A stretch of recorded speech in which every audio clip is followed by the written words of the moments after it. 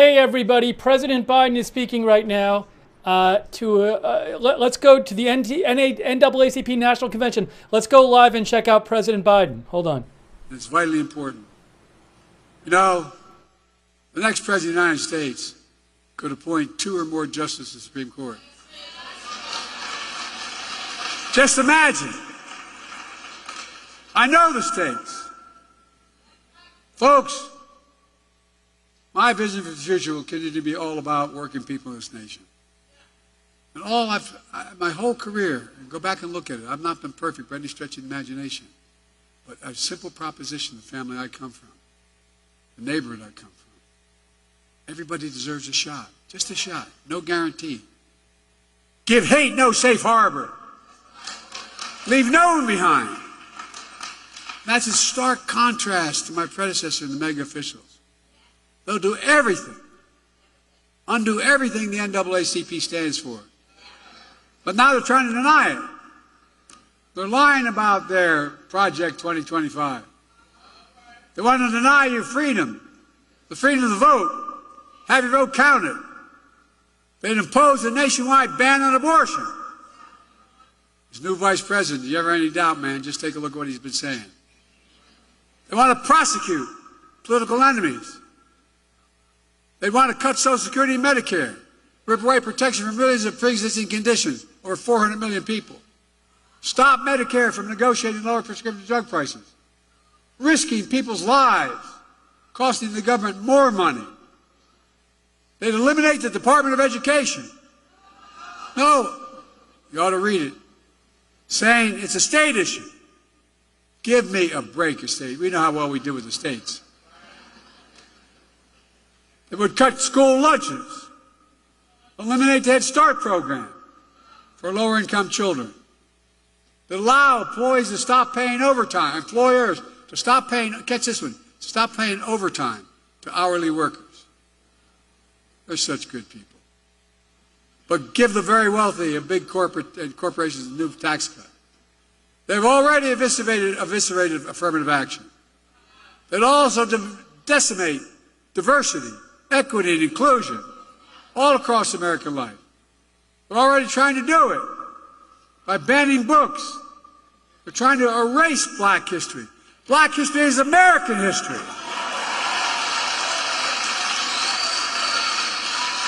Folks, I'm not being dramatic here. We cannot let that happen. That's why it's so important to me, it was so important to me, to make Juneteenth a federal holiday. They can't erase it. Now, people are going to know what happened on Juneteenth. That's why I made federal lynching a federal hate crime in Emmett Till's memory, and that's where you've been reminded. Remember what they tried to do? As well as establish national monuments for Mamie and Emmett Till, and so much more. So there's no doubt about what's happening. Look, folks, as I said before, we know black history is American history. It's as simple as that. Let me close with this. I've been young, and now I'm old. Yet I have not seen the righteous forsaken. I have not seen the righteous forsaken. And I will not see the righteous forsaken. Hopefully, with age, I've demonstrated a little bit of wisdom. Here's what I do know. I know how to tell the truth. I know right from wrong. I know how to do this job. And I know the good Lord hasn't brought us this far to leave us now. There's more work to do. This is the moment to be engaged. The work you're doing to recruit hundreds of thousands of volunteers, move millions of people to make their voices heard, may well determine America's future for decades to come. And folks, that's important. We must all be defenders for freedom, justice, equality, and the bedrock of democracy. And there's been no more important voice in that truth than the voices of the black community. I mean it. And when Americans fail to live up to what we say we believe, you don't give up hope, nor do I. We've always loved this country, even when it has not loved us back. We worked hard as hell. Just think about it. Our children, your children, and grandchildren. Ask yourself, what America do you want to leave them? My answer is an America of hope, fairness, opportunity, possibilities. Look, I spent more time with Xi Jinping of China than any other world leader has. I was with him in China on the steps of the mountains. And he looked at me and he said, "Can you define America for me?" I said, "God's truth." I said, "It's recorded." I said, "Yes, in one word, America. Possibilities. Nothing is beyond our capacity. America, where it's full of promises available to everybody. America, where racism and violence are no longer the ghosts that have too long haunted the nation. Folks, this is about you and your families and everything the NAACP has stood for generations. Freedom, democracy, America. Always marching, always believing, always keeping the faith. We're going to do this. So let me ask you, are you all in? Because I'm all in. We just have to remember who we are. We are the United States of America, and there's nothing beyond our capacity when we do it together. And let's stay together. God bless you all, and may God protect our troops.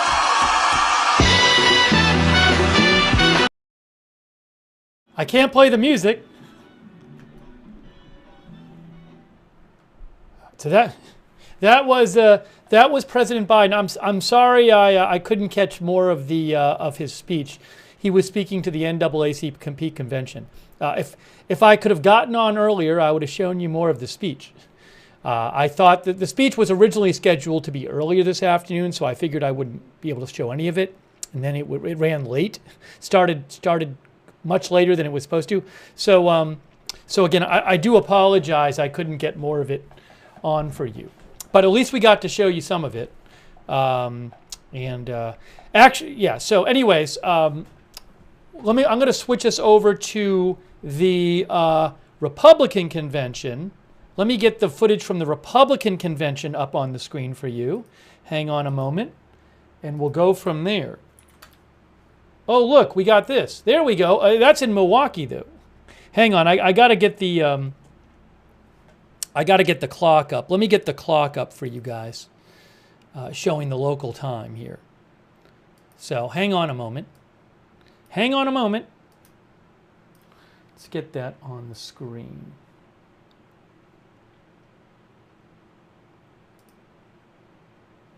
Let's see. Is this going to work? Hold on. I know that's blank right now, but hold on a second. There we go. There you go. So delegates are arriving. I believe the official start time, is, hold on. I think it might be on the hour.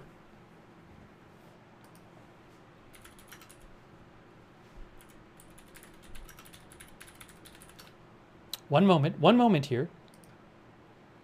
The official start time tonight is, yes, it is 6 Eastern, 5 local time.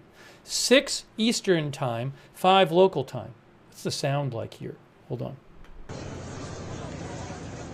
Here, there's a little audio for you. There. And I'm going to give you some more information about what's coming up tonight. But I think in just a couple minutes, the inside feed will start, and we'll switch you to inside. Okay? Hey, a quick thanks to Cursed Cataract and Ann Whitlock. Cursed Cataract and Ann Whitlock, thank you for becoming members. Welcome to the stream, everyone. I appreciate you joining us for night 2 of the Republican Convention. We start, as we began our coverage, President Biden was finishing speaking at the NAACP convention, so we saw some of that, and now we're going to transition over to the Republican convention. And what does this mean? Each of the 2 major parties has a big convention for like 4 days during the summer before the election, where Usually by then it's known who the nominee is going to be, but they basically do a lot of speeches and talk about, they have a lot of prominent people from the party come and speak at this convention, and it's like a big TV event. That's what usually happens. Although yesterday it was announced who the vice presidential nominee was, which was J.D. Vance. But President Trump made his choice known yesterday. So officially they choose the nominee, but that's already been chosen through the primary process. So I appreciate all of you guys joining us. Looking forward to discussing and bringing you the second night of the convention here. And thank you also to our moderators. We have Ruth Krafasi moderating. Thank you, Ruth, very much. Sarah 55 is moderating. Thank you, Sarah. We're going to bring you all the speakers tonight, all the video coming up for you. You guys can chat in the chats thanks to our moderators. Over there on Twitch, we have moderating right now. One moment, I'll tell you. Big Ball of Yarn, David Green, Idaho Star, Sarah, Papa Bear, Sharon C54, and Surly Dev. They are all there. And I think we're live on X again. Can you believe it? I think we're live on X. I think we got that working again, but I'll double check on that. Anyone X? I don't even know if X has a chat right tonight. I gotta look it up on my phone. I think we finally got that fixed. Anyone in X in the chat? Let's see. I'm gonna pull it up here.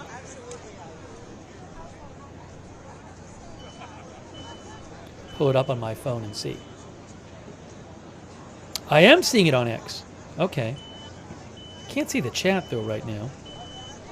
We'll see. Yes, RY, our viewer on X, says we're live there. Well, there you go. You people are crazy is there in the chat. Okay. So we are live on X. We are back on X. Happy to be back on X for you. That's good to know.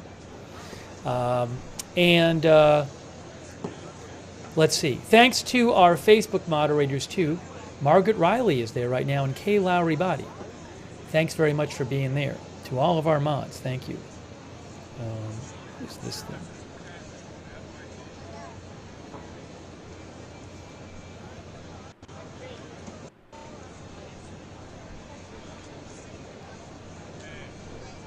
Oh, I see the chat. I can see the chat now. Hi, X. Okay. I can actually see the chat there. Good to know. Thanks to all of our viewers on X, like Ultramaga, Cat, Atomic Blonde, Jonathan Davison, Shane Marshall, Rye, Jordan Batani, and others. Thanks for watching over there. Okay. Well, there you go. Hey, I think we might be able to go in a second. Let's see if I have the indoor footage yet. Any moment now, I'll be getting the indoor footage. I think this shot is going to stop in a moment, and then any moment now, the indoor footage will start, and we'll take you inside. Some prominent speakers speaking tonight. I want to talk to you about that, tell you about who the speakers are tonight, take some of your comments on the air. I have the speaking schedule. Hey guys, I have the speaking schedule.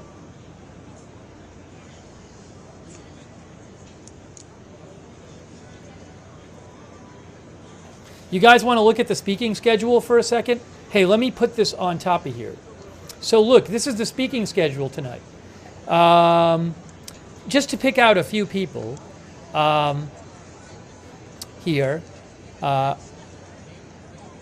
Governor Jim Justice of West Virginia, Senator Rick Scott of Florida, Elise Stefanik, House Republican Conference Chair, Steve Scalise, House Majority Whip, just to name a few of them. Vivek Ramaswamy is going to be speaking, Ted Cruz, Ron DeSantis, Nikki Haley, even though she ran against Trump, and ran a campaign focused on providing an alternative to Trump. She'll be speaking. Sarah Huckabee Sanders and Ben Carson are going to be speaking down here. And Marco, you can't see it at the bottom, but right at the bottom it says Marco Rubio and Lara Trump at the bottom. So that's just, I'll actually post a link to this. I'm going to post a link to the schedule. Oops, let me just send you back over to the footage. I'll post a link to this, to the speaker schedule. Speaker schedule.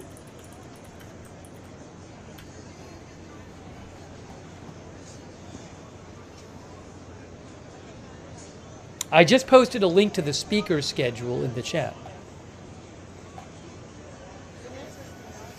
Oh, I think we're well, no, we're not. I don't have the indoor footage yet, but any moment now, I'll have the indoor footage to give you. Hey, thanks to Stephen Whitnall from the UK for your support. And thanks to our members JCC and SK Rain. I'm going to read some of your comments. Thank you for joining us.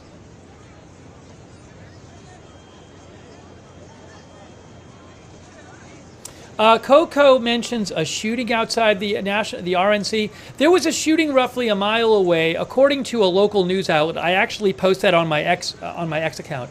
WISN said that it does not appear to be related to the RNC. It said that two men were fighting in a park, and one of them pulled out a knife, and then police shot the person with the knife. That was the WISN article.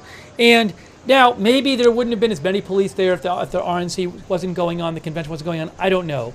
But the article I read from WISN said it does not appear to be related to a convention, and two men got in a fight in a park, and one of them pulled out a knife, and then the police shot the person with the knife.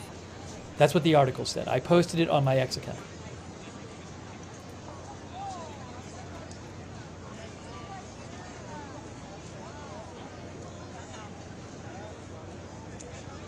It was outside the security zone of the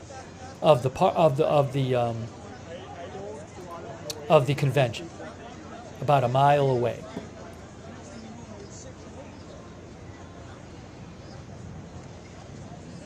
Waiting to get, this is right outside Fiserv Foreign. We're waiting to get the footage from inside. Shortly, we should have the footage from inside. As soon as I have the indoor footage, I will give it to you.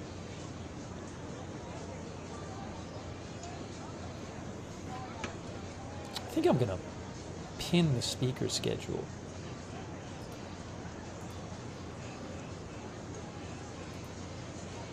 I think I'm going to do that. I'm going to pin the speaker schedule. What do you think? Hey, Twitch mods, do you want to pin that speaker schedule I posted? And Facebook mods, feel free to do that as well. If you want, you can pin the speaker schedule because people will keep asking about it. I just pinned it on YouTube.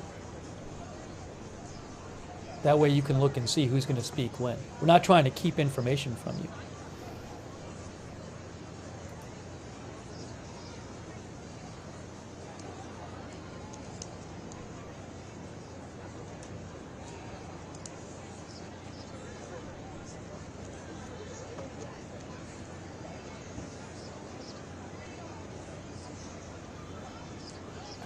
Oh, hold on.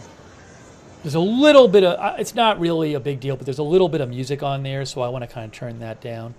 And again, any moment now, I will have the indoor footage for you, and we will go inside. The convention, it kicks off at 6. In 7 minutes, day 2 kicks off. And I'll also be bringing you any kind of breaking news updates I hear about during the broadcast.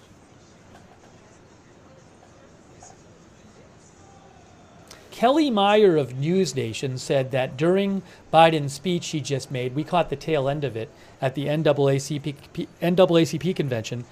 Kelly Meyer of News Nation said, Biden said, by the way, not only is she vice president, she could be president of the United States of Kamala Harris. Kelly Meyer says, haven't heard him say that before.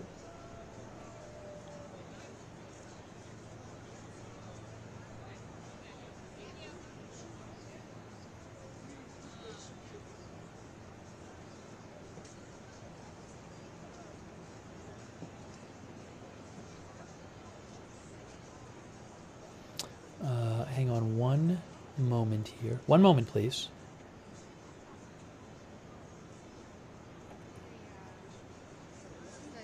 Still waiting to get the feed from inside.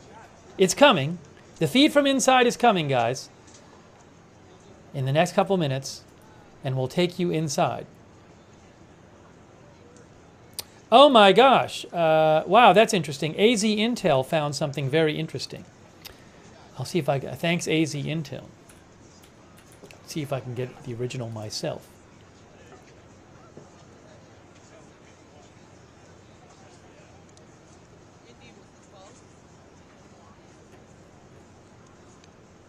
Hold on. Let's see if I can get this.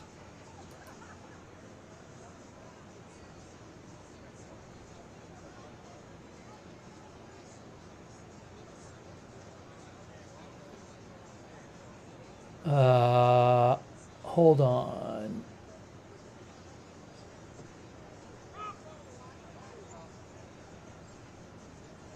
I can't find that report though. So it was something about the how long the shooter was, the shooter at the rally was, how early they had been spotted by a member of the law enforcement.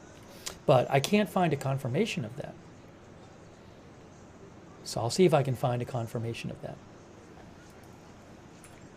If I do, I will pass it along to you.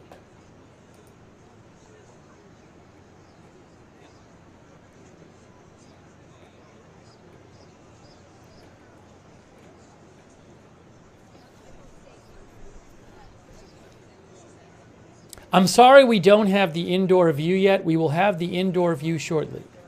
It has not started yet. We will have the indoor view shortly.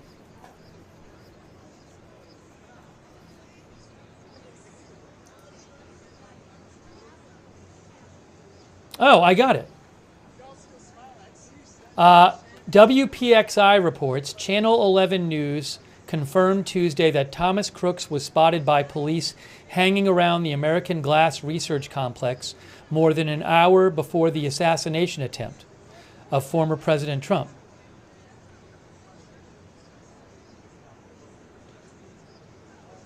He was hanging around.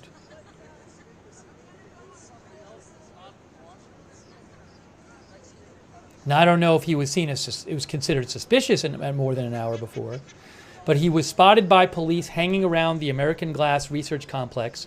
That's where the building was where he was on the roof of, eventually, more than an hour before the assassination. He was there for a while. That's from WPXI.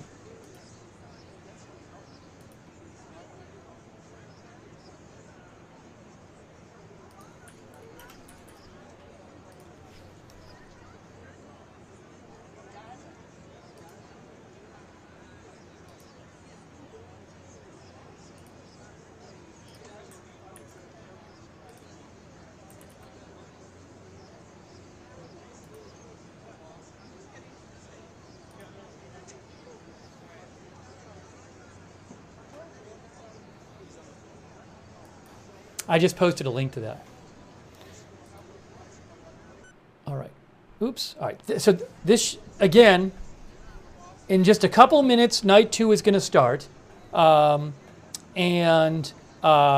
will take you inside. I don't have the inside footage yet. As soon as I do, I'll take you there.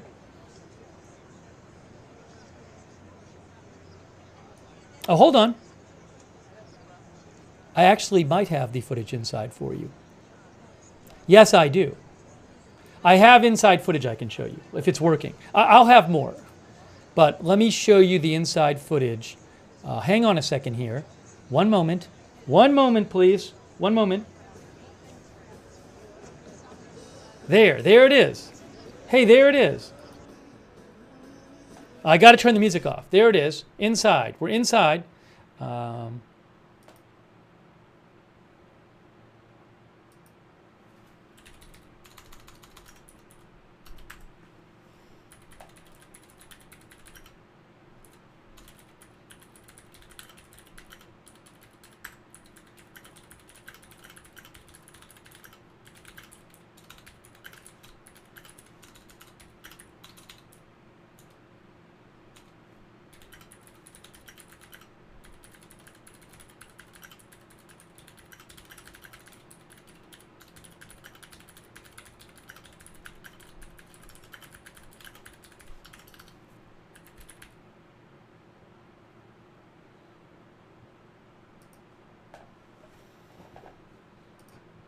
Okay, so you're looking there at the convention live.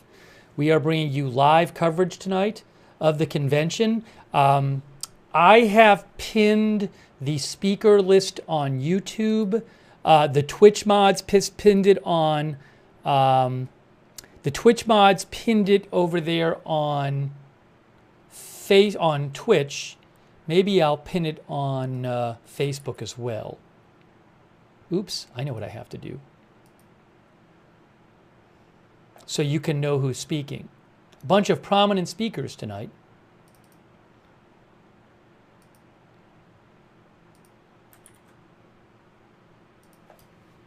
Speaker schedule.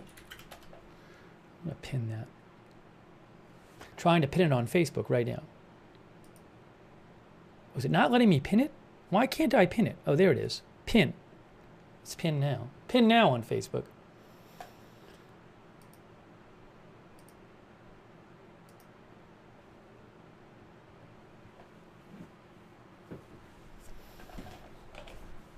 Appreciate you all joining for this stream.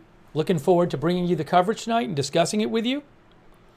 I'm going to be taking your comments on the air. Comments and questions. PZ Papazulu says, very diverse speakers last night.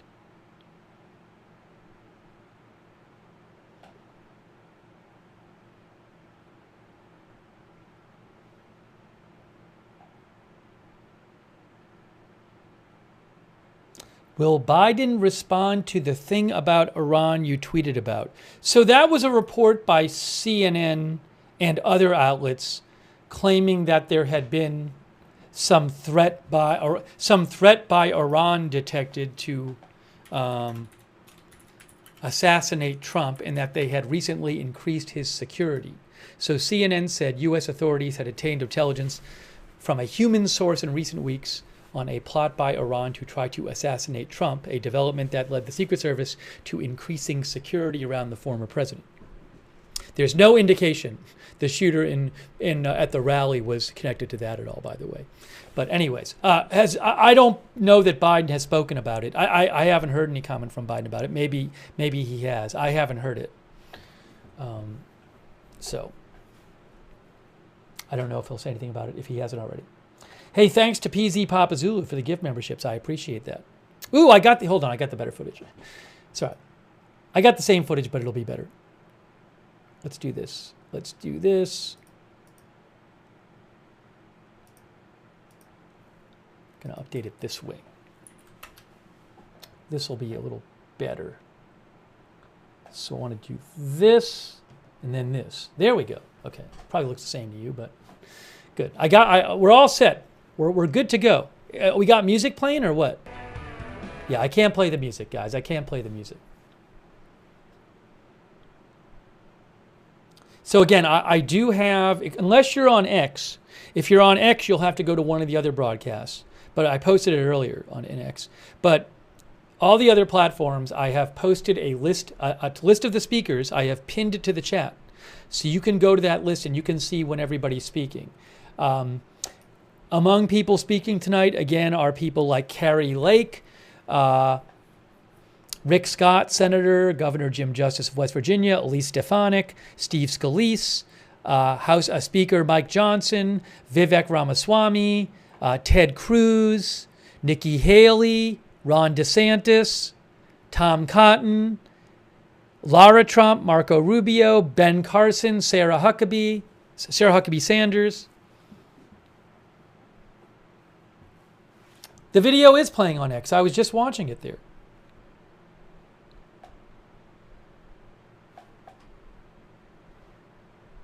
It's playing on X right now. I'm literally looking at it. I'm literally looking at it on X. Looking at it right now. Uh-oh. Oh, I can't play these videos they play because they have music on them. I bet it has music. Yeah, I can't. These videos they do, I'm not allowed to play the music. I can confirm believe me, I can confirm I'm not allowed to play the music from past experience. They use copyrighted music. So I'm sorry I can't play the sound for these videos. Even though it might not be a song you know, If it has any music backing on it, I can't play it. Hold on a second.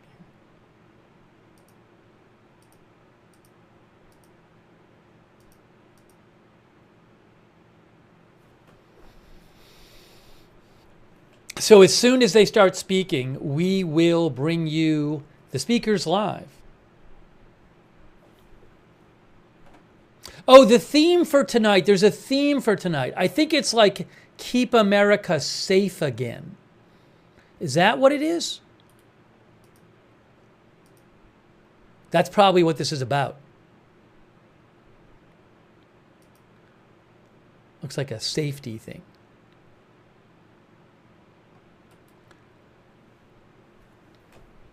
It's like Make America Safe Again or Make America Safe Once Again. That is the theme for tonight. Last night it was all about the economy, and tonight is about safety. That's the theme. They have a theme for each night.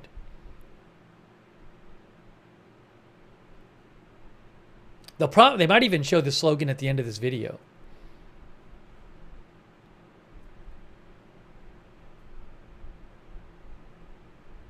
Let's see if they do.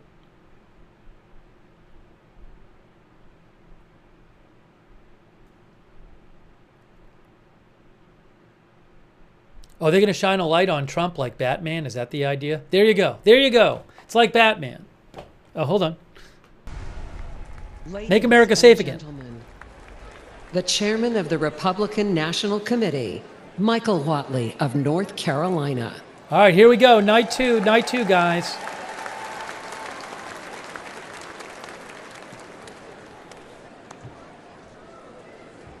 Delegates and alternates, ladies and gentlemen, I want to welcome you all to the second night of this historic Republican National Convention.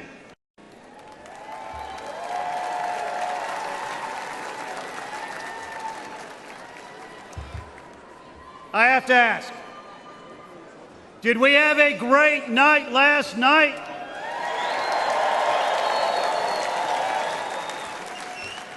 Do we have a great nominee for Vice President in J.D. Vance?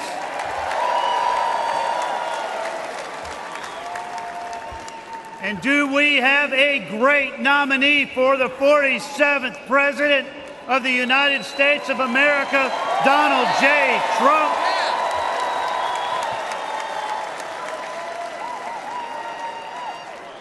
Are you ready for a great night, too? I hereby call this session to order. It's in order. Its second night has begun. It's in session. Uh-oh, another video? Ladies and gentlemen, for tonight's invocation, please welcome Pastor Neil Jackson from North Carolina.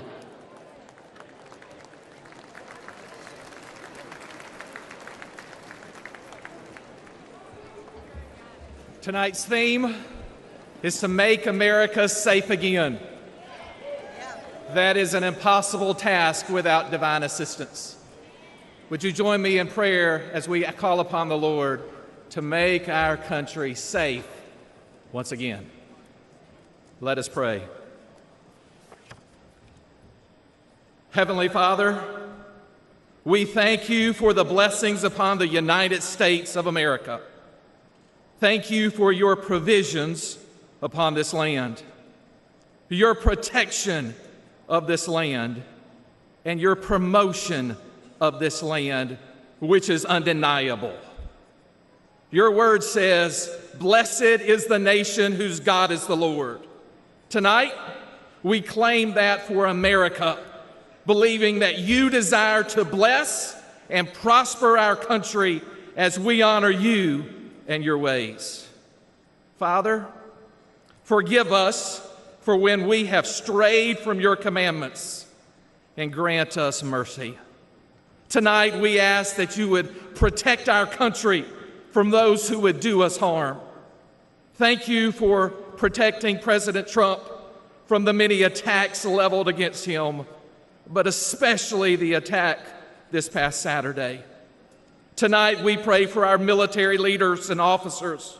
Pray for our police officers, our firefighters, our first responders, as they risk their lives so we can continue to be the land of the free and the home of the brave. You commanded Joshua to be strong and courageous. Tonight, all across this country, I pray that you would raise up a generation of courageous leaders who follow you with their whole heart and govern with integrity.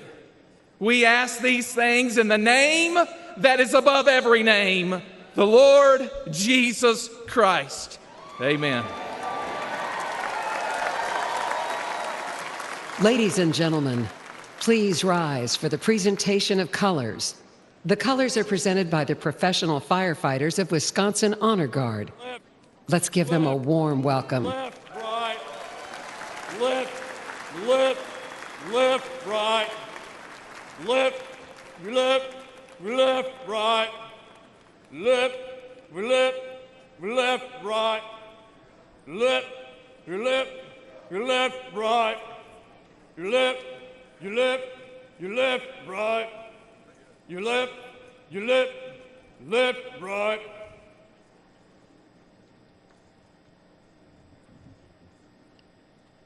Left, face.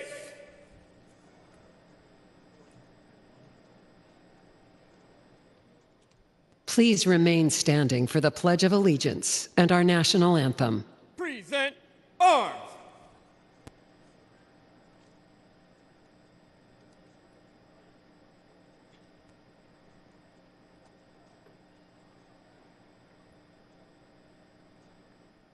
Ladies and gentlemen, please welcome Mary Ann Taylor to lead us in the Pledge of Allegiance.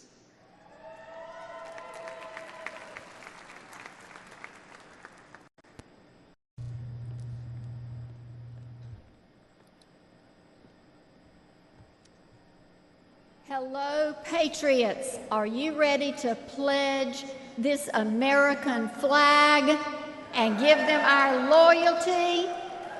Yes. Well, we're going to do this the Southern South Carolina way, a little bit slower. If you are military, and I'm looking out, and a lot of you already are poised, if you're like me from a military family but not military, we're going to stand at attention, place your right hand over your heart, and pledge with me. I pledge allegiance to the flag of the United States of America and to the republic for which it stands, one nation, under God, indivisible, with liberty and justice for all. Ladies and gentlemen, welcome to the stage Grammy Award-winning singer and U.S. Army veteran, Milwaukee native, Daniel Irby, to perform our national anthem.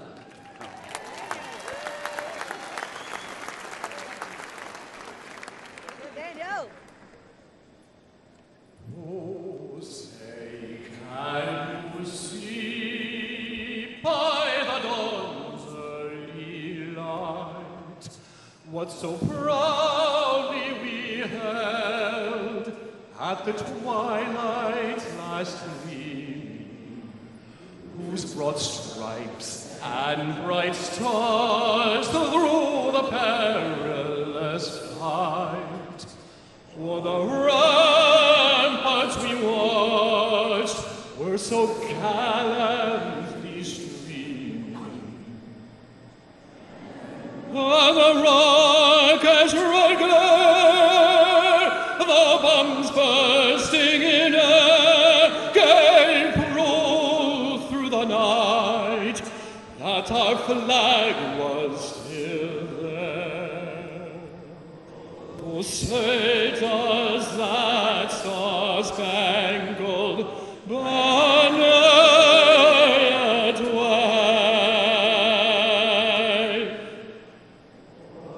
o'er the land of the free and the whole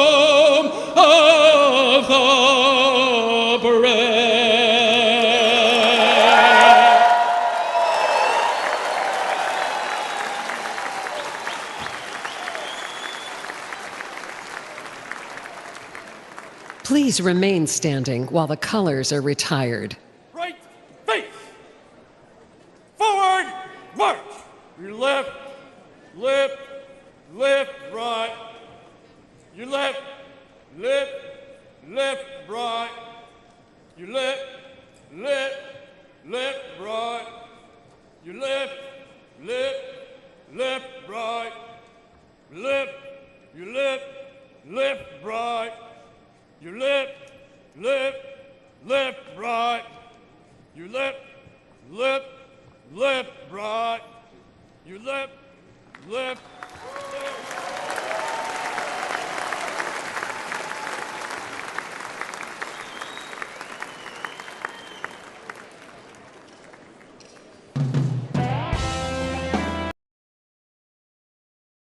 One moment here. There we go. Ah, the music. I wasn't ready for them to start up the music. Yeah, I got to avoid that music. Here's the band again. A reminder, I did post, I have posted a speaking schedule. It is pinned on YouTube and Facebook and Twitch. I have, for your viewing pleasure, I have pinned the speaker schedule to the top of the chat. So you can go look at the speaker schedule, which they have with times tonight, actually. So feel free to check that out. Really appreciate you all being here. And we are going to bring you live coverage of the convention. We've been taking your comments on the air. I'm going to bring you any breaking news updates that I become aware of. And thank you for being here.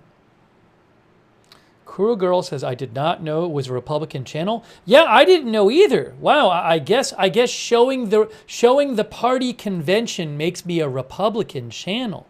Boy, I didn't know that. Good to know. Thanks.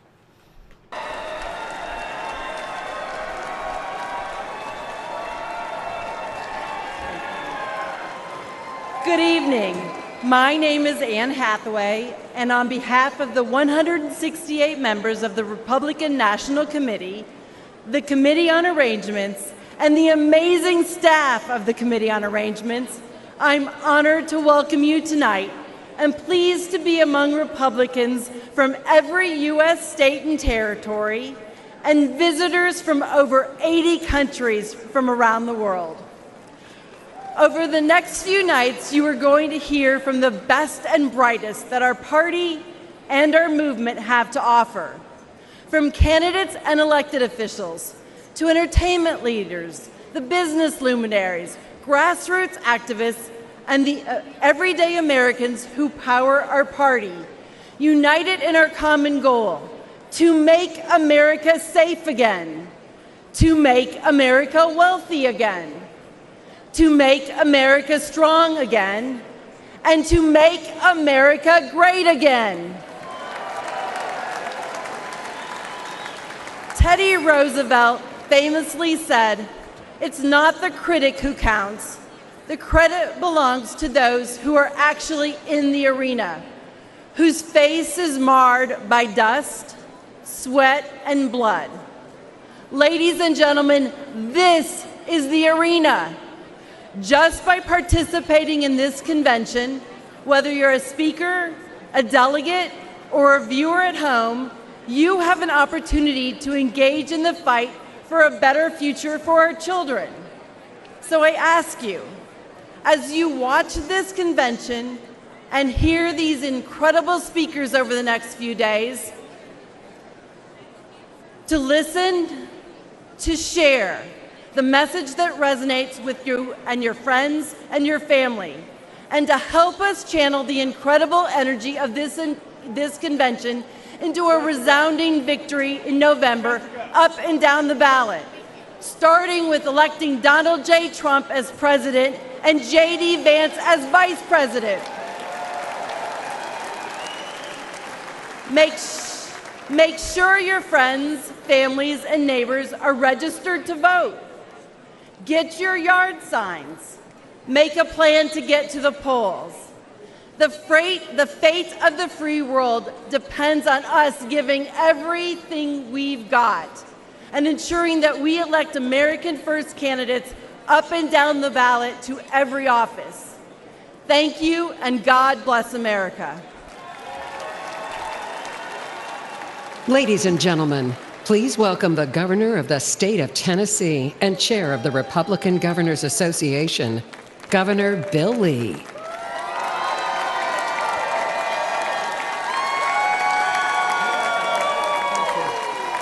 Thank you. Thank you. It is an honor to be here tonight to add my voice to yours and our fellow Americans who understand the magnitude of this moment. We have gathered here to guard and protect and defend the fundamental tenets of our free society. After all, we do still live in the most remarkable country in the world, with freedoms and liberties and opportunities that most of the world has never enjoyed. Now, we know that our freedoms are granted by God, but they are preserved by the people. Generation after generation of Americans have defended their essential freedoms from the encroachment of the federal government. As Republican governors, we are on the front lines of that fight, and we have banded together to preserve freedom and right the wrongs of the last 4 years. The Biden and Harris administration unleashed inflation on this country, making it hard for Americans to make ends meet. Republican governors pushed back by cutting taxes for our people. They opened the border, endangering our country. Republican governors sent the National Guard to the border to protect it, to crack down on cartels and fentanyl and human trafficking. They tried to let the Chinese Communist Party buy our farmland.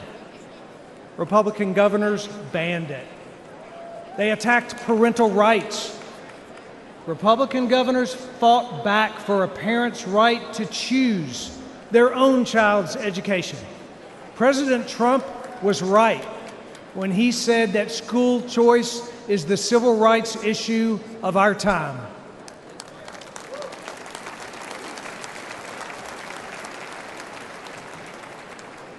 In the storm stirred by Washington, Republican governors across this country have stood as anchors of courage, their states as harbors of hope, and their people as models of freedom.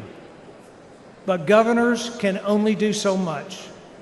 We need strong leadership in the White House. We know what that looks like. We had it before, we need it again. And that's why we, as Republican governors, are joining together, unifying in support for Donald Trump for president.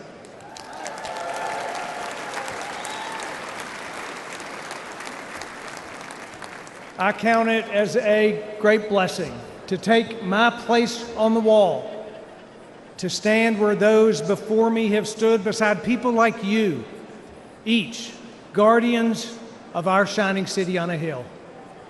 May we as a people call out to the Lord, seek his wisdom, ask him to heal our nation, and bless this country we call America. Thank you. Ladies and gentlemen, please welcome the President of the National Federation of Republican Women, Julie Harris.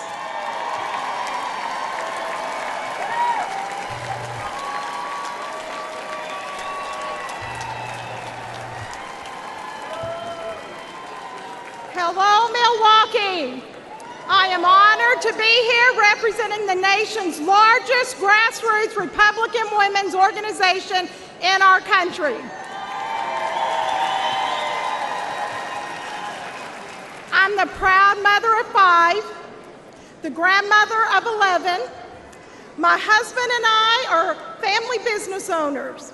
We work hard for everything we have and to give our children every opportunity to achieve their dreams. Parents across the country know what it's like to have a pro-family president in the White House. Under President Trump, gasoline and food were affordable. He won huge tax cuts for the middle class and created great high-paying jobs. He worked to keep crime low and to keep drugs out of this country. He's a businessman. He understands what it's like to build something of your own. Joe Biden has never built anything of his own.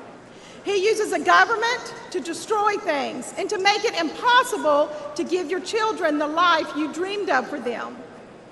On day one, Joe Biden declared war on families. He made it harder for people to support themselves, to start families, and to raise children. He's robbed families of affordable homes, energy, and food. As our supply chains broke and inflation exploded, Biden's press secretary blamed us. She implied we should buy less. After destroying the economy and flooding America with illegal immigrants, Biden still wants to raise our taxes. The American dream means more than just scraping by. But under Biden, 65% of Americans say they're living paycheck to paycheck. When it's this hard to provide the basics, the other things we want to provide for our families get wiped out too.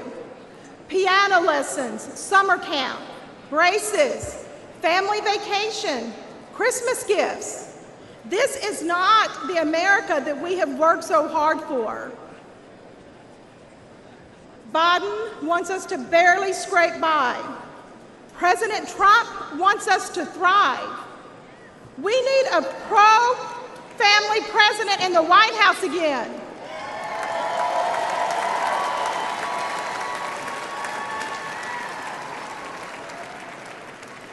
And that, and that president is Donald J. Trump.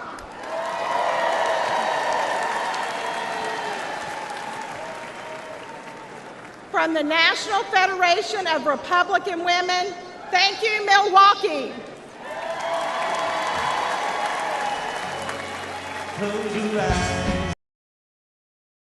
Okay, more music. I can't play the music.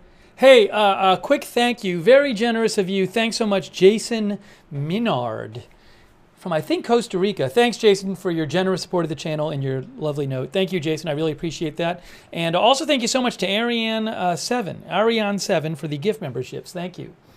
Coming up tonight, in a little bit, actually, Kari Lake is going to be speaking. She's going to be speaking between 6 and 6:30. It's currently 5:27. I have the whole speaker schedule posted in the Facebook, YouTube, and Twitch chat. If you go to the top of the chat, I have it pinned there. You can see it.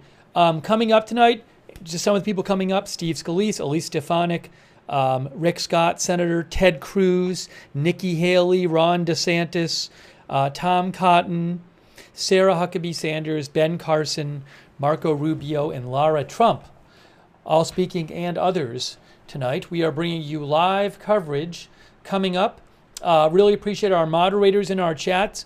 Please keep it respectful in the chat. We have different people, different political views, which is great, but you must keep it respectful towards other chatters and speakers and everyone else. So keep it civil and respectful.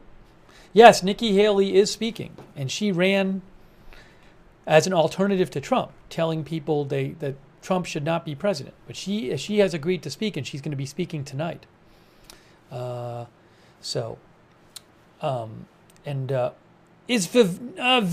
is not speaking tonight. He is not on the, Vivek Ramaswamy is not on the speaker list. I'm literally looking at the speaker list.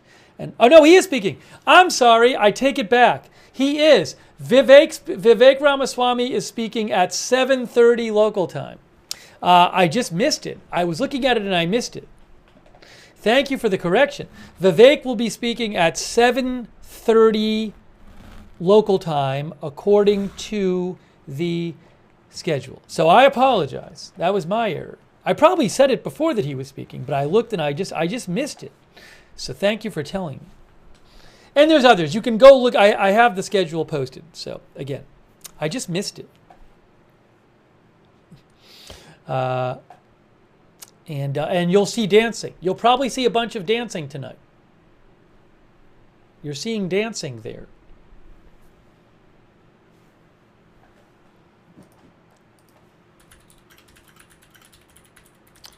Someone said, who's the band? It is the band Six Wire.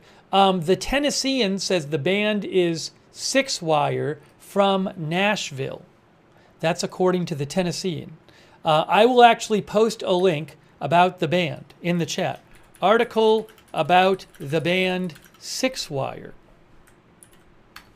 I just posted it in the chat for you.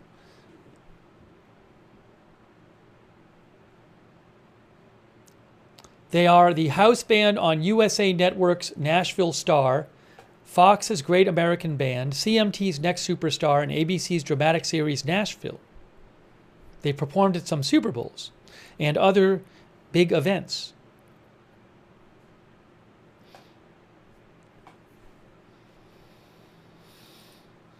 Oh, thank you to Casper. Thanks, Casper, for your support. And thanks for trying to behave there. Uh-oh. Maverick sent me a video. I don't know when this was taken. There was a video of Rudy Giuliani falling down at the convention. But I don't know when that was taken. So I'll have to see if I can find more about it.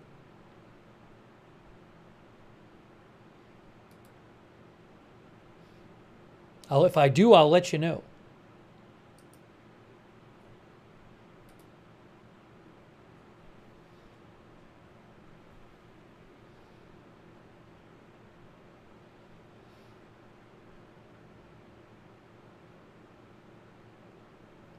Hang on a second here.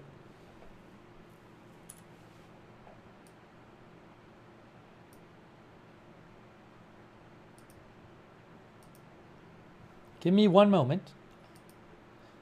Give me one moment.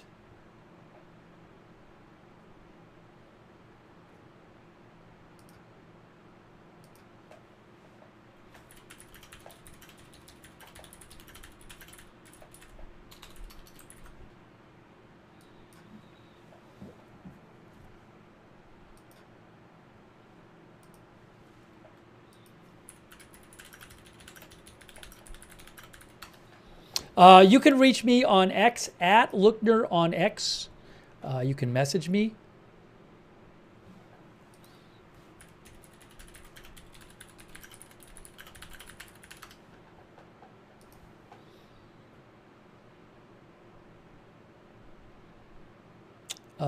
Oh, I got something here.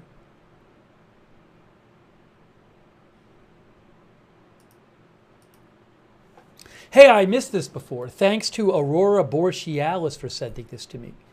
I missed this news story before as I was getting on the air. Washington Post reports, oh, hold on a second. I'll tell you in a second. It's Chairman Hayden Padget. I'll tell you in a second. I'll tell you in a second.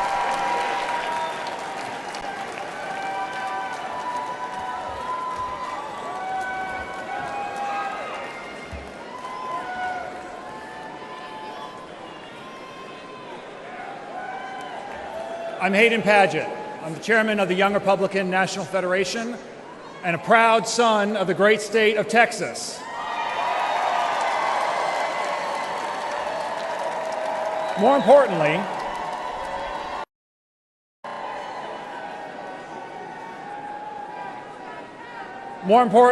I'm a husband and the father of two wonderful children who are under 2 years old. This election, I'll be fighting to build a better country for them, my kids. America has always been a place where the promise of tomorrow is brighter than the trials of today.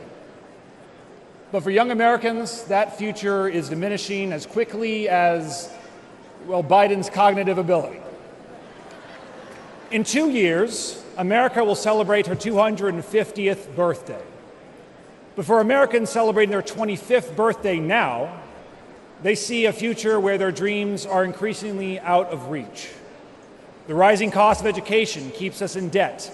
The rising price of groceries and fuel keeps us living one paycheck to the next. The rising cost of childcare keeps us from starting our own families, and the rising cost of rent keeps us from owning our own home.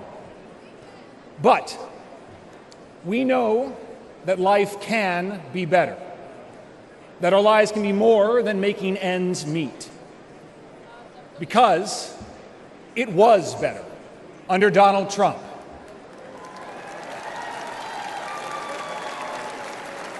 Making America great again means making groceries and gas affordable again, making education an investment and not a burden again, and making home ownership possible again. We just celebrated our Independence Day, where we were reminded that our founders did not promise us happiness, but the right to pursue it. The Biden-Harris economy has taken that all away from us.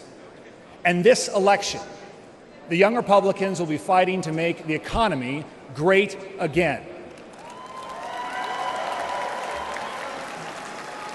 We will help to throw Joe Biden, Kamala Harris, and their legacies into the trash heap of history, and we will elect Donald Trump, a man whom grace and grit have saved for our time. And Senator J.D. Vance, the first young Republican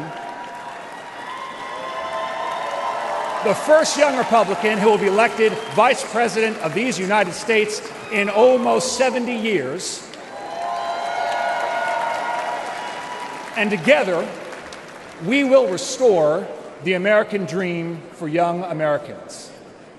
I owe it to my children, just as we all owe it to our future, to make America great again. Thank you very much.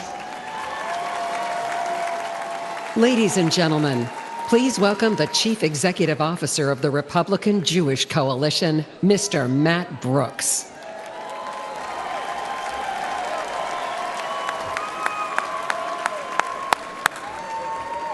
Hello, Milwaukee! Let me hear you cheer if you support Israel. Let me hear you cheer if you support Israel.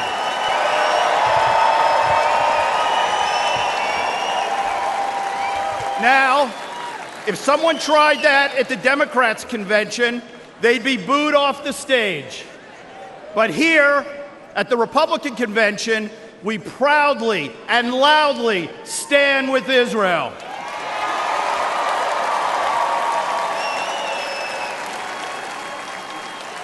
This election is a critical moment for the American Jewish community and for Israel. This is our chance to continue the incredible pro-Israel legacy of the most pro-Israel president in history, Donald J. Trump.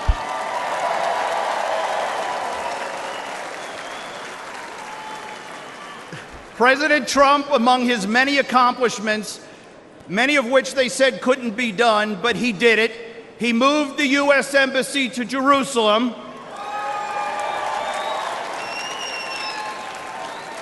They said it couldn't be done, but he weakened the Iranian regime. They said it couldn't be done, but he delivered the historic Abraham Accords, bringing us closer to peace in the Middle East. With President Trump, we will repair and rebuild the U.S.-Israel relationship that has deteriorated after 4 disastrous years under President Biden. Now, today, 9 months after the historic Hamas attacks, shockingly, President Biden is still withholding critical arms that Israel needs to defend itself. Boo. America must stand with Israel and against the terrorists, especially Iran. We must stand with the Israeli people. Now, my message here today to the Jewish community is clear. There is only one pro-Israel party, and it's the Republican Party.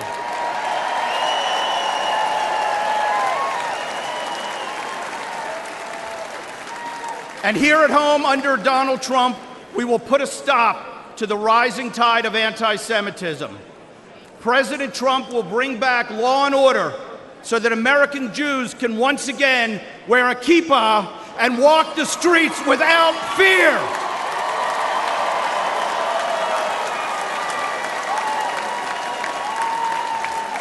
President Trump will stop the mobs on the college campuses so Jewish students feel safe when they go to class. The Jewish community is ready to help elect Donald Trump and J.D. Vance.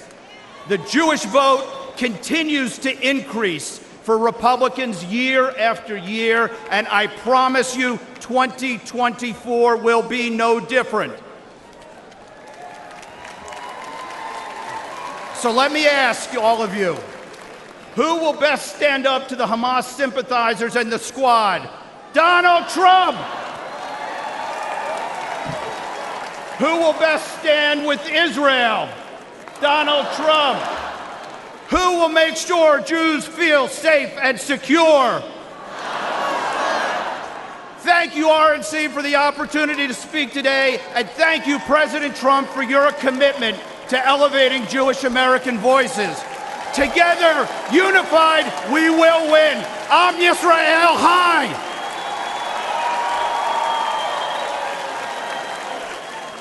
Ladies and gentlemen, please welcome former White House Chief of Staff to Donald J. Trump, Reince Priebus.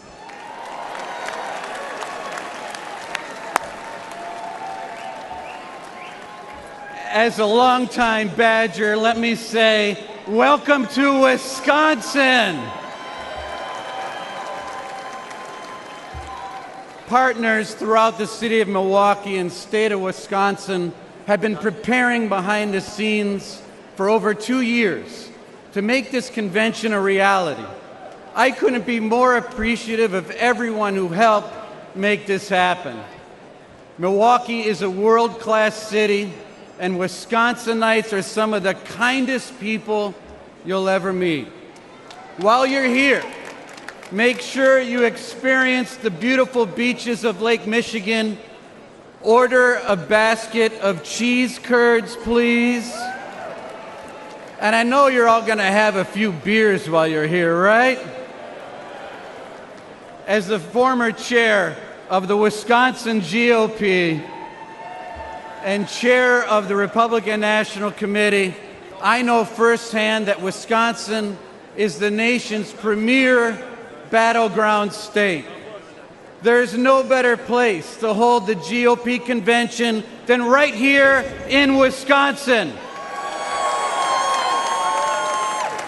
And in November, you'll see Wisconsin stand with Donald Trump, and we will help send him back to the White House. I want to say and begin by saying my prayers are with the victims of the shooting in Pennsylvania, and our prayers are with President Trump. As White House Chief of Staff, I saw him right the ship after 8 years of Democrat failed policies, and I'm confident he'll do it again once more. Yet again, Democrat failures of the last 4 years have left many Americans feeling hopeless, unheard, and hurting.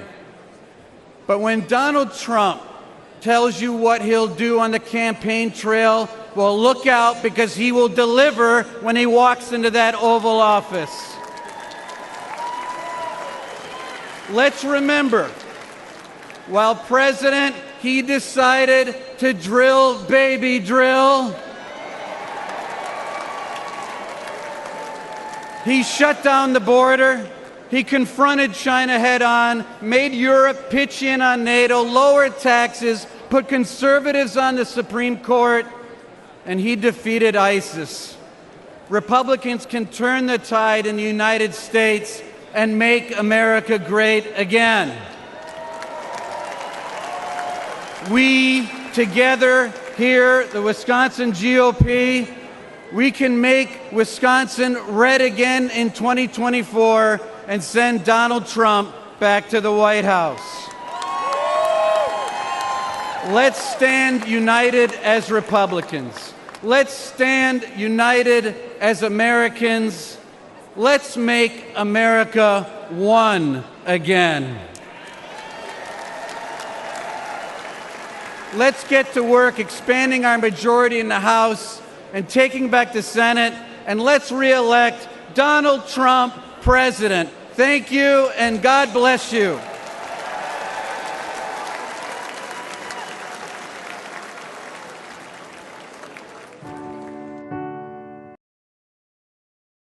Okay, I can't play the music. I will leave up this in memoriam video. I am not allowed to play the music. When this video is done, if I have a second, I will share an interesting report by the Washington Post.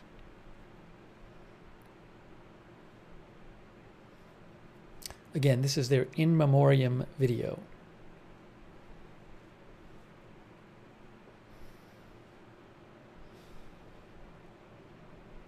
And I'm sorry I can't play the music, but I don't have the rights to the music.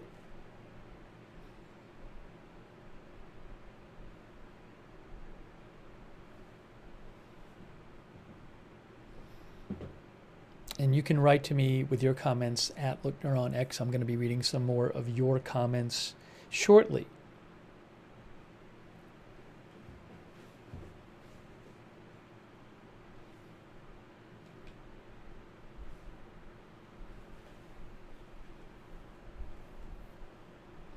We will have all of the video coming up of tonight's convention.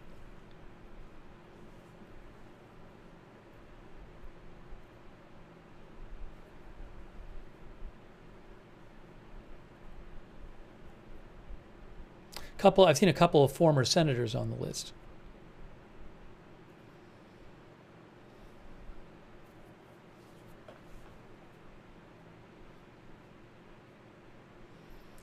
All right, let's see if I have a second to talk about the Washington Post story. I'll give it a second here. Hang on.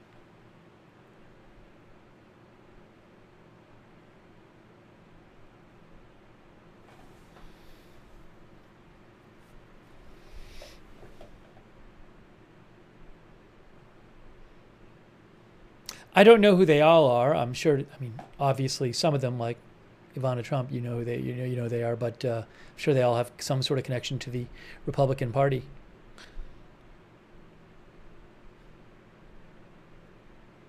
All right, let me see. Are they going to play music after this, or are they going to go to another speaker? Let's see. I think another speaker.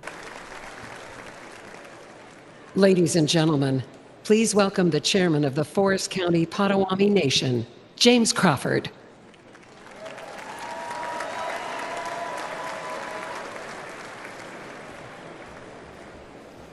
Hello, everyone, and hello, Wisconsin. Good evening. I am James Crawford, the chairman of the Forest County Potawatomi community. I'd like to welcome all of you to not only Milwaukee, but also to an area of the state that is part of the homeland of the Potawatomi people. Milwaukee is a particularly special place for Potawatomi. It was once home to several Potawatomi villages, including a village close to where we sit today.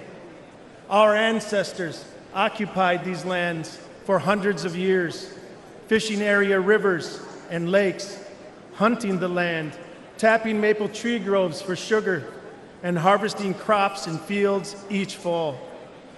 The Potawatomi connection to Milwaukee continues. Today, our tribe is part of what makes Milwaukee a great place to live and work. And while we are best known for entertainment and tourism, our tribe is also a part of the fabric of this community through our construction, technology, and real estate business ventures, and the charitable work our foundation does with community nonprofits. Thank you.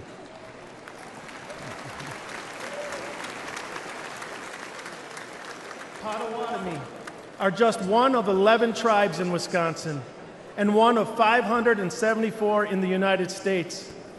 Even though each tribe is unique with their own histories, cultures, and distinct challenges and opportunities, the tribes still share many commonalities, especially a desire and need to keep our people safe.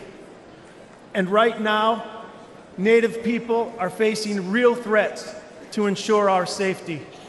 The growing use and abuse of illegal drugs are claiming countless lives on reservations across this country.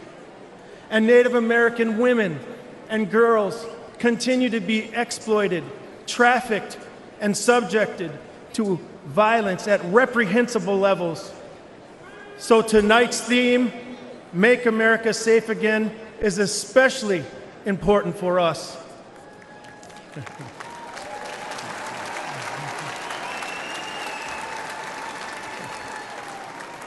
I look forward to working with everyone here to make America safe again.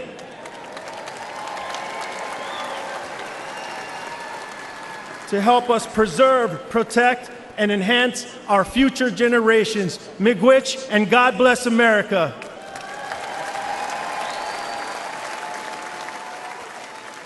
And now, ladies and gentlemen, please welcome businessman Harry Johnson.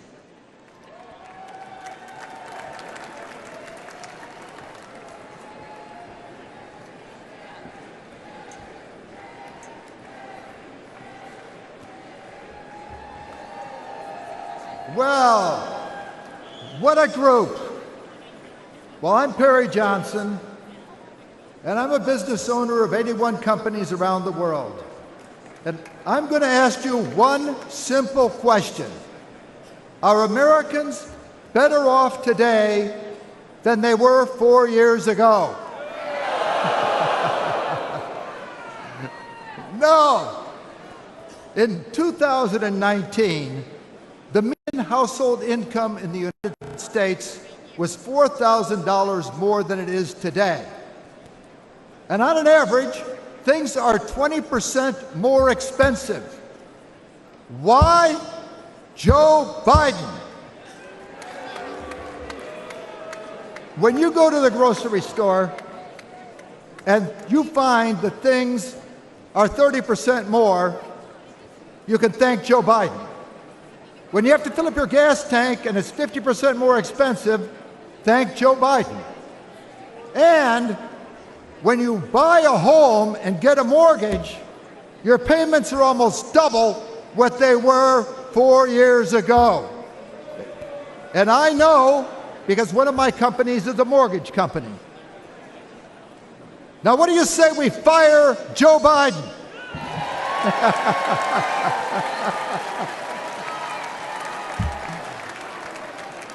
I live in Michigan, a state with grit in its veins, beautiful Great Lakes, and greatness in its soul. We built the auto industry. We win national championships. Go Blue! But under Joe Biden and Gretchen Whitmer, we can't catch a break. And Michigan isn't alone. Everyone worries about the economy. Do you know that right now, 66% of Americans live paycheck to paycheck? I think that stinks. But Biden says things are looking up.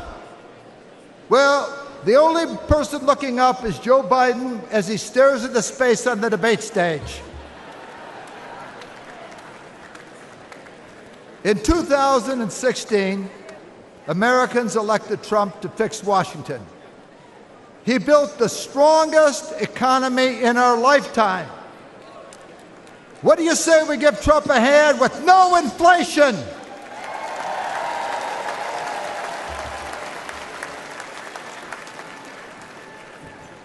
Joe Biden says he can't keep our borders safe. Did Trump keep our borders safe? Yes.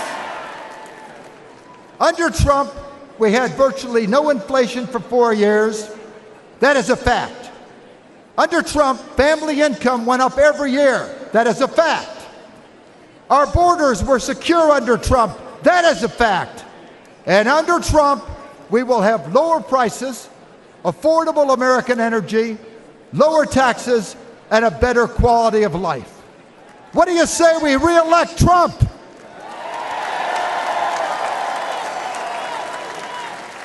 Trump, when I brought quality to the auto industry, it was pivotal in saving the auto industry.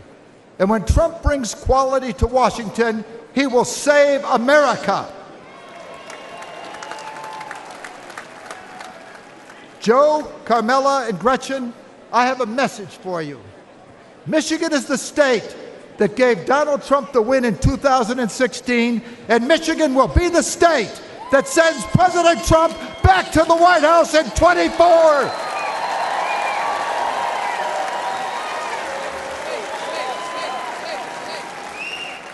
President Trump is the toughest president since Teddy Roosevelt. When he was shot, notice, they were carting him his way and his arm was raised because nothing will stop him.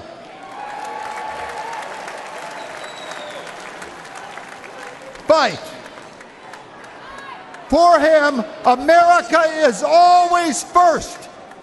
He has the heart of a lion, the brain of a genius, and he's done it before. President Trump is ready to save our country, to make America great again.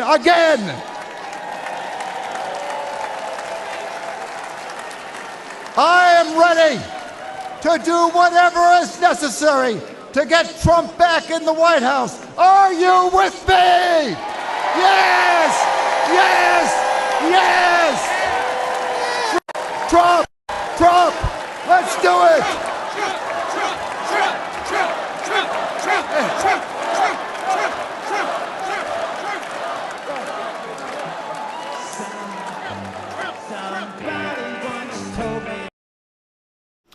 Okay, so we got a song coming up. Let me take advantage of this moment to bring you some news. I have a little news for you guys. So first of all, the Washington Post is reporting that President Biden is finalizing plans to endorse major changes to the Supreme Court, including proposals for legislation to establish term limits for justices and an enforceable ethics code. Now, just to be clear, Biden can't do this stuff himself. These would have to be new laws.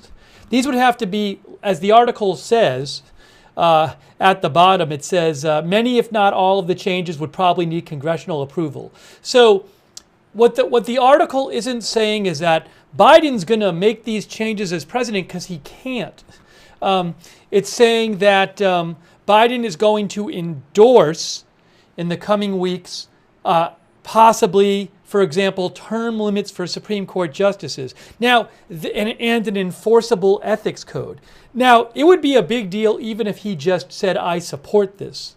But I want to be clear. It's not saying that he's not going to make the changes because he can't make the changes himself. It's saying that he is expected to announce support for these changes. Okay? So that's interesting. I posted a link to the Washington Post article on my X account, but I want to pass that along. Also, there was a very interesting event that I posted a link to, and I'll actually post a link to that. There's like this feud going on between Kevin McCarthy and Matt Gaetz, and when Kevin McCarthy was giving an interview today on the floor of the convention, Matt Gaetz came up like while he was doing an interview and started taunting him and saying like, when are you speaking? Which is a taunt because I don't think he is speaking. I believe that's the taunt. So anyways, let me post, Joe Khalil posted that video. I'm going to post it in the chat right now so you can go see it. I posted it on my X account too. Video of Gaetz and McCarthy. And you can go watch it. But again, the two things I just talked about, I posted the videos both on my X account, which is @Lookner. So you can just go to my X account and see the stuff there. I'll post a link to my X account in the chat. But I'm Lookner on X, formerly Twitter, @LOOKNER. So go to that and you can see everything there.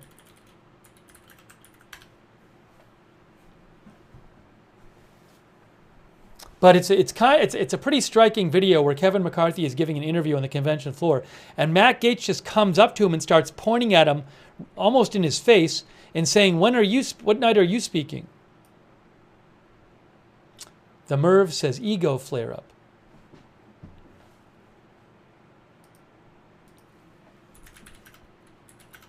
Integrity Farmer Bob says, I watched it, it's funny. Lucas, Layla, and George says, wow. Politico had an article back in May saying, McCarthy versus Gaetz, the GOP's never-ending feud.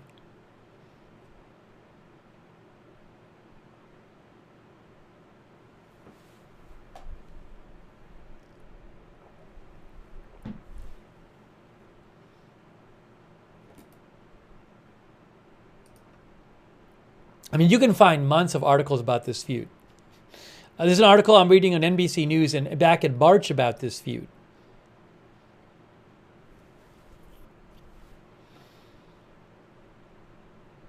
Trying to find like a discussion of the original source of the feud before opining on it. I can't even find it. I found an article about the feud from last September, from The Hill, last September, that says McCarthy-Gaetz feud hits fever pitch. And that's an article from 10 months ago.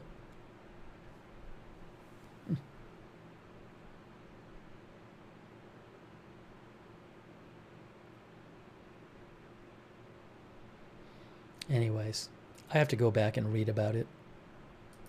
But they've been feuding for a while.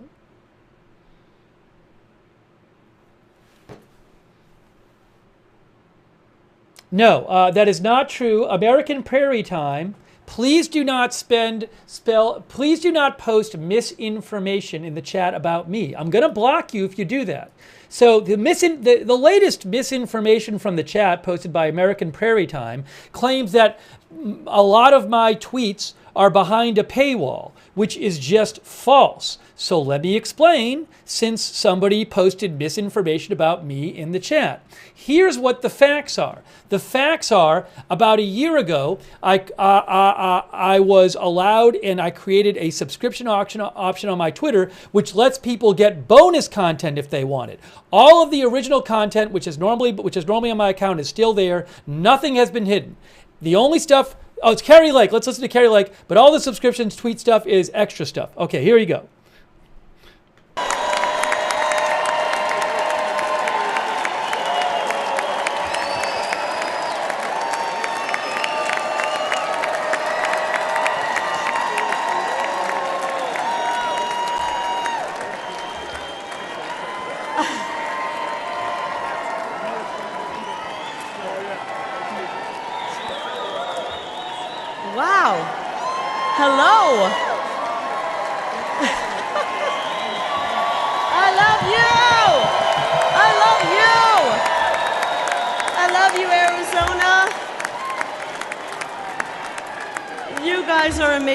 Wow, this is MAGA energy tonight, guys. Love it. Oh, wow. This room, America, I wish you were in this room with us. This is electric. Hello, America. Welcome, everybody who's watching at home, and welcome everybody in this great arena tonight. We love you all. Actually, wait a minute. I don't mean that. I don't welcome everybody in this meeting, in this room. The guys up in the fake news, frankly,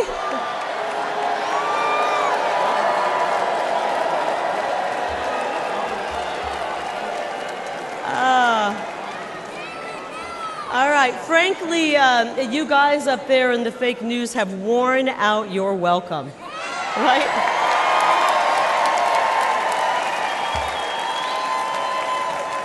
You've worn it out, guys. You have spent the last 8 years lying about President Donald Trump and his amazing patriotic supporters. Actually, guys, they lie about everything. They've lied about Joe Biden's health, the economy, the laptop, the border. I could go on and on and on. But the really good news is that every day more and more people are turning off the fake news. And they're, that's right. And Americans are waking up to the truth about the disastrous Democrat policies pushed by Joe Biden and his favorite congressman, my opponent, Ruben Gallego. These guys, they're full of bad ideas. Just last week, Ruben Gallego voted to let the millions of people who poured into our country illegally cast a ballot in this upcoming election.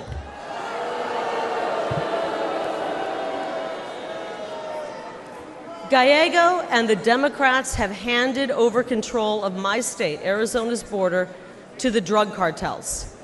And because of them, criminals and deadly drugs are pouring in, and our children are dying. Our children are getting their hands on these drugs and dying.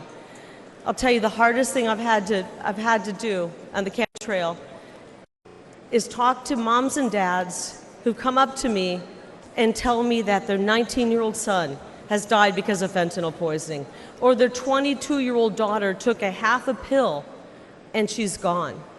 We are losing a generation of young people to this fentanyl crisis, and it's got to stop. The Grand Canyon State has become the fentanyl state, and it's not okay with this mom. I'm not okay with that. I don't think it's okay with that mom. I don't think it's okay with that mom. It doesn't have to be this way. The problems we face are huge, the problems caused by the Democrat Party. But the solutions, guys, they're really simple. First of all, stop the Biden invasion and build the wall. Easy.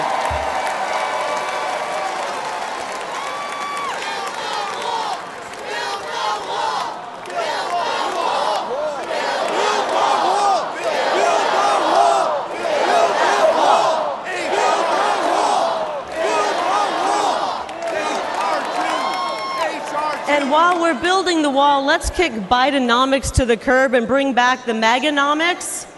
Is that okay? I miss the strong Trump economy.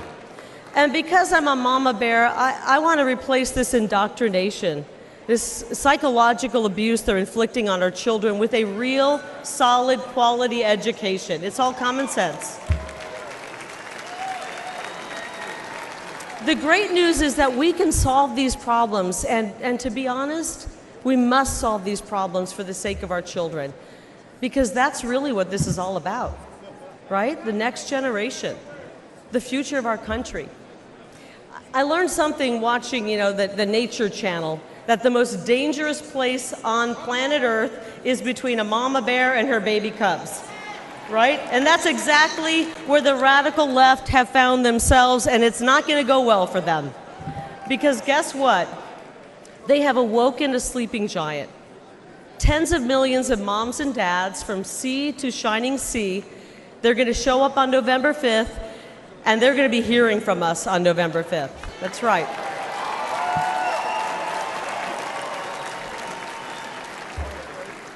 Actually, I can think of one thing more dangerous than a grizzly bear, and it's a middle-aged, fed-up mother in Washington, D.C. And I haven't even started my hot flashes yet, guys. Just wait. Just wait. But seriously, I want every mother and father to know this, that we, the Republican Party, will fight. I will fight, not just for my kids and my daughters over here. Are you over there, Ruby? Wave to me. Wave to Mom.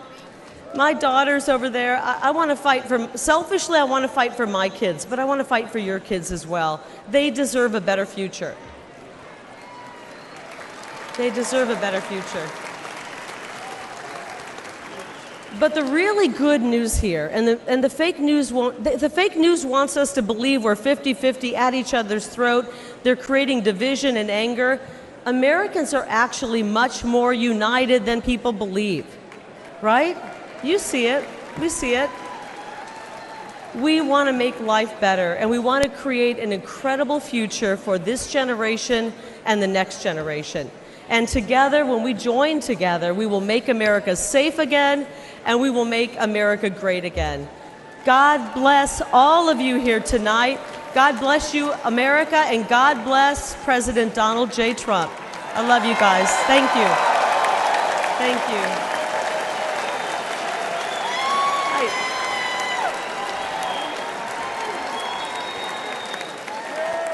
Ladies and gentlemen, please welcome the next senator from Wisconsin, Eric Hovde.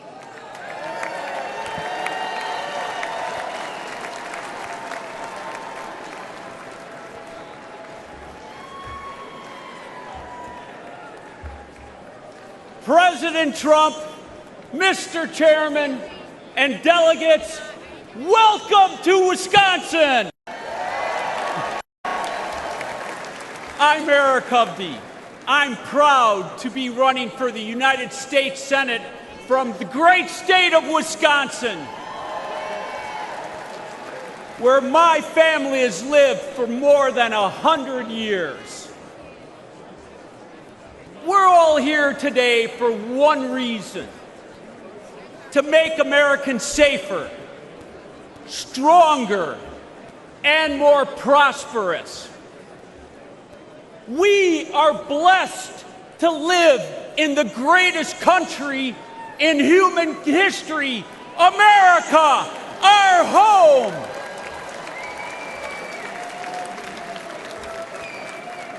But America is struggling under Joe Biden. And Senator Baldwin has been a rubber stamp voting with him 95.5% of the time. You can believe that. Biden, with Baldwin's help, has weakened us in every way, making Americans less safe. They've eroded us financially by racking up more debt in the last 3.5 years than our country's first 230 years, fueling massive inflation and leaving families wondering how they're going to pay the bills.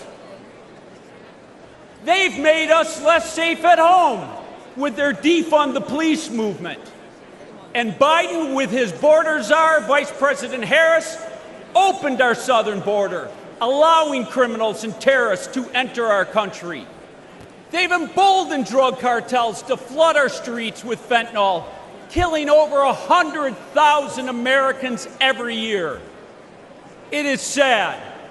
I've talked to parents that have lost their child to this fentanyl poison. They've made us less safe and secure internationally with their incompetent withdrawal from Afghanistan. Our adversaries moved. Putin on Ukraine, Iran through their proxies, Hamas on Israel, and China getting more aggressive every day. Despite all of that, Tammy Baldwin called the Biden administration the most successful in generations. Can you believe that one? I mean, seriously. This shows how detached she is from everyday Wisconsinites. It doesn't have to be this way. Under President Trump, family budgets were more secure. Our border was secure. Our world was secure.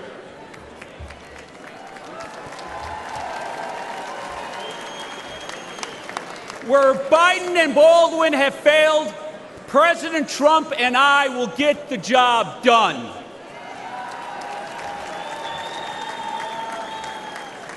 Our country has become too divided, though. Instead of putting on just the blue jersey or the red jersey, we need to put on the red, white, and blue jersey and come together as Americans. We need to heal this country from the division that the left has brought. And the media, you have to stop dividing us. If we can come together, we will win Wisconsin. We will restore America. But it's going to take everyone getting involved. Are you ready to go save your country?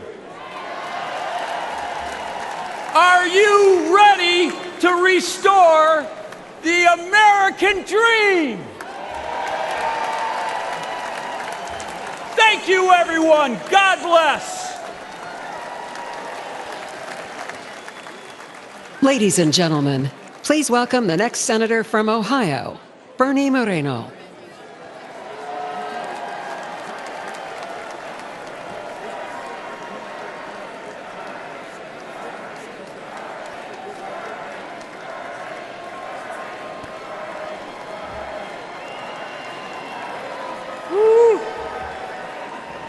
Thank you. Thank you. I'm Bernie Moreno, and I'm honored to stand before you tonight as the Republican nominee for the U.S. Senate from the great state of Ohio.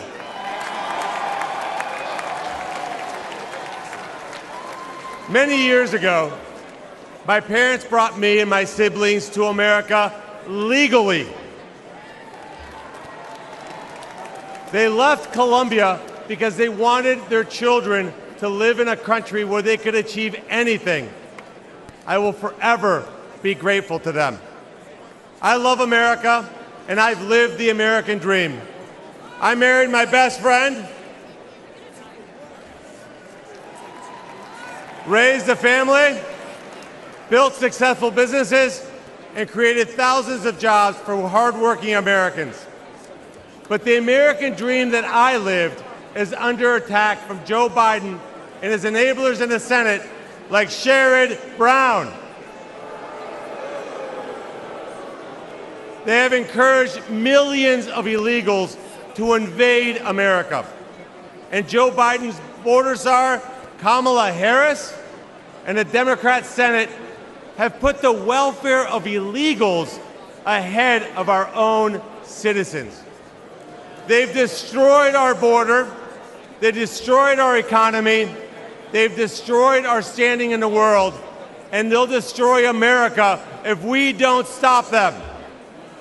In November, we will fire Biden and Harris, and we will re-elect President Donald J. Trump.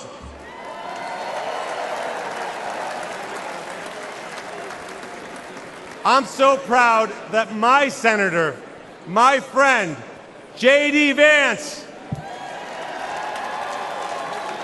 will be the next Vice President of the United States. He represents the best of Ohio, the best of America, and will be an incredible leader and defender of President Trump's plan to always put America first. And he won't stop there.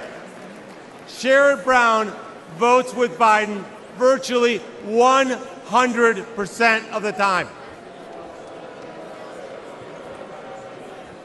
I don't know if I agree with my wife 100% of the time. But Sherrod and Joe seem to have a very close relationship. Well, tonight, we've got a message for failed lifelong politicians like Sherrod Brown and Joe Biden. It's time to go home. A vote for Trump and Moreno is a vote to put America first. We will end the invasion at our southern border. We will fix our economy, protect American workers, and rescue America's family from Biden's and Brown's inflation. We will end the wars and deliver peace.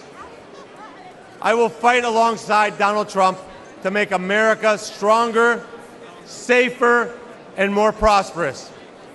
Thank you, and may God continue to bless the United States of America.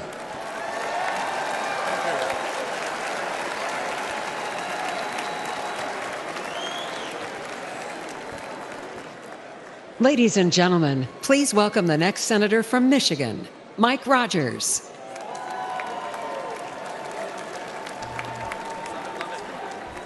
Hello, America. I'm Mike Rogers, candidate for the United States Senate for the great state of Michigan. And I want to give a quick shout out to my fellow Michiganders, the hardest working people in the United States. God bless you right there. I said, because Joe Biden and my liberal opponents runaway spending, American families have been crushed by inflation. High costs of groceries and gasoline and rent. I was talking to a grocery just recently.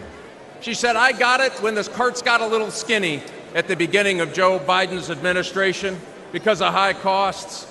But what breaks my heart is at the end of ringing up an order, they have to reach up and pull something off the counter and put it back in their cart. Thanks to the Democrats in Washington, D.C. The most expensive vehicle to operate in Michigan in 2024 is your grocery cart, thanks to the Democrats in Washington, D.C. And while pockets are pinched, Biden is trying to force you to buy an electric vehicle.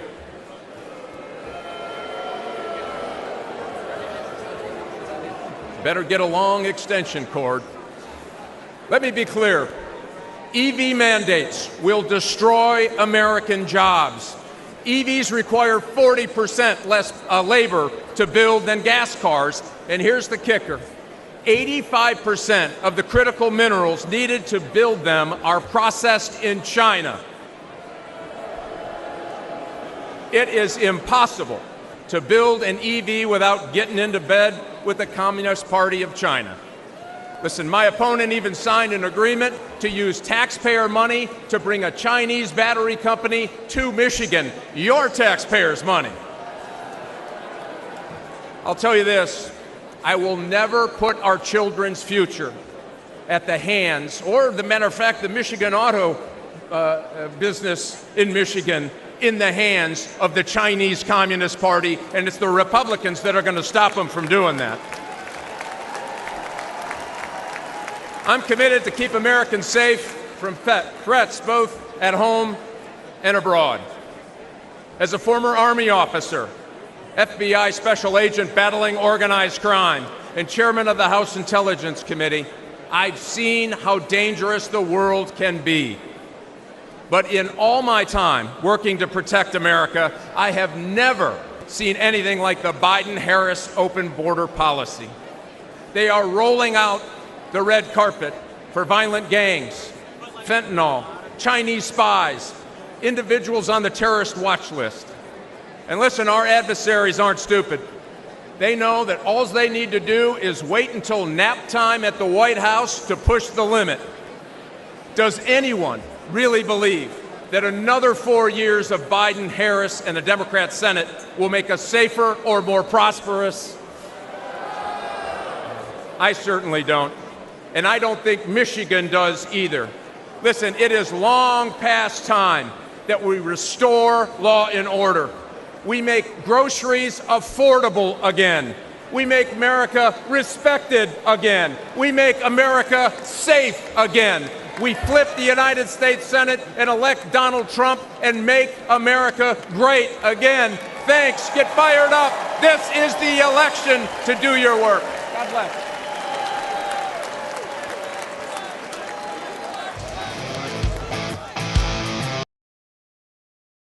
All right, they're playing some sort of video. I can't play the music.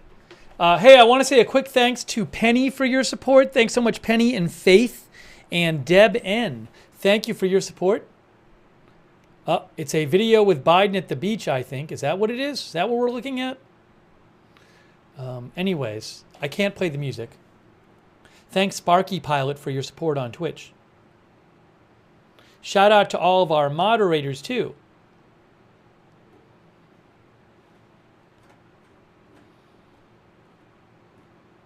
Really appreciate all of our mods. Thank you for being there.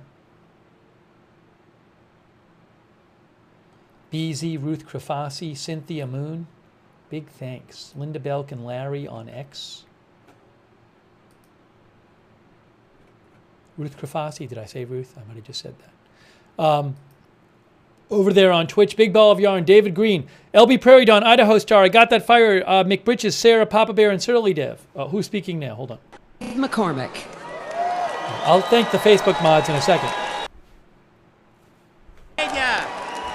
Hello, Milwaukee! Who's ready Who's ready to retire Joe Biden and border czar Kamala Harris and send her back to California?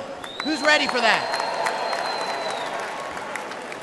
And who's ready to make Donald Trump our 47th president? Are you ready for that? And who's ready to make J.D. Vance our new vice president? And who's ready to send Chuck Schumer packing? I'm ready. I'm ready. My name is Dave McCormick, and I'm running to be the Pennsylvania's next United States Senator, the great Commonwealth of Pennsylvania. And I want to first acknowledge what transpired just a few days ago in my home state, where I witnessed firsthand from a front row seat in Butler President Trump's remarkable strength and resolve in a terrifying and unpredictable moment.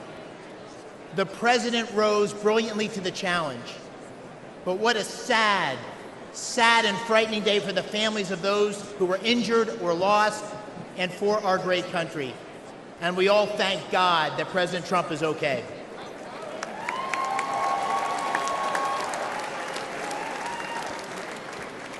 I'm a seventh-generation Pennsylvanian from the great Keystone State, born and raised. A West Point graduate, a former Army wrestler. I'm a combat veteran of the 82nd Airborne Division. All right, 82nd. And I'm a business leader who helped create hundreds of jobs in Western Pennsylvania. But most important, I'm a dad to 6 daughters, and I'm a husband to the love of my life, Dina, wherever she is. Now my opponent's name is Bob Casey. But you probably don't know him because he does nothing. For 18 years, Bob Casey has been warming a chair and drawing a paycheck. He is a do-nothing, out-of-touch, liberal career politician. And when he votes for Joe Biden's tired old ideas. Casey's been around so long that the #1 song when he was first elected was the Macarena, right? Does everybody remember the Macarena? But sadly, this is no joke, because politics is about choices. And the policies of Biden and Bob Casey are dangerous for Pennsylvania and America. They won't keep us safe. Drugs have poured across the Biden-Harris, Casey wide-open borders, killing 100,000 Americans, including 4,000 Pennsylvanians last year alone. Illegal immigrants have victimized innocent young women who could easily be your daughter or mine. And time again, Casey has voted for pro-criminal judges who have made our streets across Pennsylvania more dangerous. Biden and Casey's failed policies have crushed working families with sky-high prices for gas and groceries and rent, and regulations to kill Pennsylvania natural gas. Under President Trump, America's future was strong and prosperous, and our adversaries feared stepping out of line. My friends, the choice this November is clear. It's a choice between strength and weakness. A choice between America's greatness or its sad, disgraceful decline. This is, my friends, the most important election of our lifetimes.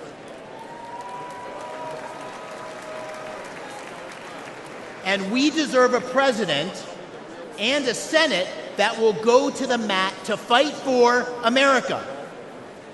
A president and a Senate that will unite America. And in Pennsylvania, that means voting for Trump and McCormick in November. Thank you all for leading the charge.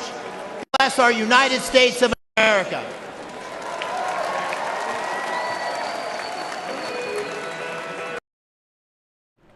All right, they're playing a song now. Hey, thanks to our Facebook moderators. I didn't thank them before. Didn't have time. Paul Anderson, Margaret Riley, and Kay Lowry Body moderating, not margareting. moderating over there on Facebook. Hey, so we have a bunch of speakers coming up tonight. We're bringing you full coverage again of the Republican convention. Oops, he's not speaking anymore. It is 6:29 local time. At 7:30 local time, Vivek Ramaswamy is going to be speaking. Between 7 and 7:30, Elise Stefanik, Speaker Mike Johnson, and Steve Scalise are going to be speaking. Just to give you a few names, at around 8 p.m. local time, Ted Cruz will be speaking, and Nikki Haley and Governor Ron DeSantis. Then a little later in the evening, Sarah Huckabee Sanders, Dr. Ben Carson, Marco Rubio, and Lara Trump will all be speaking. So we're bringing, among others, so we're bringing you live coverage here. We're taking some of your comments on the air. And I will bring you breaking news updates if I see them. So give me a shout on X at Lookner, and I'll be taking and reading some of your comments here. We've seen a lot of speakers so far. We've seen several speakers so far who are like candidates for Senate, Republicans candidates for Senate. We've seen a bunch. Mike Rogers, I think, is. Bernie Moreno is. Eric Hovde is. Kari Lake is, I believe. Right? Yeah, she's running for Senate. I think we saw 4 in a row.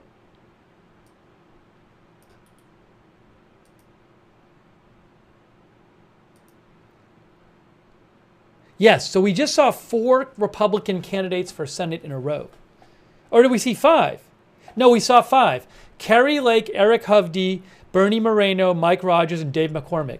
We just saw 5 Republican candidates for Senate. They all just spoke. And then Governor Jim Justice, I believe, is running for Senate and is expected to win in West Virginia. He's speaking coming up.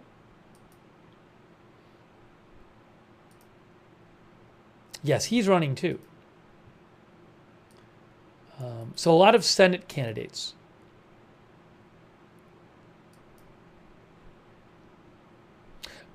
Oh, and also the next speaker, I think, is Jim Banks. He's a Senate candidate. So it looks like at least, I'd have to go through here to each one. But the next 2 speakers are also supposed to be Senate candidates. Oh, and also Sam Brown is speaking. He is a Senate candidate. Here, hold on a second. Here we go.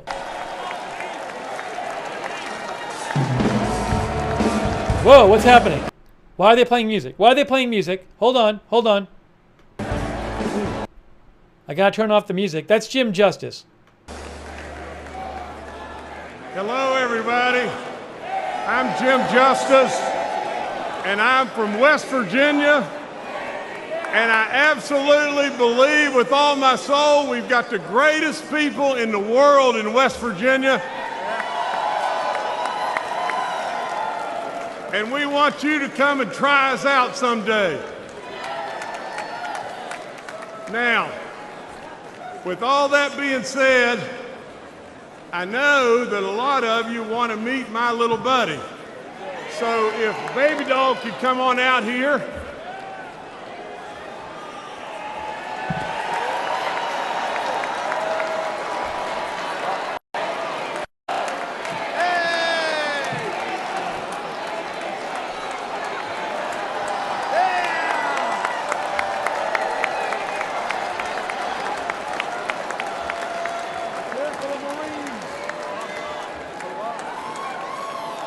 Now, as the world watches, you didn't really expect that, did you? But with that being said, let me just say just this. She makes us smile, and she loves everybody. And how could the message possibly be any more simpler than just that? Now, I've got to tell you just this.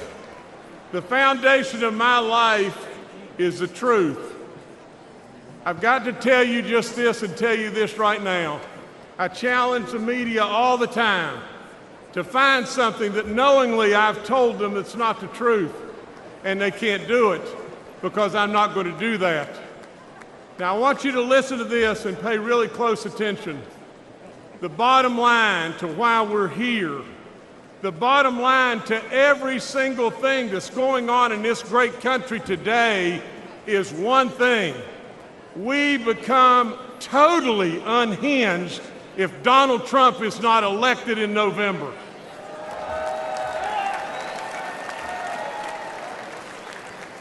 I want to talk to you tonight about my relationship with President Trump. I want to talk to you about an incredible man. I want to tell you the truth about him and his family. He's tough. He's super smart. He's a business guy. But maybe there's something that you've missed, and that is he genuinely cares. He cares about all of us, every last one of us, and he loves this nation beyond good sense. He has amazing kids. I've hunted and fished with Don Jr. He's an incredible outdoorsman and a really treasured friend. Now imagine this. Eric and I have been so far back in the woods on top of a mountain, and I blew the tire out on the back of my 4x4, and who was under the vehicle right then? Eric Trump. Eric Trump changed the tire. Donald Trump has taught his kids the very best. He's taught them absolutely to respect the military. He's taught them to respect our first responders. He's taught them absolutely to treat our working men and women with love and respect all across this land.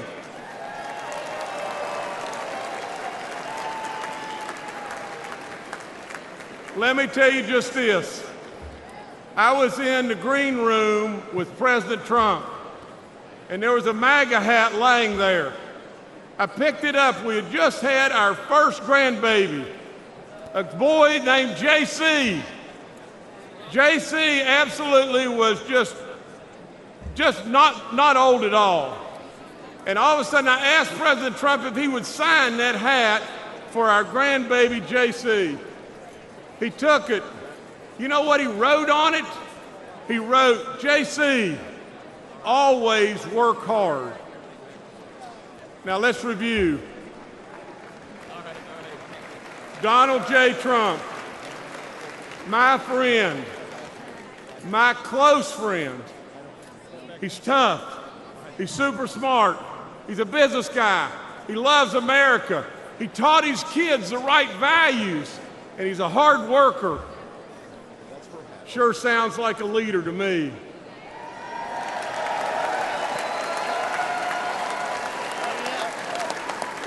Sure sounds like a president to me.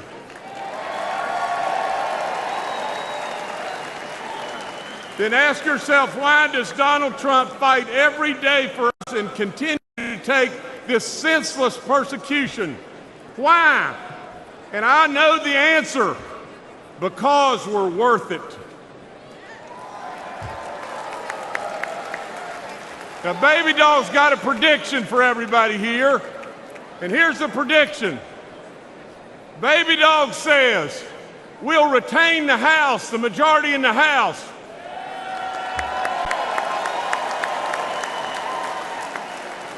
We're going to flip the United States Senate.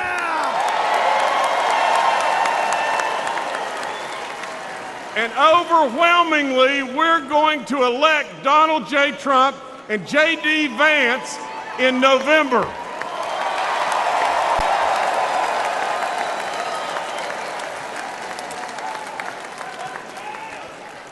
And Baby Dog says, what is the reason that she knows why we're going to win? And the answer is one thing, because we're worth it. God bless you, God bless this great country, and God bless Donald J. Trump.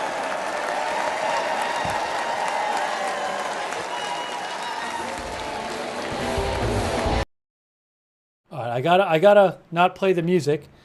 That was Jim Justice, governor of West Virginia, and Senate candidate Sam Brown, I believe, is supposed to speak next.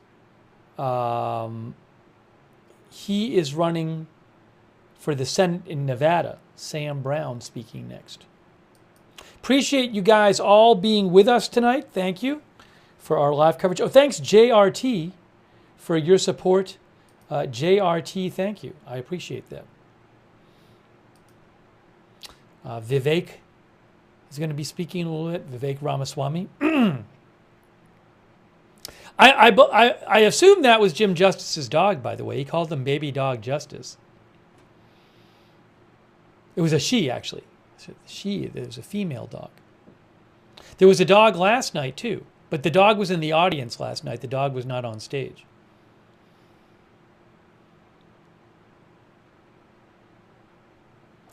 But again, appreciate you joining for our live coverage. If I hear of big breaking news, I will certainly let you know.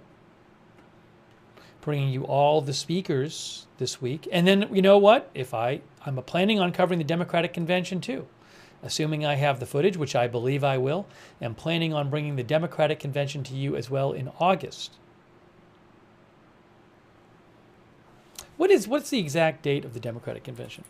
Democratic Convention date. August 19th through 22nd, in about a month. August 19th through 22nd is the Democratic Convention. So we'll cover that as well.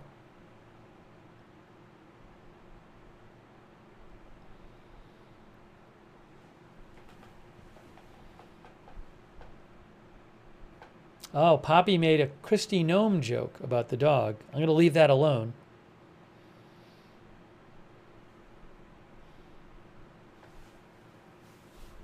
Oh, here we go. Ladies and gentlemen, now please welcome the next senator from Indiana, Congressman Jim Banks. Oops, I was wrong about the next speaker. Sorry.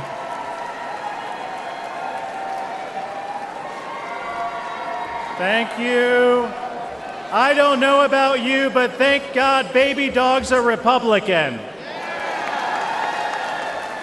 Thank you, fellow Republicans, and thank you to the great state of Indiana for making me your nominee to be the next United States Senator.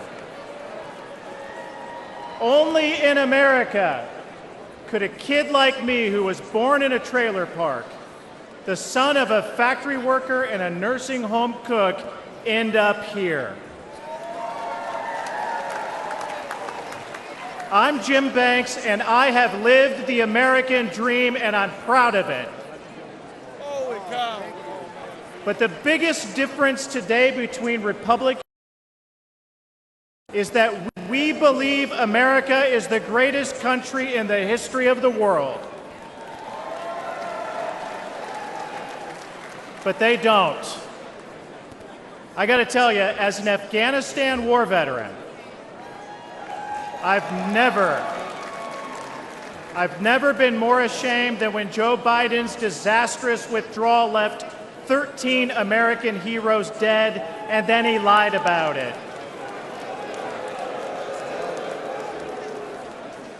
Americans want a president who is proud of their country and who they can be proud of.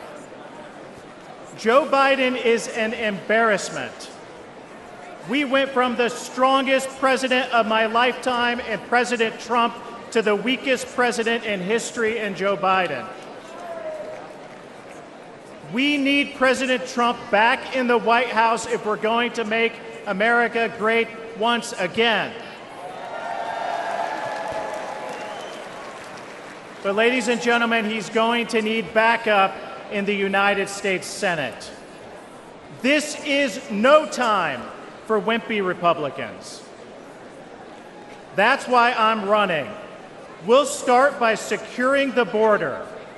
If you came here illegally under Joe Biden, you're going back to where you came from under Donald Trump.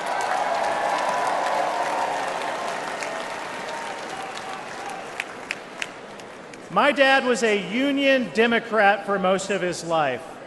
Today, he's a Trump Republican.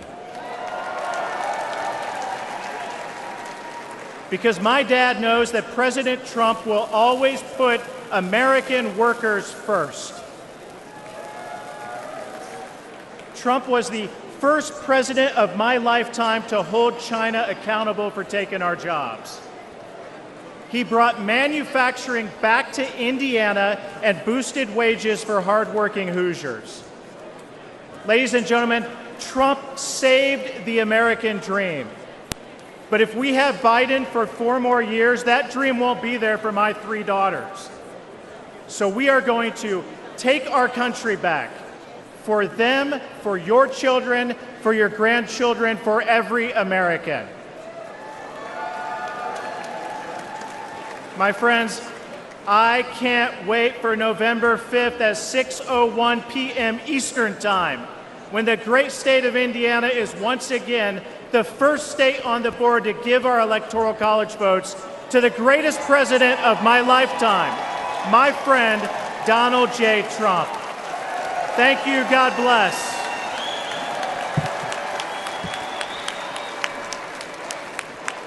Ladies and gentlemen, now please welcome Captain Sam Brown, the next senator from Nevada.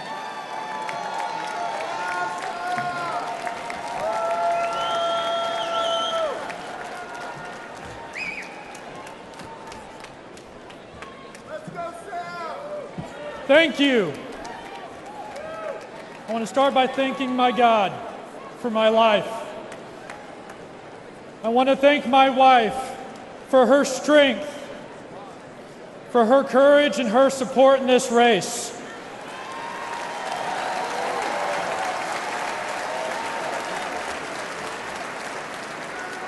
And back home, I want to thank my children.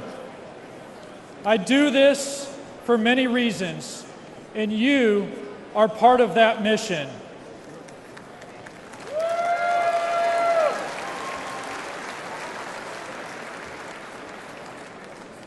Tonight, I offer a message of hope, because I know the importance of hope in difficult times.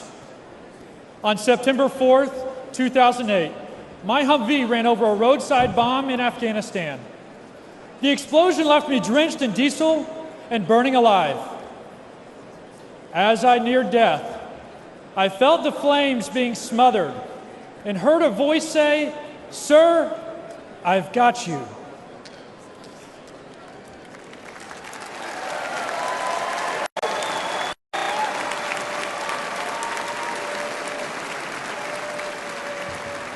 Through the pain and anguish of recovery and the years that followed, I never lost hope.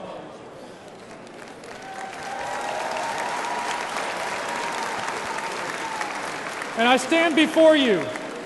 I stand before you today as a Republican nominee for Senate from the great state of Nevada.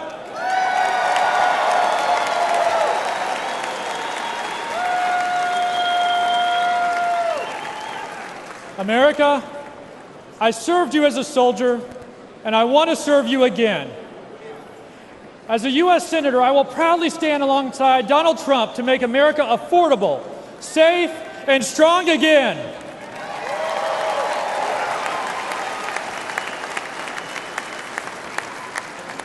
We have a tough fight ahead, but it won't be my first. Nevadans are suffering right now. The unemployment rate in Nevada is nearly 25% higher than the national average. The Biden-Harris economy might be fine for millionaires like Senator Jackie Rosen, but it's terrible for Nevadans struggling with inflation and high prices.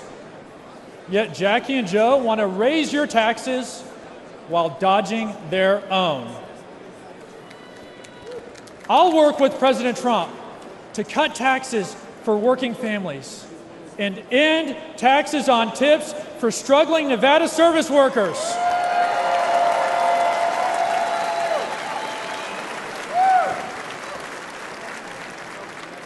Because life must be affordable for millions, not just millionaires.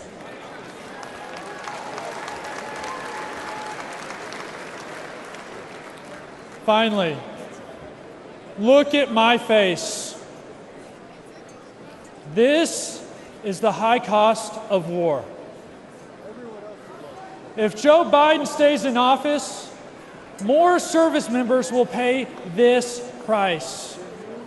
He has brought our nation humiliation, defeat, and to the brink of more war.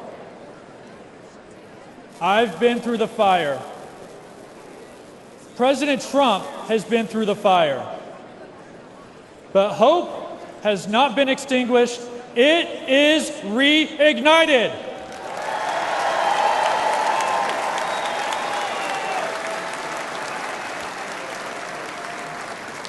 And we are more united than ever to save America's future.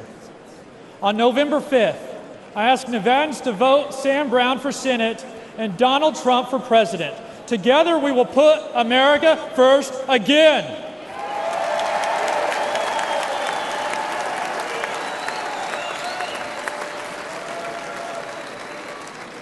I want to close with those same words I heard on the battlefield that gave me hope. America, I've got you. May God bless President Trump. God bless you. And God bless the United States of America.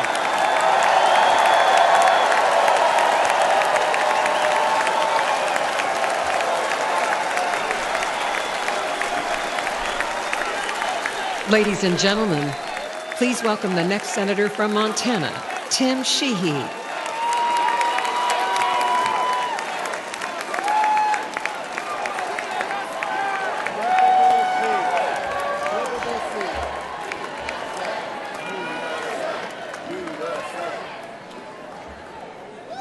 Hey, Montana, how's it going? Hey,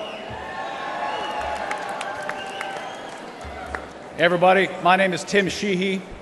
Those are also my pronouns.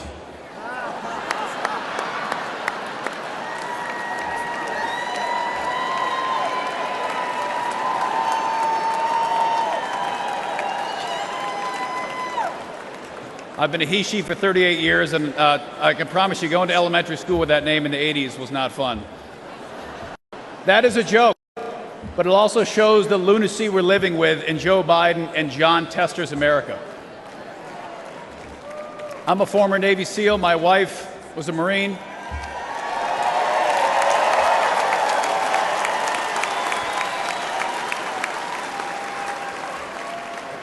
We both fought in our nation's longest war in Afghanistan. I was wounded there, served hundreds of missions there. We came home to live the American dream in Montana, the great state of Montana, I might add.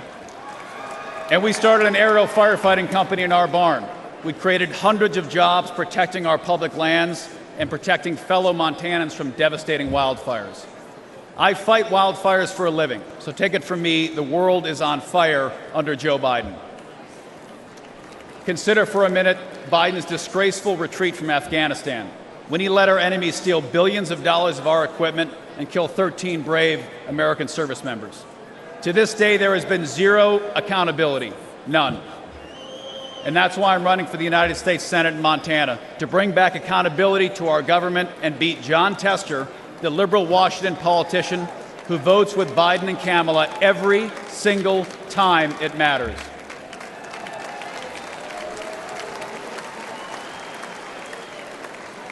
And some of you may not know who John Tester is, but John Tester is the deciding vote for Biden's America Last agenda. He's got an F from the NRA. He's voted to open our borders, unleash inflation, and he even put a liberal judge on the Supreme Court who can't even define what a woman is. And even drives a Prius in D.C.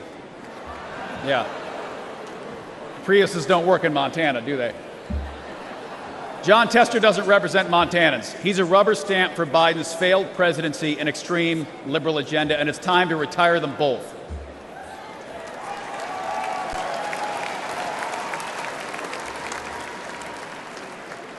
And listen, I'm an optimist. You can't jump out of planes at night in enemy territory if you're not. And I truly believe America's future will be better than our past. But that future is not given. And we need political outsiders like President Trump to return common sense to our nation.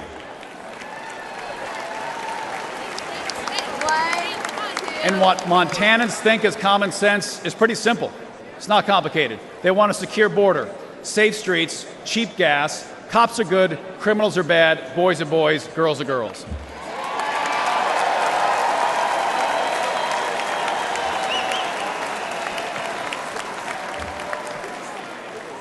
And I'm ready to retire John Tester and take back the United States Senate. And I'm ready to join you in sending President Donald J. Trump back to the White House. Let's save America. We got a lot of work to do.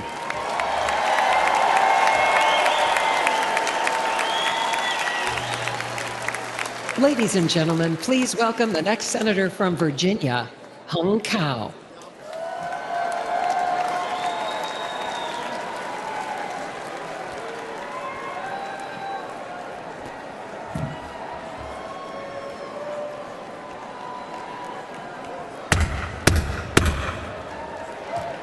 That's the scariest sound you'll ever hear when you live in a communist country.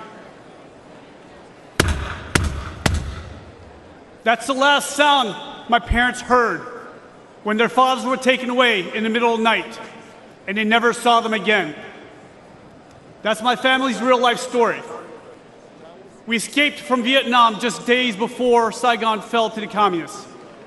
We were given a new life in the most generous country on earth.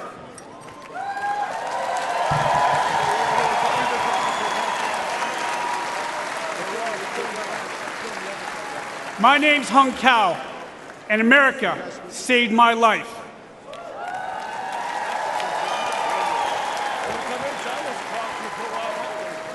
I grabbed onto the American dream. I graduated from the United States Naval Academy, but I paid back every dime of that American dream with 25 years of service in Navy Special Operations.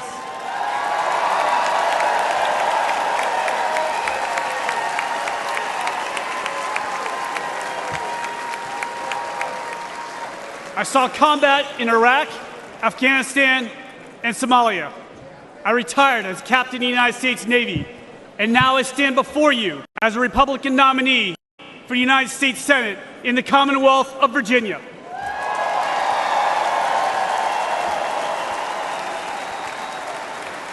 Only in America, ladies and gentlemen, only in America. But we're losing our country. Under Joe Biden, millions of illegal aliens flood our borders. They fly Hamas flags on our campuses, and they shout death to America. As an immigrant to this great country, let me be very clear to everyone who comes here. Don't ask for the American dream if you're not willing to obey the American laws and embrace the American culture.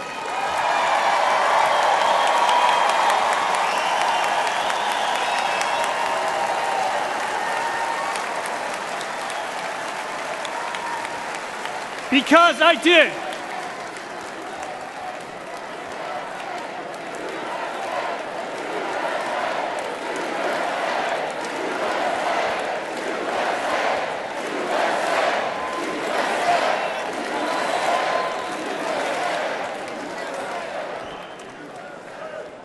I love this country so much that I wrote a blank check up to and including my life.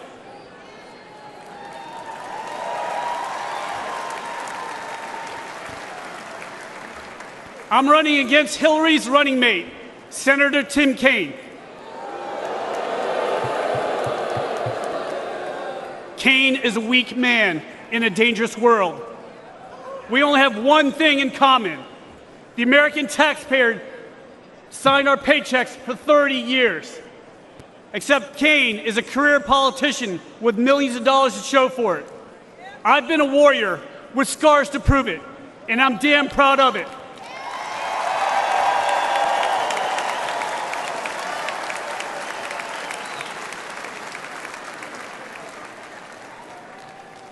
In November, the left will vote for the hatred of one man. We will vote for love. Love of God, love of family, and love for the greatest nation on earth.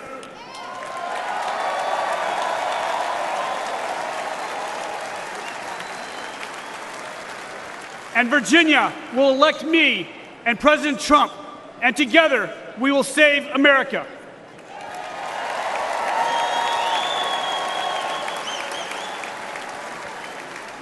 My name is Hung Cao. I'm the next senator from the Commonwealth of Virginia, and I'm not done fighting for us.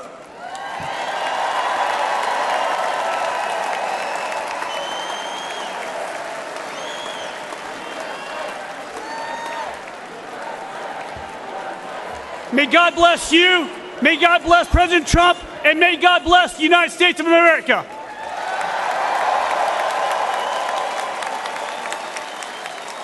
And now, ladies and gentlemen, please welcome United States Senator Rick Scott of Florida.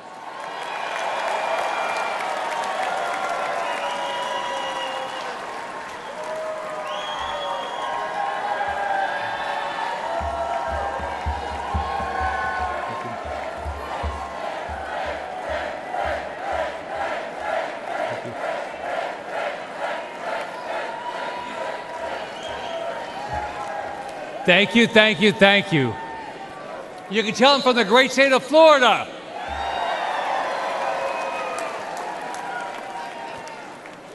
Well, the Democrats couldn't stop him. The media couldn't stop him. The liberal judges couldn't stop him. A bullet from a madman couldn't stop him. Can anything stop Donald Trump from becoming the next president and making America great again?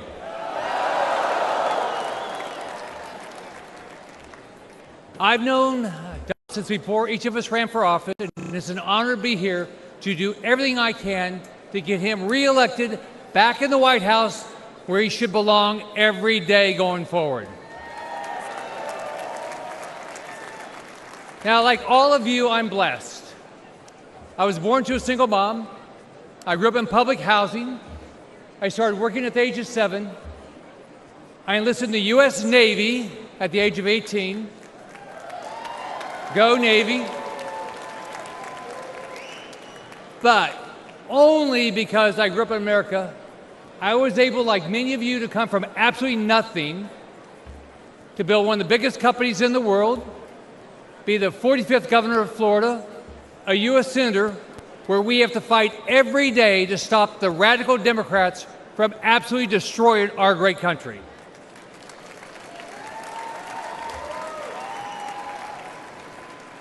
They will lose, we will win.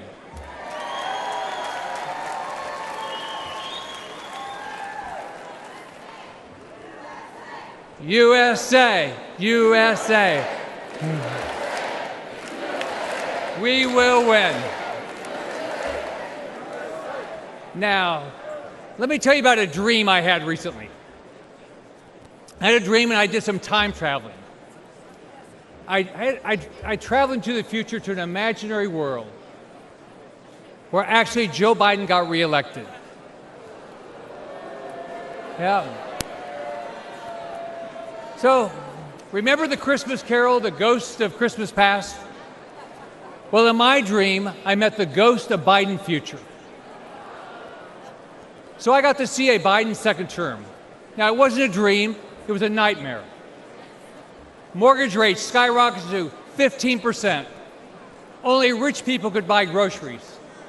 Gas was $10 a gallon. In my nightmare, Biden and the Democrats erased our southern border and flew so many illegals into our country that the Mexican cartel started getting frequent flyer miles. It was easy for Democrats to rig the elections. They simply allowed all the non-citizens to vote. America did nothing to protect Israel from terrorists or to stop China from invading Taiwan. Now, do any of you think this is far-fetched? No. If you do, you haven't been following it. Biden and the Democrats are doing everything they can to tear down this great country and rebuild it in their woke, radical image. Their dream's not new. It's an old, evil idea that has failed every time it's been tried. It's called socialism. And Donald J. Trump will not let socialism happen in this country.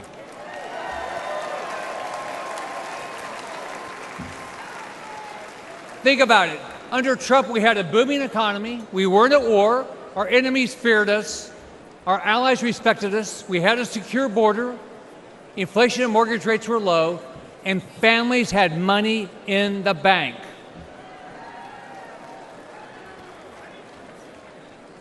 Donald Trump has given up a lot for this country. His family's been slandered.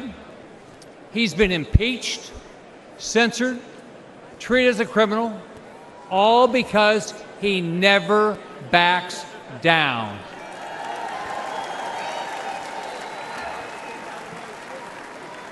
This week he's shown the courage all of us should display as we rally around him to rescue our great country. So, let's fight, fight, fight, and make sure Donald Trump gets reelected. Have a great night. God bless you.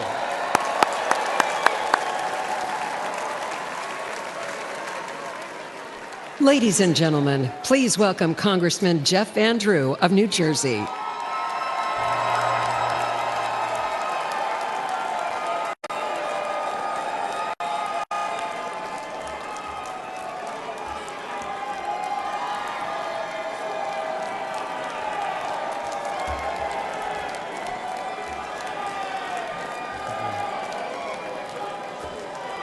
Thank you. Thank you.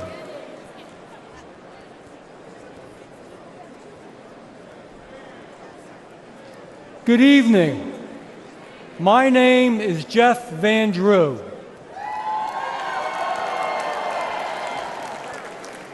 Tonight I want to tell you my story.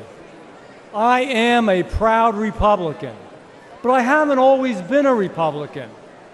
I was elected to several offices in South Jersey and eventually was sent to the United States Congress, all of them as a conservative Democrat. Along the way, I noticed that I didn't like what the Democrats had become as a party. But more importantly, I didn't like what the Democratic Party was doing to our great United States of America. To the independents, and especially to the forgotten Democrats out there, for a moment I want to speak to you. I know how you feel tonight, because that's how I felt back in 2019. You feel like your party has left you behind, because it has. You feel like your party doesn't care about American workers and American working families, because it doesn't.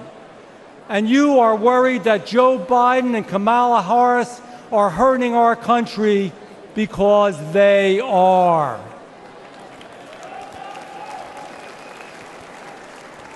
I felt the same way. So after being a Democrat to vote against impeaching Donald Trump, I took a long walk with my chief of staff. I remember saying to her that perhaps my time in elected office was done. And you know what? I was okay with that. There was no way I could be a Democrat anymore.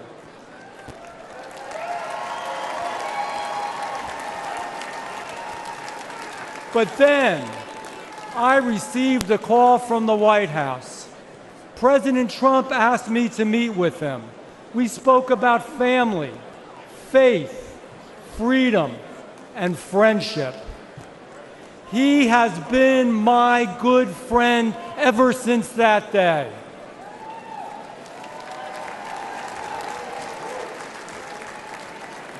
He said that I should be a Republican.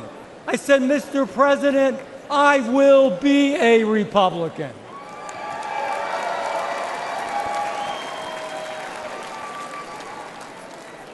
He said he would stick by me, and he always has. Ladies and gentlemen, after the tragic shooting last Saturday, we need to come together. All of us, Republicans, Democrats, and independents, we need to be the shining city on the hill, a nation that empowers us to do extraordinary things. We will conquer new challenges. We will reach new heights. And we will blaze new trails of greatness. We will make America great again.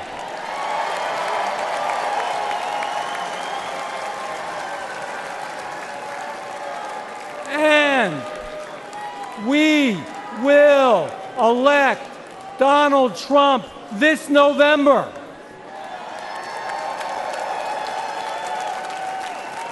Now I have a question for you, and I'll give you the answer. The answer is yes, but we want to hear your answer from the East Coast to the West Coast and around the world. Can you do this? Will we win in November? Will we win in November? God bless you. God bless Donald Trump. And God bless the greatest country that ever existed on the face of the earth, the United States of America.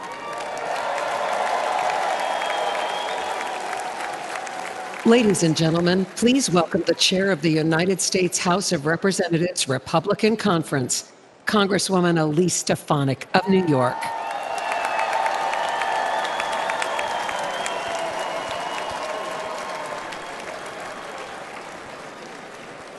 Good evening, Milwaukee.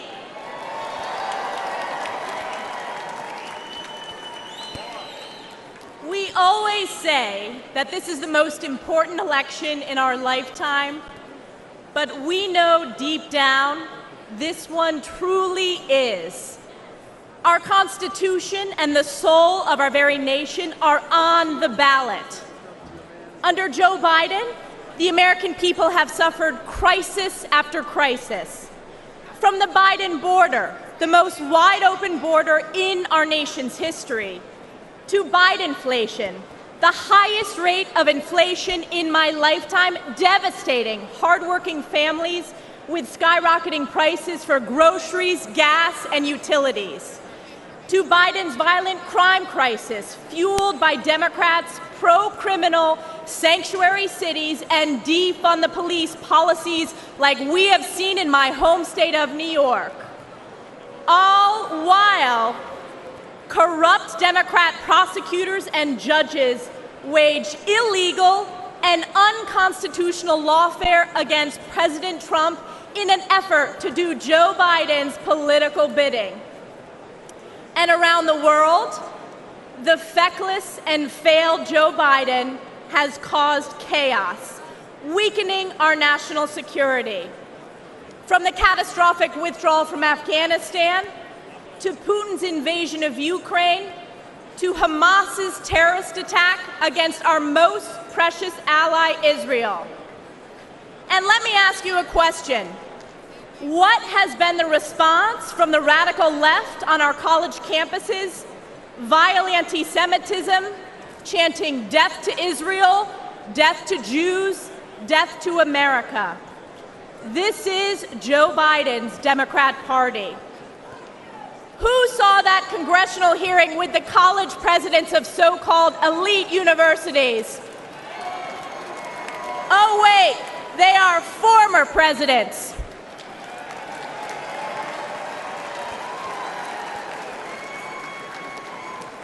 You know, I asked one simple question at that hearing. It was not a political question, it was a moral question, and that was this.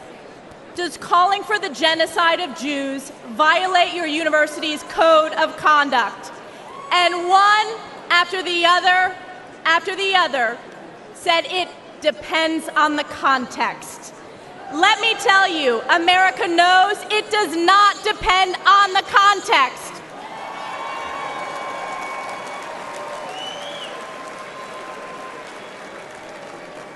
President Trump will bring back moral leadership to the White House, condemning anti-Semitism and standing strong with Israel and the Jewish people. President Trump will once again deliver the most secure border in our nation's history and unleash the American economy. And he will bring peace through strength as Commander-in-Chief, standing with our allies and causing our enemies to fear us. President Trump has done it before, and he will do it again. This November, we are counting on you, we the people, to save America by electing President Donald J. Trump. It is clear for the whole world to see Nothing, absolutely nothing will stop President Trump from standing and fighting for our great country. And I have been proud to always stand in the breach during the toughest moments for President Trump, from leading the charge against illegal impeachments, to standing for election integrity, to unifying House Republicans, to proudly being the first member of Congress to endorse him for re-election. And as we embark on the difficult path ahead to save America, call upon Galatians 6:9, and let us not grow weary of doing good, for in due season we will reap if we do not give up. We the people will never give up on President Trump, and we will never give up on the United States of America. God bless you, God bless President Donald J. Trump, and God bless the United States of America. Ladies and gentlemen, please welcome the Majority Whip of the United States House of Representatives, Congressman Tom Emmer of Minnesota.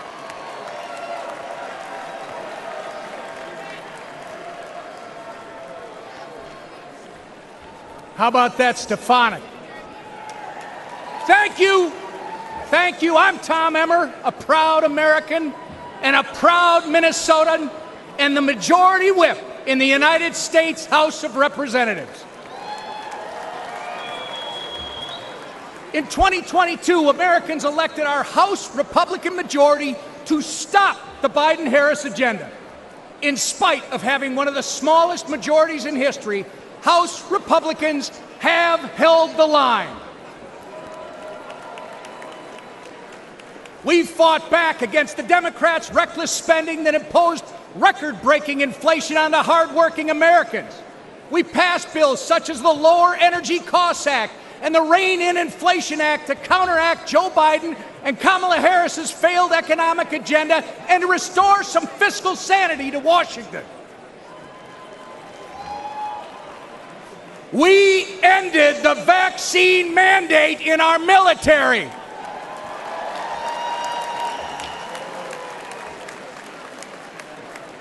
We passed over a dozen bills gutting specific Biden-Harris regulations. We passed the Parents' Bill of Rights. We investigated the Chinese Communist Party.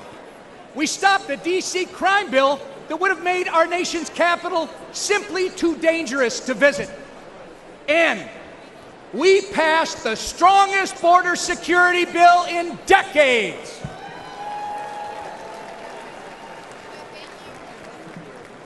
Get ready, because when we grow our majority, when we flip the Senate, and when we send President Donald J. Trump back to the White House, we won't just be holding the line anymore, we'll be moving forward.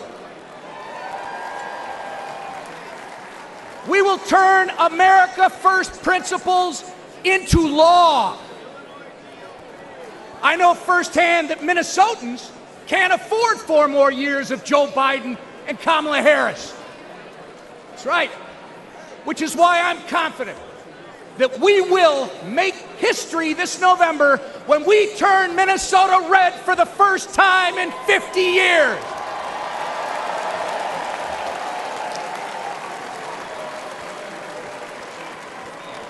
The Democrats' disastrous record on crime, trade, and regulation has ruined the lives of countless Minnesotans. When Minneapolis was in flames and businesses were in ruins, Kamala Harris encouraged and enabled the criminals and the rioters. Oh, it gets worse. She even promoted a fund to release the criminals from jail. It doesn't get reported much in our media, but one criminal Kamala Harris freed in Minneapolis went on to murder a man in St. Paul, Minnesota. Donald Trump stands with the people and the police, our men and women in blue, not with the criminals and the rioters. Donald Trump also fought for Minnesota workers and farmers, fighting back against Chinese trade abuses, ending NAFTA and replacing it with the USMCA. Joe Biden voted for NAFTA, end China's entry into the WTO, devastating Minnesota's economy.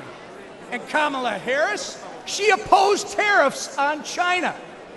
Of course, when they aren't outsourcing our jobs through bad trade deals, Joe Biden and Kamala Harris are destroying them through taxes and regulation. They are America last. But next year, Donald Trump, with the support of Trump majorities in the House and Senate, will put America first again. Thank you. And I'm confident that together we are going to make America great again. God bless you. May God continue to bless Donald Trump and his family, and God bless America.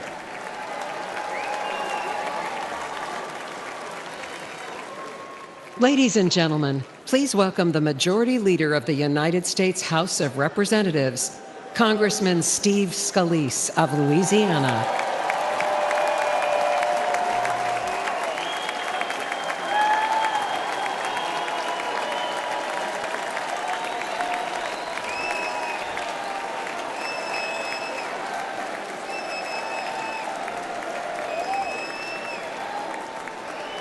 God bless each and every one of you.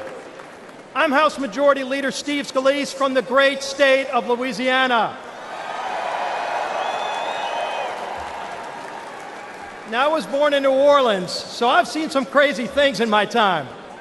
But New Orleans has nothing on Washington, D.C. these past 4 years.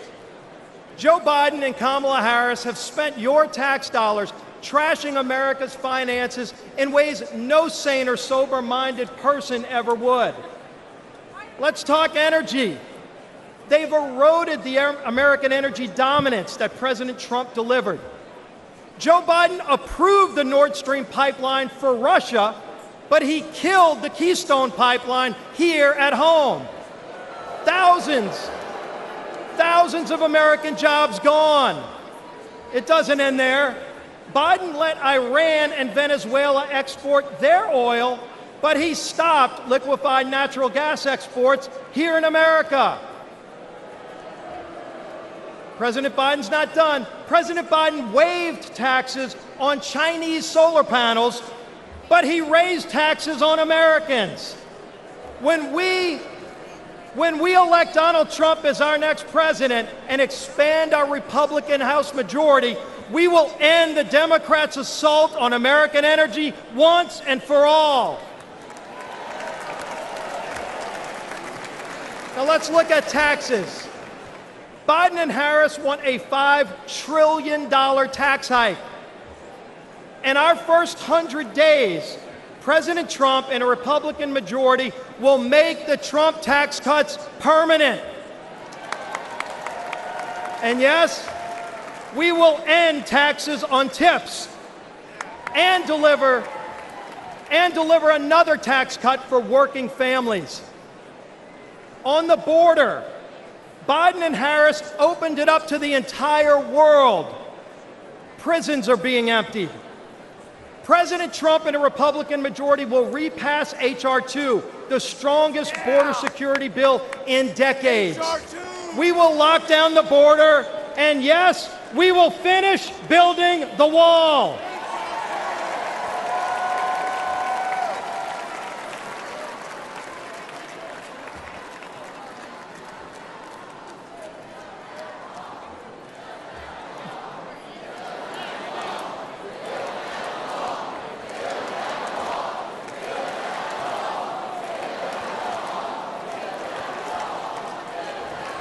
On voting, our most sacred right as citizens, voting. Biden and Harris want illegals to vote now that they've opened up the border. Republicans will repass the SAVE Act to block illegal aliens from voting in our elections.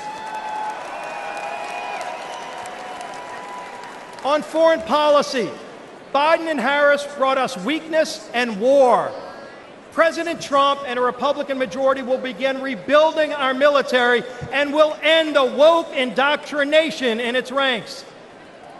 We will restore American power and peace.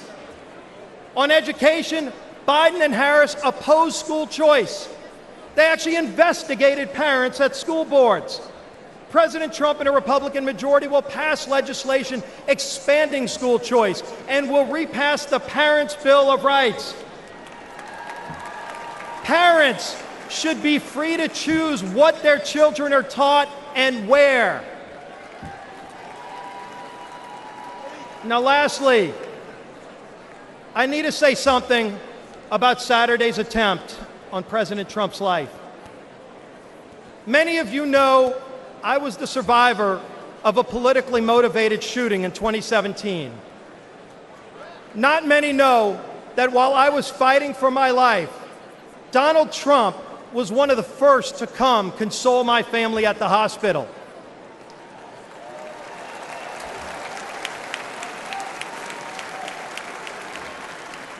That's the kind of leader he is. Courageous under fire, compassionate towards others. Let's put Donald Trump back in the White House this November so we can make America great again. God bless you. May Donald Trump continue to receive God's blessing, and God bless these great United States of America.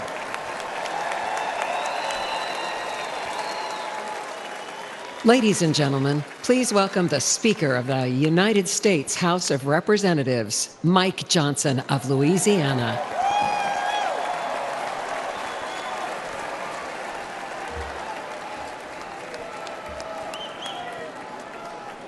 Good evening, my friends. What an amazing crowd, and what a great time it is to unite our party and to send President Donald Trump back to the White House. That's what we're going to do.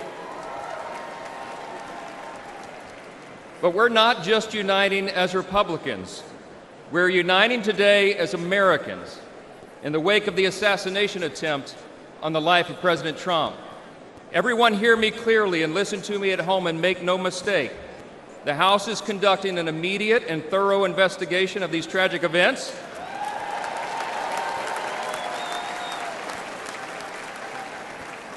And that work has already begun.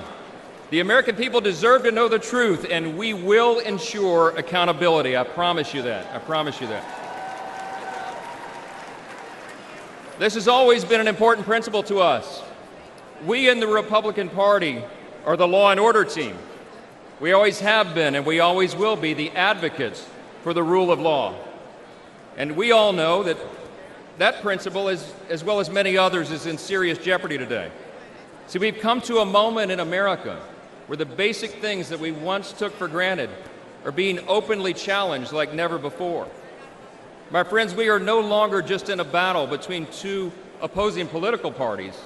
We are, but it's not just ours versus D's anymore. We're now in the midst of a struggle between two completely different visions of who we are as Americans and what our country will be. The Republican Party stands for the foundational truths that made America the greatest nation in the history of the world. We are the most free, the most powerful, the most benevolent nation that has ever been. It's not even close. It's not even close. But we have no guarantee that this grand experiment in self-governance can endure unless we respond to the call to keep it. 248 years ago, we boldly proclaimed in our Declaration that all men are created equal, not born equal, created equal, and that we're endowed by our Creator with certain inalienable rights. See, we understand that our rights do not come from government, they come from God.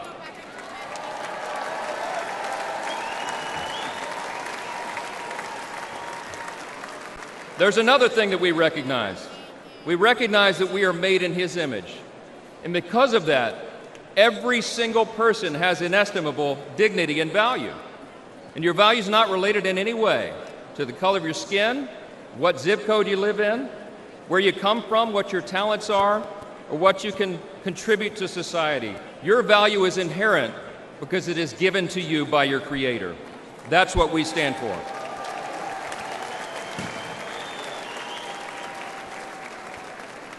I speak a lot about what I call the 7 core principles of American conservatism. What do we stand for as Republicans, they want to know? I think it boils down to a few things: individual freedom, limited government, the rule of law, peace through strength, fiscal responsibility, free markets, and human dignity. Indeed, those are the 7 core principles of American conservatism, but they're actually the core principles of our republic itself. And while they resonate in our hearts and in the hearts of most Americans, listen to me, the radical woke progressive left has disdain for those principles, all right? They have a very different vision for what America should become. They want to tear down those foundations and remold us into some sort of borderless, lawless, Marxist, socialist utopia. We're here to say, not on our watch. We will not allow that to happen.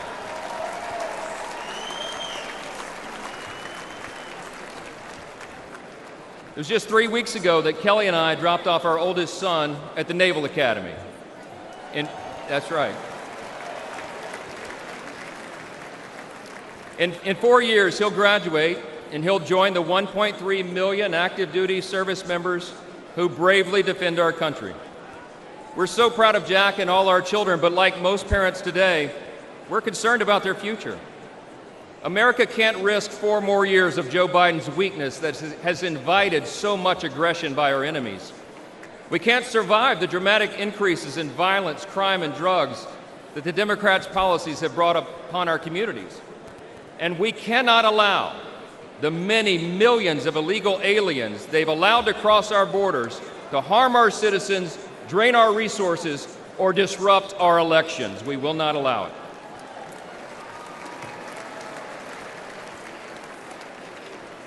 My friends, we're watching the principles of faith, family, and freedom that once defined our nation now being trampled underfoot by the radical left.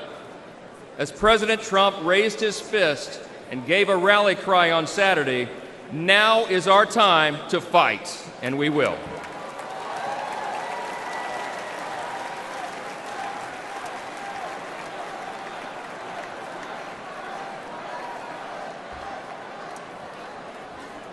We're in a fateful battle of ideas, my friends, and we have to recognize that.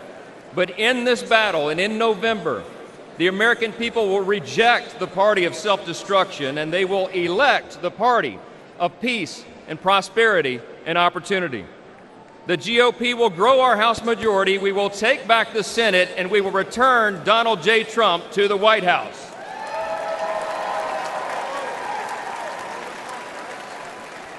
Standing arm in arm, we will make America safe again. Listen, we reach out tonight to everyone watching at home. We invite all Americans who believe in the promise of our great nation to join us in this fateful battle. We can and we will reverse this current decline. We can restore our founding principles, and we can preserve this exceptional nation that God has entrusted to us, and what Abraham Lincoln referred to as the last best hope of man on the earth. Thank you so much. God bless you, God bless our troops, and God bless America.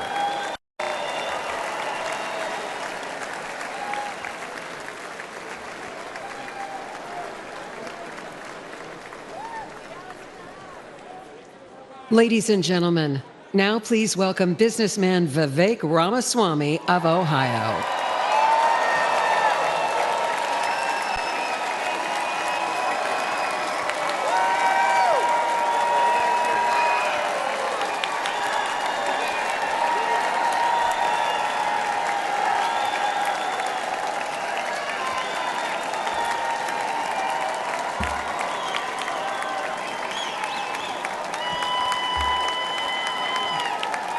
Love it. Thank you, guys. Thank you for the warm welcome. It's good to be back in Milwaukee.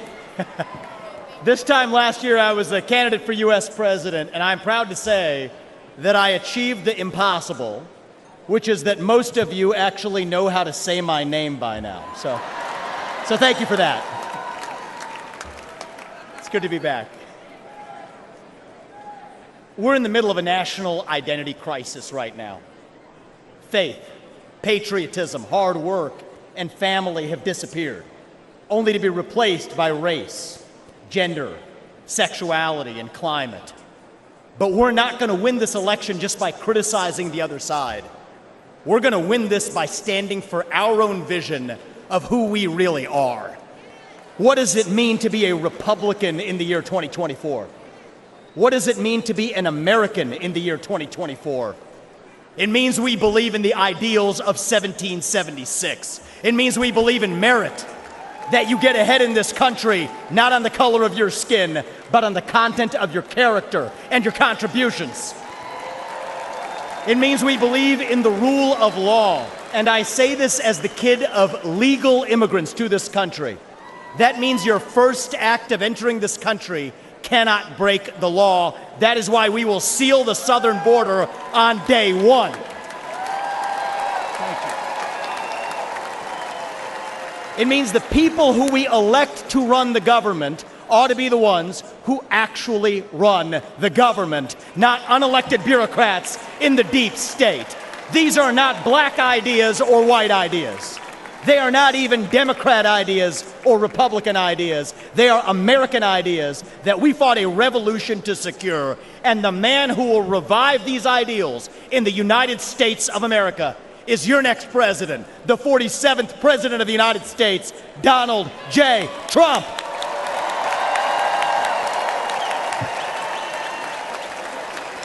If you want to seal the border, vote Trump. If you want to restore law and order in this country, vote Trump. If you want to reignite the economy in this country, vote Trump. If you want to revive national pride in this country, vote Trump. If you want to make America great again, vote Trump. But there is one more reason I'm going to ask you to vote Trump, and it's the most important one. It's the one the media won't talk about, but it's the truth.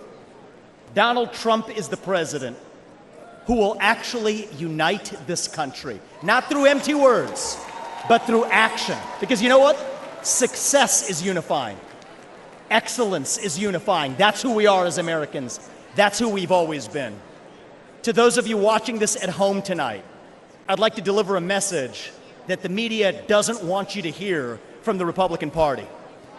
Our message to black Americans is this. The media has tried to convince you for decades that Republicans don't care about your communities, but we do.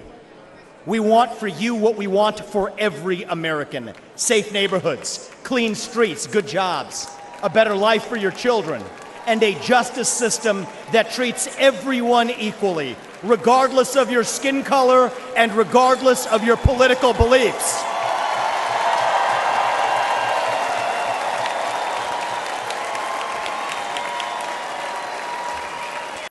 Our message to every legal immigrant in this country is this. You're like my parents. You deserve the opportunity to secure a better life for your children in America. But our message to illegal immigrants is also this. We will return you to your country of origin, not because you're all bad people, but because you broke the law. And the United States of America was founded on the rule of law.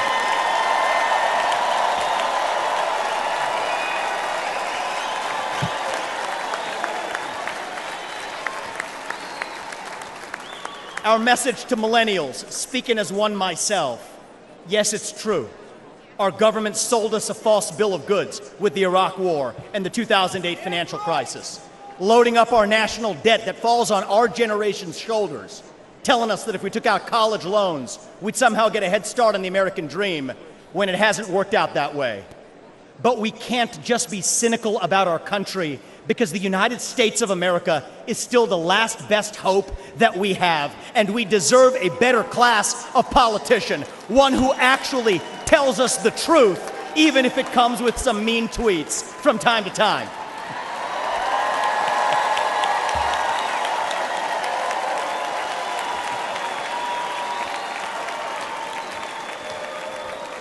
And our message to Gen Z is this. You're going to be the generation that actually saves this country. You want to be a rebel? You want to be a hippie? You want to stick it to the man? Show up on your college campus and try calling yourself a conservative. say you want to get married, have kids, teach them to believe in God and pledge allegiance to their country. Because you know what? Fear has been infectious in this country, but courage can be contagious too. That too is what it means to be an American. And you know what? If you're at home and you disagree with everything I just said, our message to you is this. We will still defend to the death your right to say it, because that is who we are as Americans. We are the country where we can disagree like hell and still get together at the dinner table at the end of it. That is the America I know. That is the America we miss. We do not have to be ancient Rome. We don't have to be this nation in decline. We can still be a nation in our ascent. A nation whose best days, not in some fake politician way, but in a true way, a nation whose best days are actually still ahead of us. Still on our way to that shining city on a hill, that country where no matter who you are, or where your parents came from, or what your skin color is, or how long your last name is, that you will still get ahead in this country with your own hard work, your own commitment, your own dedication, and that you know what? You are free to speak your mind at every step of the way. That is the American dream. That is what won us the American Revolution. That is what reunited us after the Civil War. That is what won us 2 world wars and the Cold War. That is what still gives hope to the free world. And if we can revive that dream over group identity and victimhood and grievance, then nobody in the world, not a nation, not a corporation, not a virus, not China, is going to defeat us. That is what American exceptionalism is all about. And that is what we will revive this November when we send Donald J. Trump back to the White House. Thank you all. God bless you and your families. And may God bless our United States of America. Thank you. Thank you.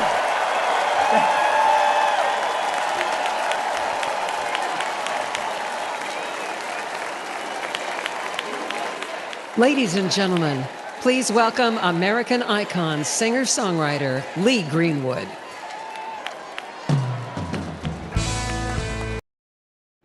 Let me see. Is he going to talk or is he singing? I think he's going to sing. I think he's singing, so I have to mute the audio. Hold on. Let's see here. Oh, he's singing. He's singing. So high energy speech by Vivek Ramaswamy. I think that probably got the best reaction all night. That got the crowd most excited of any speech of the night. So far, Vivek Ramaswamy.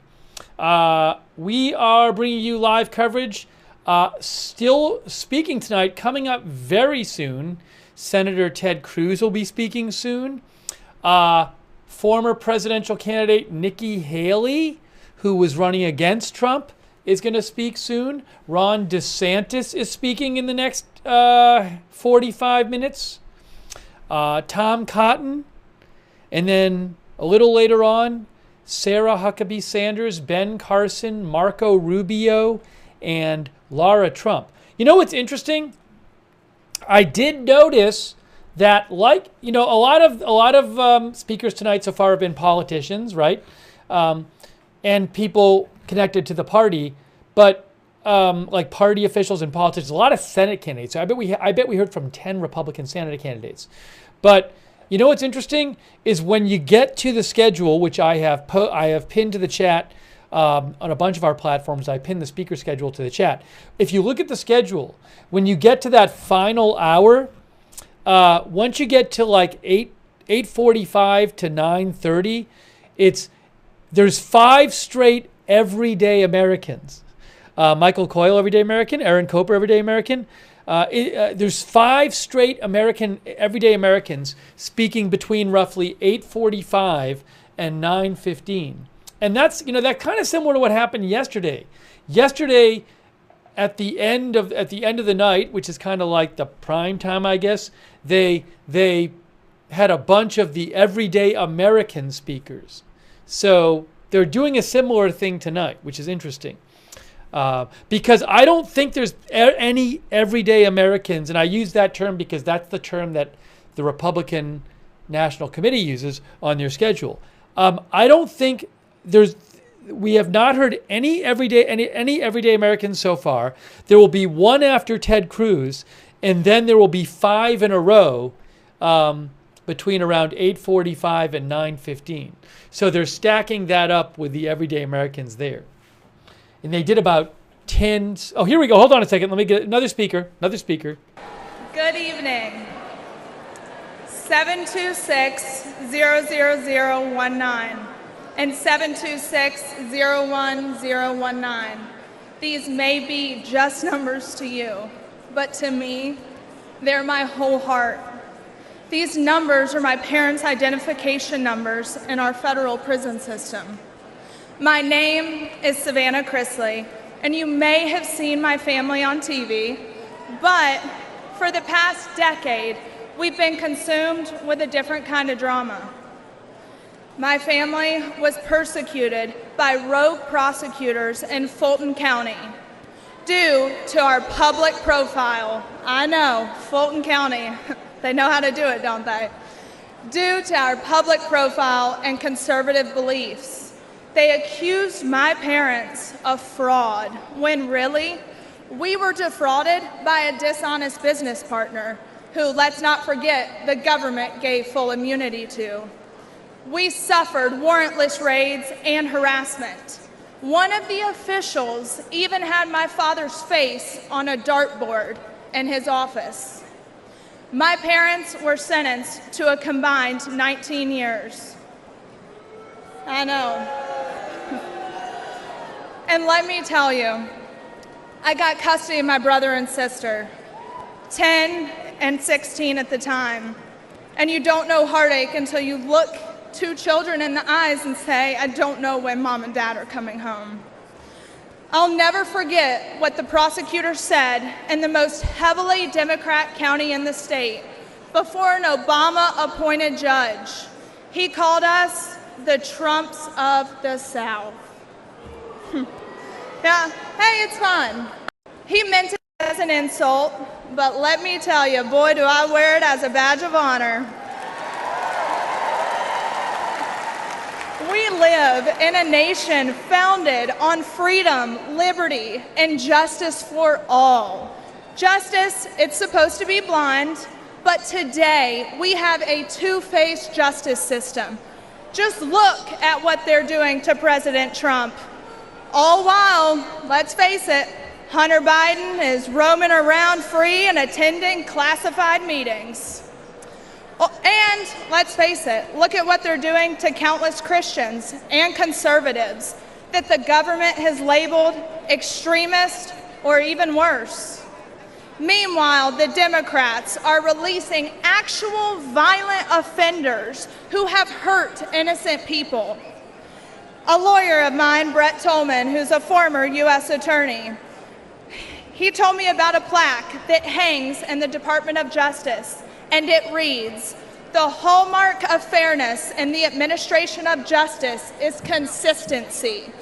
The only thing consistent about Democrat justice is how they consistently punish their enemies. That's not justice. Look at what they've done to Steve Bannon. I mean, the man should be at home." Proverbs 24:16 says, "For though the righteous fall 7 times, they rise again. But the wicked stumble when calamity strikes." It's about time we start seeing people stumble. We need to rise above the persecution. We need to hold rogue prosecutors accountable. There should be no immunity. We need to expose the Democrats' corruption, and better yet, the Biden family's corruption. And guess what? I know just the man for that job. Donald J. Trump has only one conviction that matters, and that is his conviction to make America great again. Thank you, and God bless America.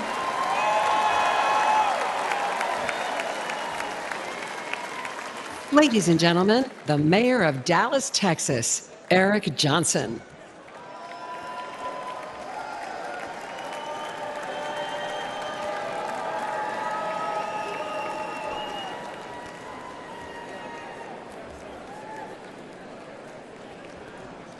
4 years ago, progressive activists stood on my front lawn with the stated goal of intimidating my family. They wanted me to defund the police. I said no.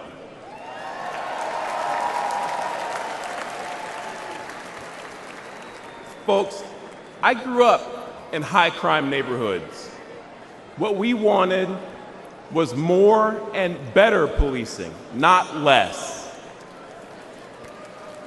As mayor, I knew we needed to increase support for our police department and prioritize violent crime reduction. I'd been a Democrat my entire life, albeit a conservative one. But when those activists tried to scare my kids... Hey guys, just a quick update. CNN is reporting that Trump and Vance are expected to be at the convention tonight, and Trump is supposed to appear soon. So I assume when Trump gets there, they will show him on the feed. So something to keep an eye out for. Party affiliation didn't matter. They cared about doing what was right. Today, I'm the proud Republican mayor of Dallas, Texas.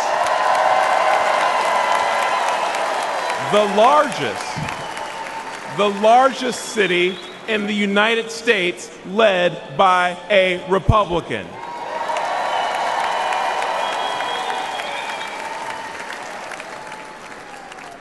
I wanted to say I didn't leave the Democrat Party because they left me first, but the truth is, on matters of public safety, the Democrats were never actually there for me, for Dallas families, or for the American people. With their words and their actions, and sometimes with their silence and their inaction, Democrats in power demonstrate they don't care about stopping the killers or the thieves who terrorize black and brown communities. They don't care about securing our border. And they don't care about dangerous homeless encampments. No, the heart of today's woke Democrat Party is with the criminals, not with their victims. Democrats are good at using safe words, but terrible at building safe neighborhoods and safe cities. But there is a better way. Dallas bucked national trends and achieved a remarkable 3 straight years of violent crime reduction.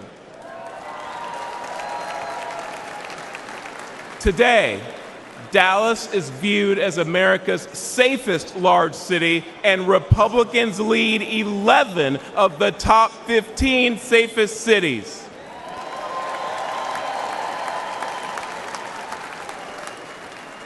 And that's because Republicans won't be silent about public safety.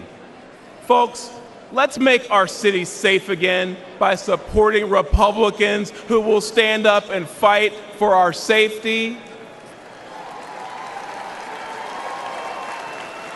That's my focus as chairman of the Republican Mayors Association.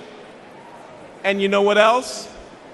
Together, let's make America safe again by retiring Joe Biden and electing Donald J. Trump. Thank you.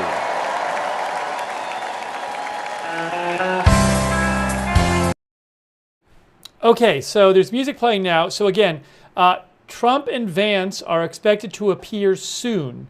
They're not going to speak, but I believe they might do what they did last night, where they come in and then they take a seat, maybe near their family.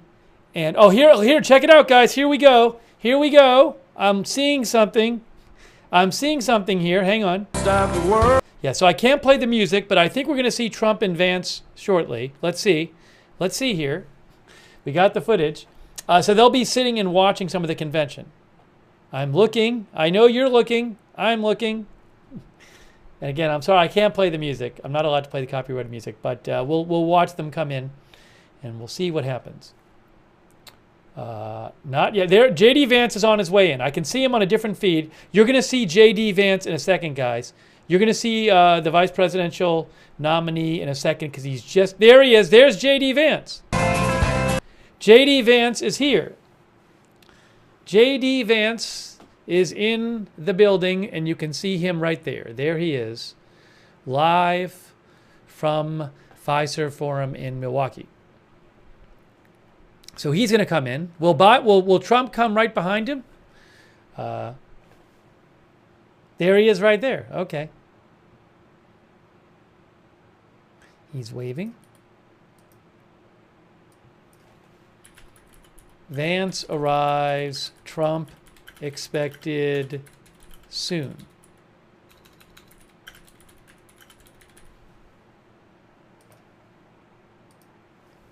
Oh, we do it on music. Still playing the music. Still playing the music. There's Eric Trump. There's Marjorie Taylor Greene. I think Sarah Huckabee Sanders is right there.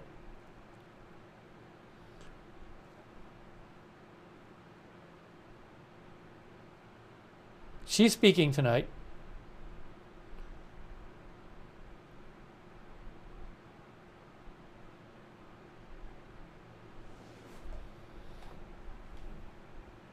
So, Trump is expected soon. There's Tiffany Trump, I see back there.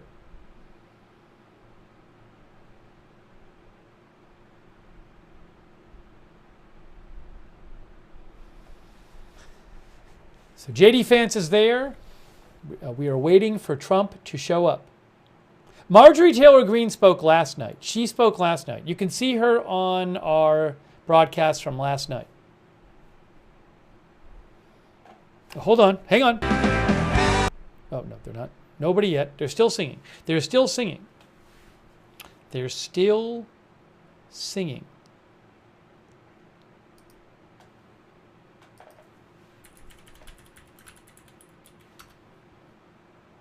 Tiffany Trump is one of Donald Trump's children. All right, so I have not seen Melania Trump yet. Somebody said it's Melania showing up. I have not seen her yet.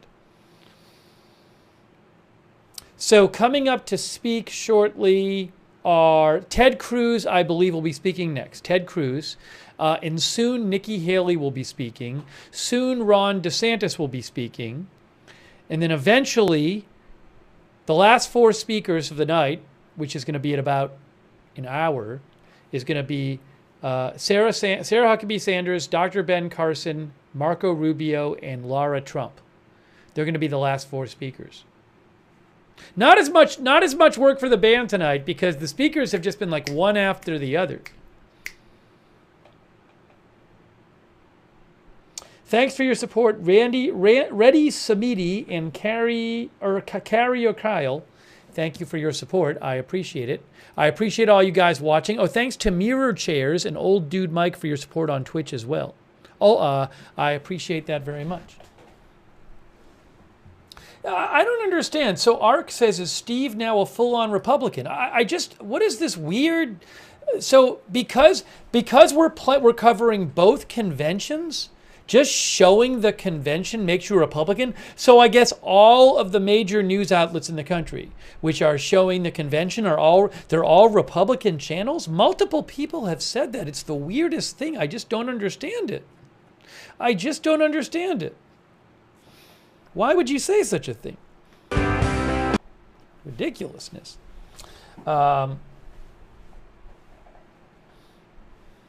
Okay, so that is who is coming up.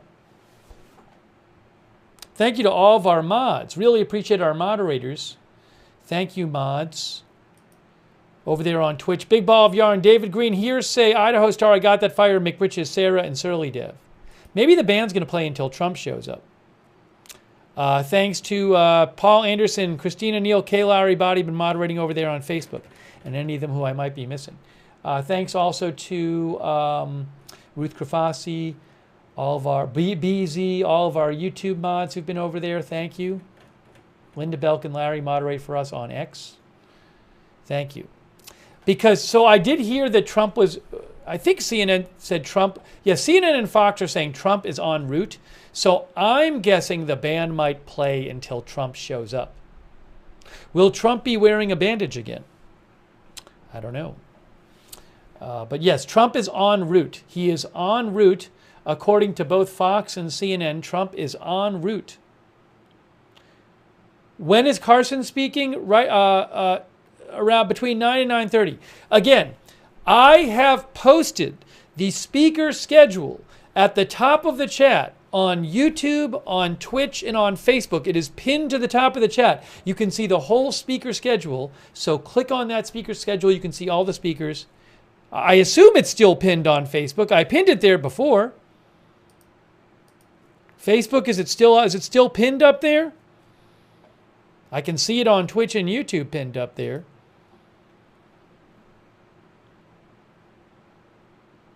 Oh, thanks to Purple Oryx for your support. Thanks for the gift memberships. Appreciate it, Purple Oryx. Thank you. Thanks to all of our subscribers. Like, for example, Marjorie Jones subscribes on Facebook. Eve Richards, Robert Rial II, Jane Summers. They're playing a Trump video or something. Maybe the YMCA video. I'm not allowed to play the music. Robert Rial, thanks for subscribing.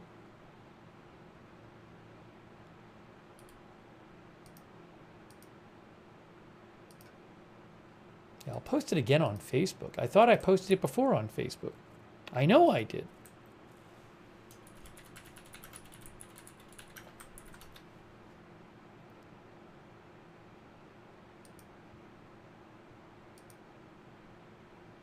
Pin.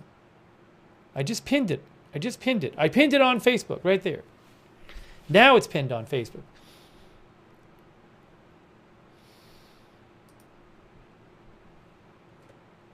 We're waiting for Trump to show up. They're playing, I think they're probably playing YMCA. Yeah, it's like a video they played last night of him dancing to YMCA, which I don't have the rights to. Oh. Hold on. Hang on 1 second here.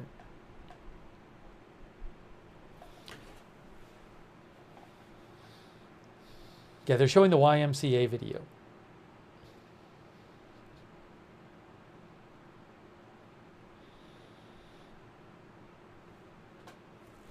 Okay, hold on. Are they still playing music? Is he showing up? Okay, there's Trump, but I can't. Trump is here. I can't play the music, but Trump is showing up. There he is live, guys. He's got the bandage still on. He's making his entrance.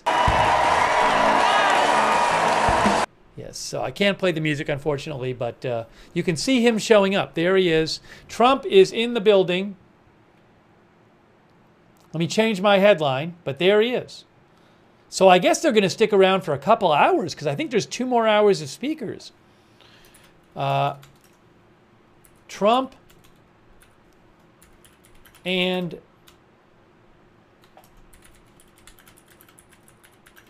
arrive at convention. Okay, here we go. There he is, guys. He is there. Apologies, I can't play the music, but I will, once the music stops, I will turn on the sound again.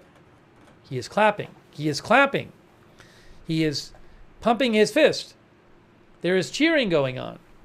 No, they're playing What I Like About You, I think. That I don't own the rights to. I can guarantee you that. There he is.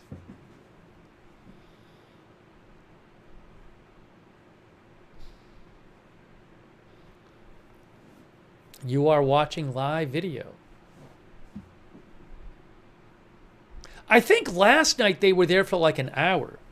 There's his son, Sarah Huckabee Sanders. So I want to get out of the way for a second. I'm going to get out of the way so you can see it, shaking Vance's hand. But I assume they're staying there till the rest of the night. So 2 more hours they're going to be there. Oh, see, for his entrance music, they played What I Like About You. See what they did, the band?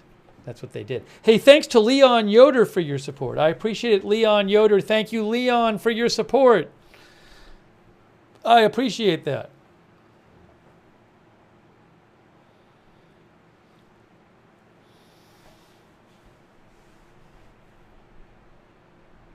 Trump seems a little more energized than last night. He's moving around more than last night, I think.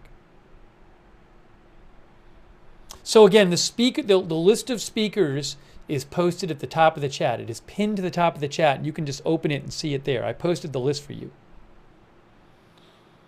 One of our viewers, Tough Guy, says, show the ear.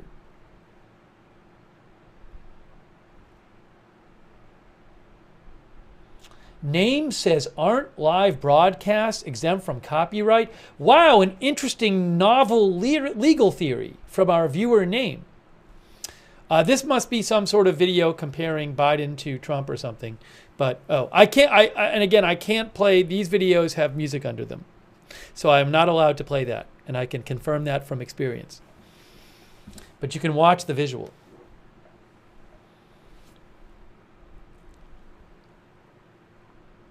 You know what else? The theme tonight, last night the theme was Make America Wealthy Again, I think it was.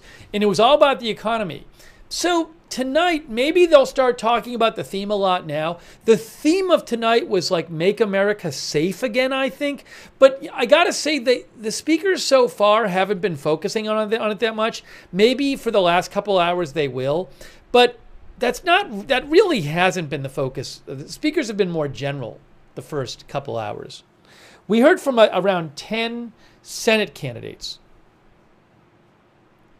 As I said before, there's been no of the, quote, everyday Americans, but we're going to be hearing from 6 of them coming up in this final couple of hours, including 5 in a row.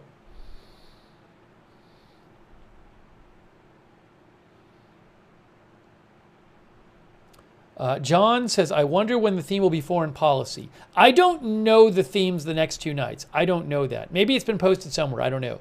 But tonight the theme is safety, but Make America Safe Again. But again, that hasn't been really the focus of speakers so far. But my guess is that you might, I don't know, but it's possible like the everyday Americans will be people who have been like impacted by illegal immigration or something. You know what I'm saying, guys? Like someone might say like, I have a relative who got killed by fentanyl overdose when the fentanyl was smuggled over the border or something. I don't know. You know what I'm saying? So I would not be surprised to hear those kinds of speakers, but I don't know for a fact who the everyday American speakers are going to be. All right, let's see here. Hold on. Please welcome United States Senator Ted Cruz of Texas.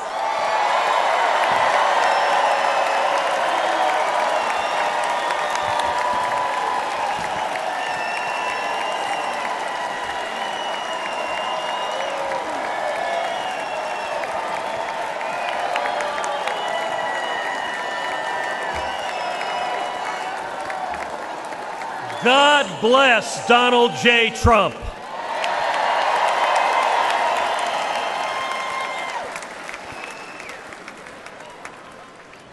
And let me start by giving thanks to God Almighty for protecting President Trump.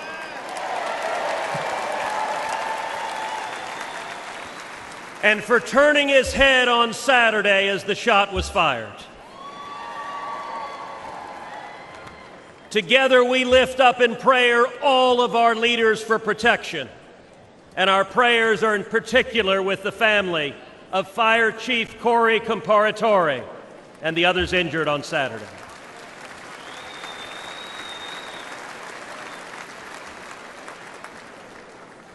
Never before has an election mattered so much. We are facing an invasion on our southern border. Not figuratively, a literal invasion. 11.5 million people have crossed our border illegally under Joe Biden. Look around you. This arena holds about 18,000 souls. Now imagine 639 arenas just like this, filled to the brim. That is 11.5 million people, larger than all but 8 states in the nation. But the numbers don't show us the true price that our country is paying. Every day, Americans are dying. Murdered, assaulted, raped by illegal immigrants that the Democrats have released. Teenage girls and boys wearing colored wristbands are being sold into a life of sex slavery. This is evil and it's wrong. And it is happening every damn day. Think of Kate Steinle. She was 32, walking with her father on a San Francisco pier when a bullet tore through her heart. The man who fired that gun, he'd been deported 5 times. Every damn day. Think of Laken Riley. Just 22 years old, a nursing student with dreams of healing others. She went for a jog and never came home. Her life taken by someone who should have never been here. Every damn day. Or Rachel Marin, a beautiful mother of 5, raped and murdered in suburban Maryland by an illegal immigrant the Democrats released. Every damn day. Or Jocelyn Nungary, only 12 years old. It was just 1 month ago today that she was brutally raped and murdered in Houston by 2 men who were supposed to be detained and monitored, but instead released and allowed to roam free.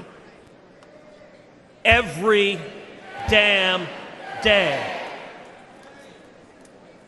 These aren't just stories or statistics. They're our daughters, our sisters, our friends.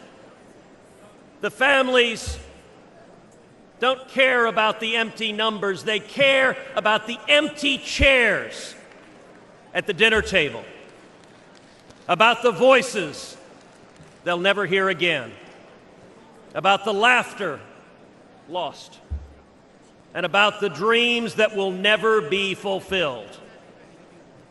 I've sat with these families in living rooms where the silence is so loud that it hurts, where photo albums are opened with trembling hands.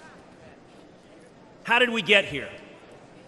It happened because Democrats cynically decided they wanted votes from illegals more than they wanted to protect our children.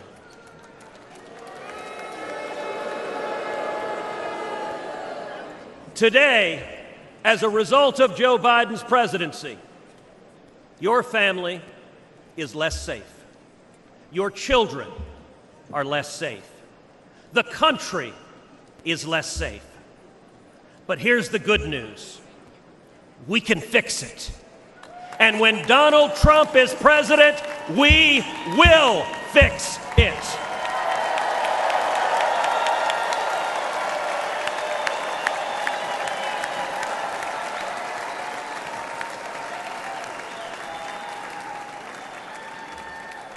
We know this because he's done it before. I know this because I worked hand in hand with President Trump to secure our border, and we achieved the lowest rate of illegal immigration in 45 years.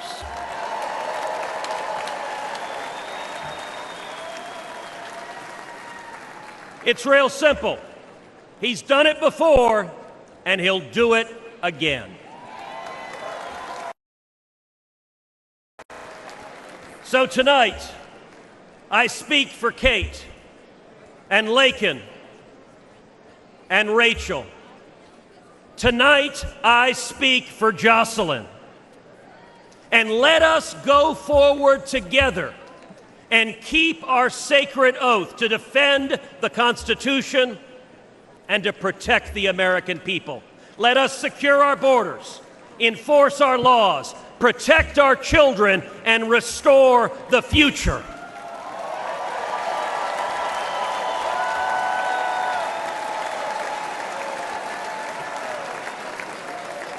Because when we do that, when we remember who we are and who we love, and we act to protect them, then and only then will we truly make America great again.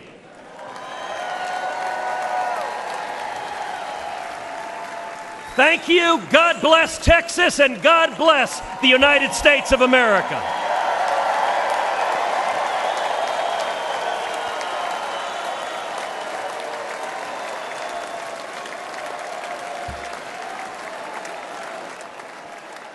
Ladies and gentlemen, please welcome former law enforcement officer Randy Sutton.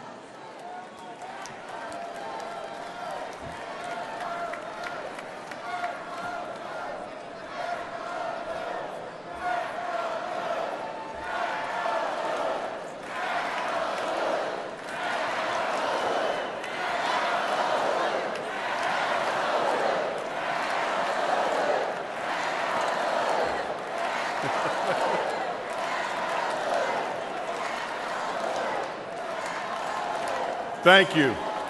Thank you for that. Thank you for that. Hello, America. My name is Randy Sutton, a police lieutenant. I was a police officer for 34 years.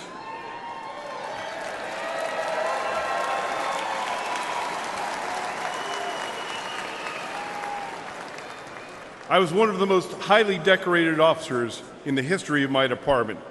And then I founded the Wounded Blue, an organization dedicated to helping injured and disabled law enforcement officers. I've dedicated my life to law enforcement. And I'm here to tell you one thing, America. Donald Trump is the best friend we will ever have.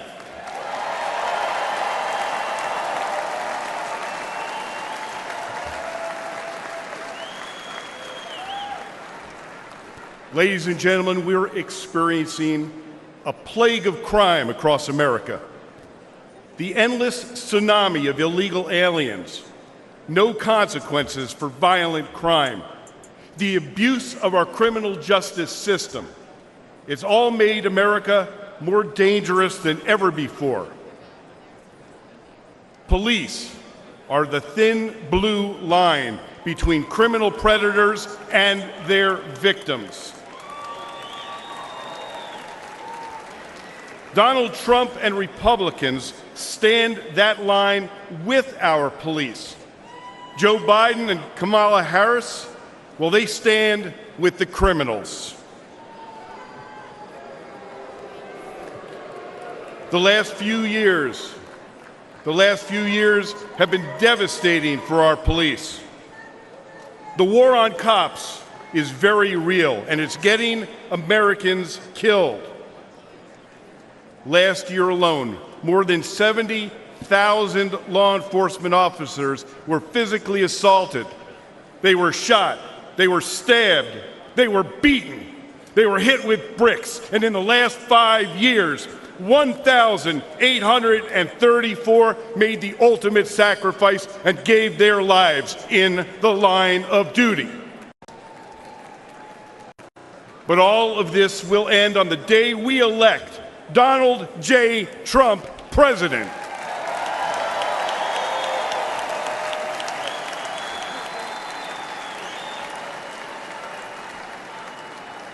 But my friends, it's not just the physical violence. It's the relentless effort to divide the people from the police. This is about the soul of America. Make no mistakes, if the radical left succeeds in defunding and destroying policing as we know it, they will break apart the cornerstone of our system, law and order. Well,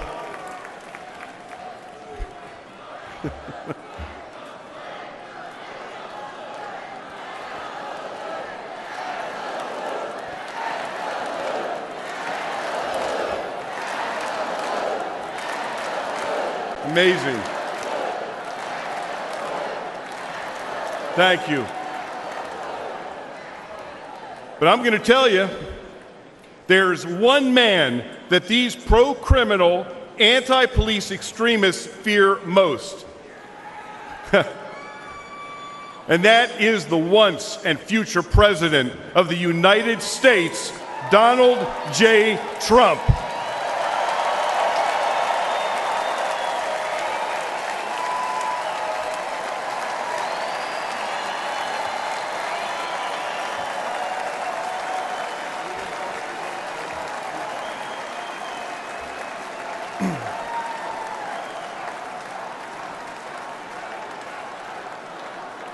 Before I finish my remarks, I want to do one thing, and that is salute our president.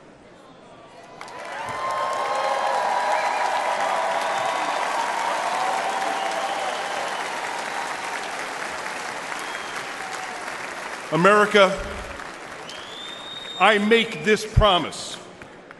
Our police will never waver from their mission to serve and protect, even at the risk of their own lives. But they need a true leader who will have their backs. Donald J. Trump is that leader.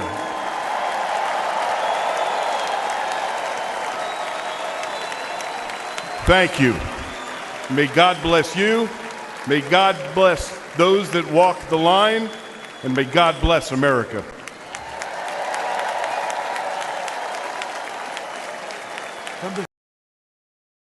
All right, I have to hold on. Can I? The history of our country. Oh, here we go. I believe that we're going to have 4 of the greatest years in the history of our country. I will once and for all secure our elections. We're going to go to paper ballots. We're going to have same-day voting, voter ID. We're going to do it properly. We're going to have good, secure, beautiful elections. We never want what happened in 2020 to happen again. But until then, Republicans must win. And we must use every appropriate tool available to beat the Democrats. They are destroying our country. Whether you vote early, absentee, by mail, or in person, we are going to protect the vote. That's the most important thing we have to do, is protect the vote. Keep your eyes open, because these people want to cheat, and they do cheat. And frankly, it's the only thing they do well. We will make sure your ballot is secure and your voice is heard. Many Republicans like to vote on Election Day, and we must swamp the radical Democrats with massive turnout on Tuesday, November 5th. The way you win is to swamp them. If we swamp them, they can't cheat. It just doesn't work out. But if you can't make it, you need to make a plan, register, and vote any way possible. We got to get your vote. So with your vote, we will win a victory the likes of which no one has ever seen before. We will evict crooked Joe Biden from the White House, and we will take back our country on November 5th, 2024, the most important day in the history of the country. That's what it's going to go down as. Thank you. Ladies and gentlemen, please welcome Iowa Attorney General Brenna Bird.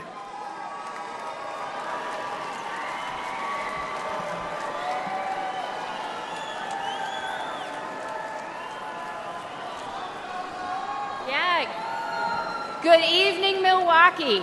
My name is Brenna Bird, and I am the Attorney General of the great state of Iowa.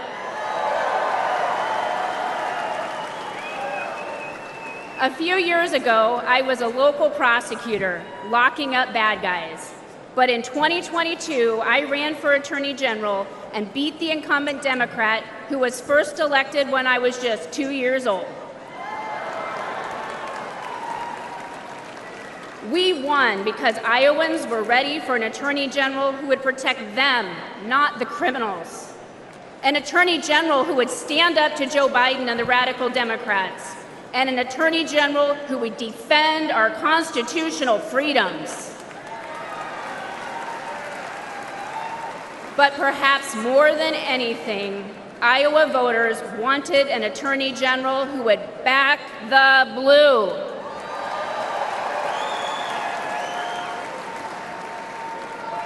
Unfortunately, Democrats like Joe Biden and Kamala Harris have made life miserable for law enforcement. They treat police like criminals, and criminals like victims.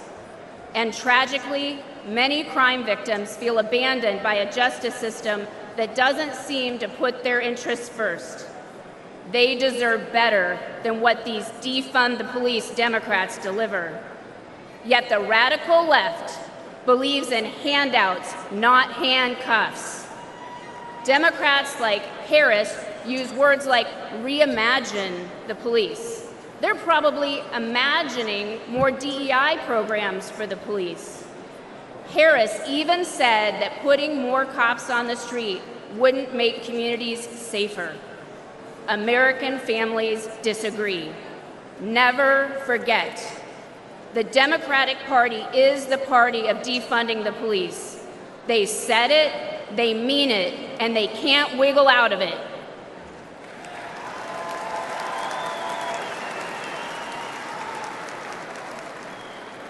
Republicans get justice for victims, and we put criminals where they belong, in jail. That's why we need to elect President Donald J. Trump. President Trump knows that keeping Americans safe isn't a 10 a.m. to 4 p.m. job.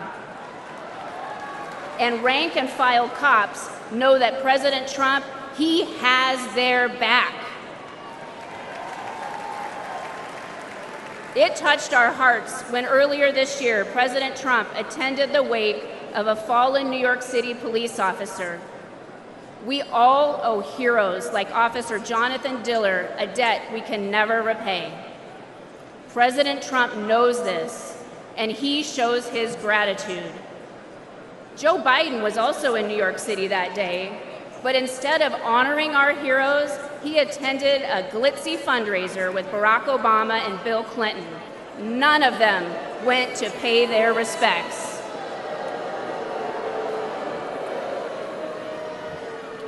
That day, we saw Democrat priorities, and we saw Donald Trump's priorities, and we saw that Trump's values are our values.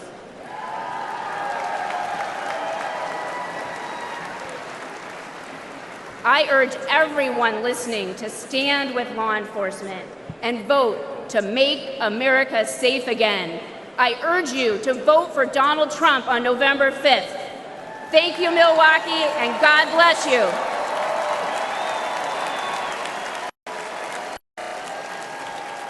Ladies and gentlemen, please welcome former Governor of South Carolina and Ambassador to the United Nations, Nikki Haley.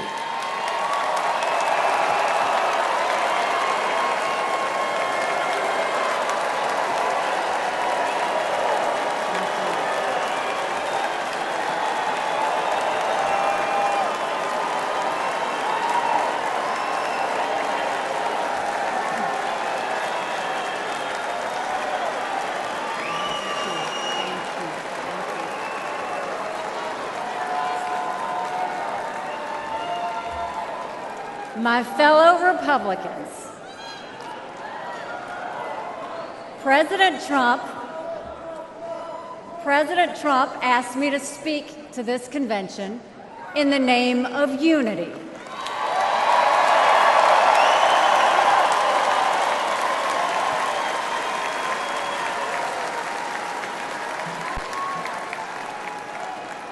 It was a gracious invitation, and I was happy to accept.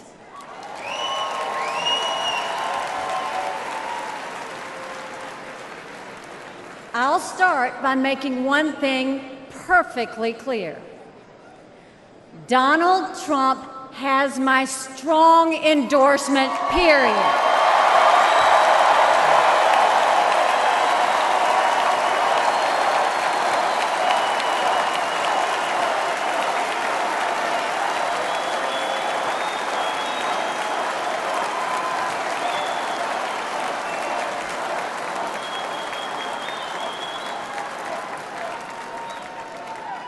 Our country is at a critical moment. We have a choice to make. For more than a year, I said a vote for Joe Biden is a vote for President Kamala Harris. After seeing the debate, everyone knows it's true. If we have 4 more years of Biden or a single day of Harris, our country will be badly worse off. For the sake of our nation, we have to go with Donald Trump.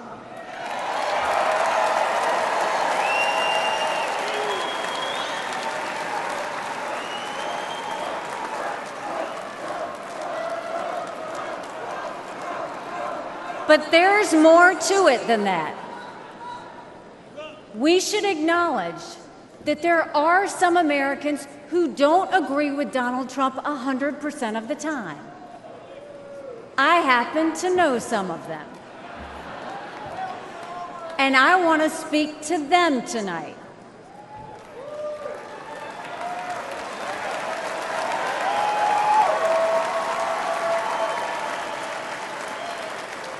My message to them is simple. You don't have to agree with Trump 100% of the time to vote for him.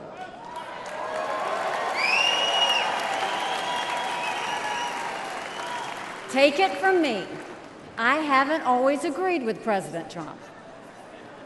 But we agree more often than we disagree.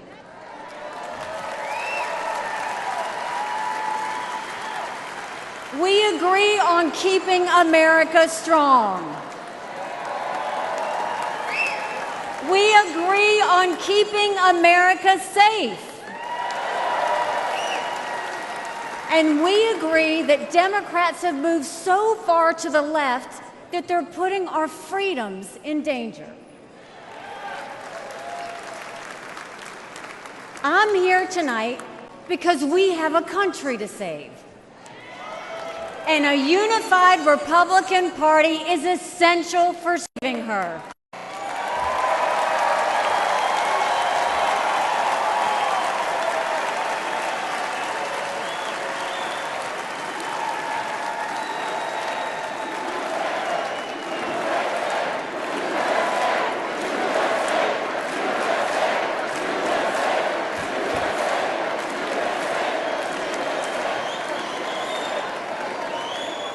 For those who have some doubts about President Trump, I want to tell you a few things about the Commander-in-Chief I know and worked with.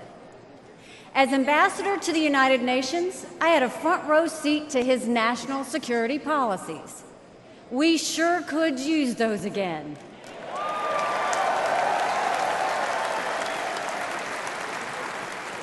Think about it. When Barack Obama was president, Vladimir Putin invaded Crimea.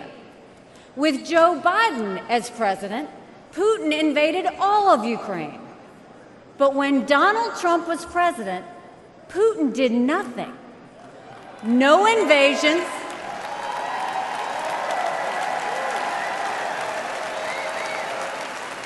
No invasions, no wars. That was no accident. Putin didn't attack Ukraine because he knew Donald Trump was tough. A strong president doesn't start wars. A strong president prevents wars.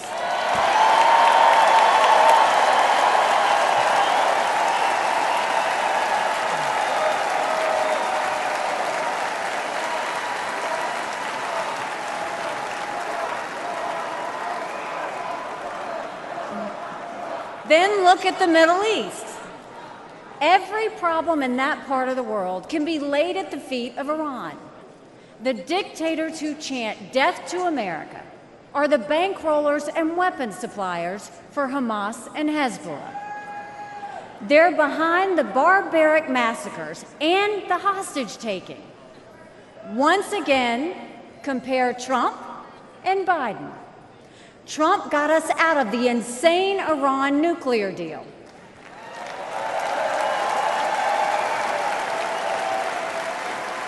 He imposed the toughest sanctions ever on Iran.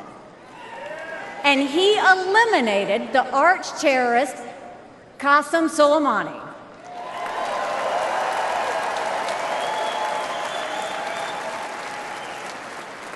Iran was too weak to start any wars. They knew Trump meant business, and they were afraid. And then there's Joe Biden. He lifted the sanctions. He begged them to get back into the nuclear deal. He surrendered in Afghanistan. He sent every possible sign of weakness. Even now, while Hamas is still holding Americans hostage, Biden is pressuring Israel instead of the terrorists.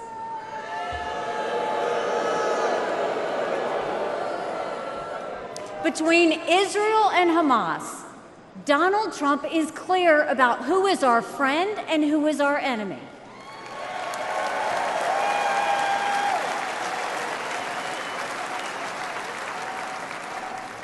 Then look at the border. It's the single biggest it's the single biggest threat Americans face. Under Joe Biden, migrants are coming into our country by the thousands every day. We have no idea who they are, where they end up, or what they plan to do. And let me remind you, Kamala had one job, and that was to fix the border. Now imagine her in charge of the entire country.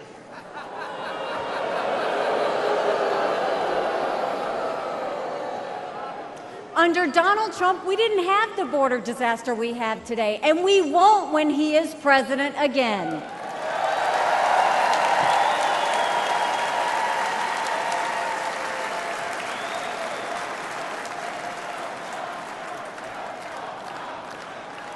I was proud to serve America in President Trump's cabinet, and I'll tell you something you won't hear from the critics. He appreciated advice and input. Americans were well served by his presidency, even if they didn't agree with him on all things. Now, to my fellow Republicans, we must not only be a unified party, we must also expand our party.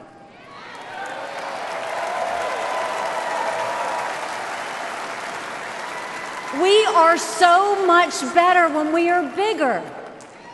We are stronger when we welcome people into our party who have different backgrounds and experiences.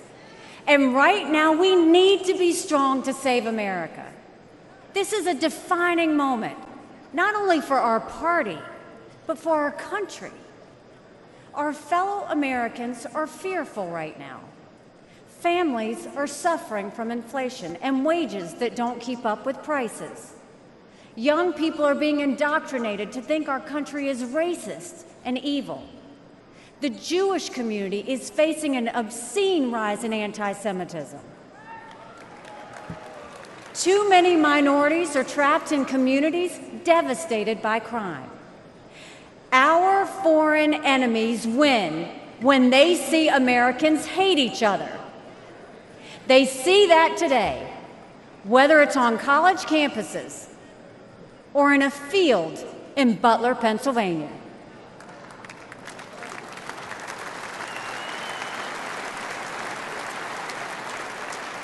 But we can conquer those fears with strength and unity. No president can fix all of our problems alone. We have to do this together. America has an amazing ability to self-correct. In this moment, we have a chance to put aside our differences and focus on what unites us and strengthens our country.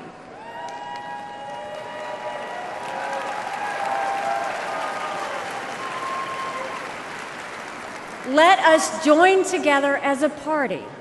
Let us come together as a people, as one country, strong and proud. Let us show our children and the world that even on our worst day, we are blessed to live in America. God bless you. Thank you. God bless the United States of America.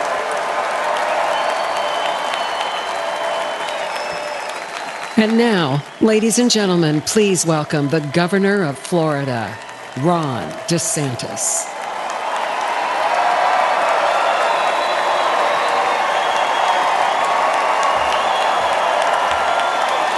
My fellow Republicans, let's send Joe Biden back to his basement and let's send Donald Trump back to the White House.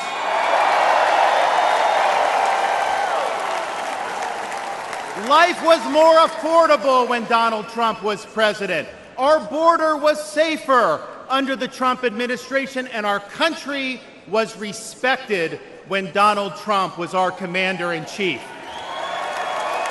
Joe Biden has failed this nation. As a veteran, I was appalled when 13 of our service members were killed in Afghanistan due to Joe Biden's dereliction of duty. As a citizen, as a husband, and as a father, I am alarmed that the current president of the United States lacks the capability to discharge the duties of his office. Our enemies do not confine their designs to between 10 a.m. and 4 p.m. We need a commander-in-chief who can lead 24 hours a day and 7 days a week. America cannot afford 4 more years of a weekend at Bernie's presidency.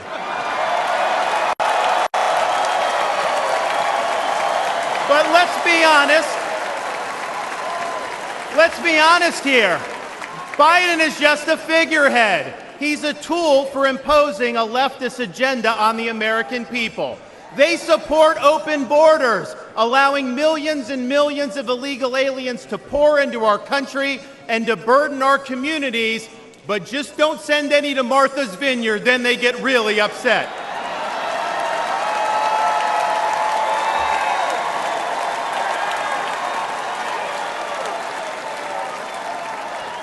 They have unleashed progressive prosecutors across our nation who care more about coddling criminals than about protecting their own communities. They use the unelected bureaucracy to impose their will on us without our consent, and they weaponize political power to target their political opponents like they've done to our own nominee.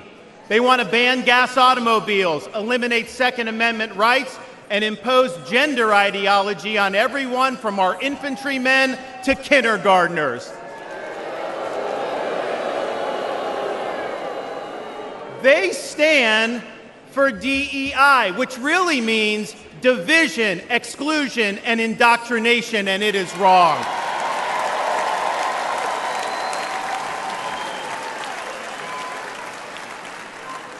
They mandated that you show proof of a COVID vaccine to go to a restaurant, but they oppose requiring proof of citizenship to cast a vote.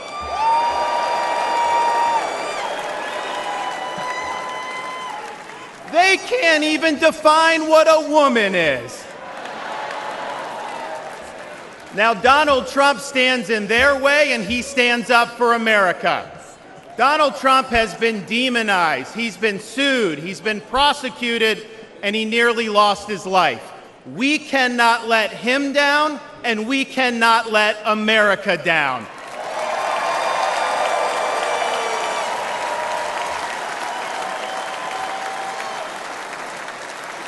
It is the values of this Republican Party that reflect our nation's founding principles. We believe schools should educate, not indoctrinate. We stand for parents' rights, including universal school choice. We support law and order, not rioting and disorder. We seek a strong, focused United States military, not one distracted by a social agenda. We reject entrenched political class, and we demand term limits for members of Congress.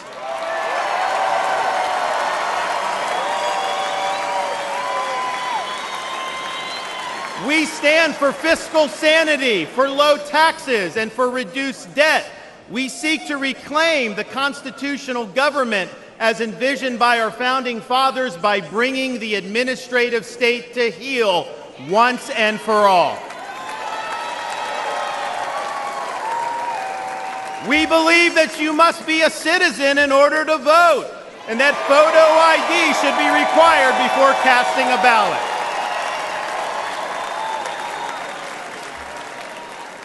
We stand for strong borders and believe that our nation must have a shared civic culture, and we oppose any immigration that stands apart or in contrast to our American values.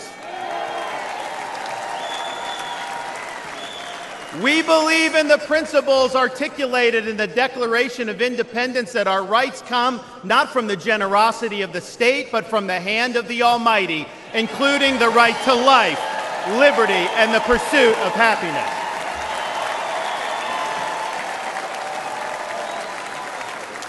Now, none of this is easy, but it can be done. For decades, my home state saw elections determined by razor-thin margins. Today, due to bold leadership, the Democratic Party lies in ruins. The left is in retreat. Freedom reigns supreme. The woke mind virus is dead, and Florida is a solid Republican state.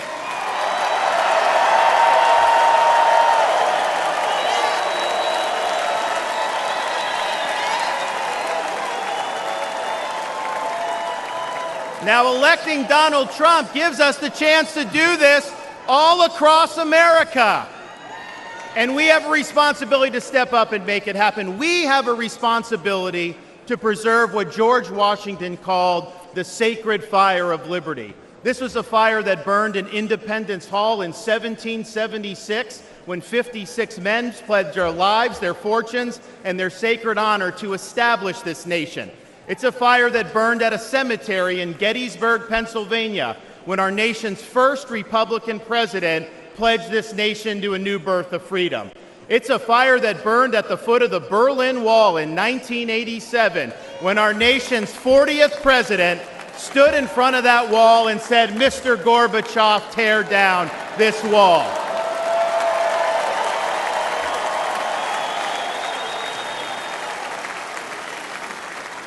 This is not a responsibility we should fear. It's a responsibility we should welcome. After all, if not us, who? And if not now, when? Let's make the 45th President of the United States the 47th President of the United States.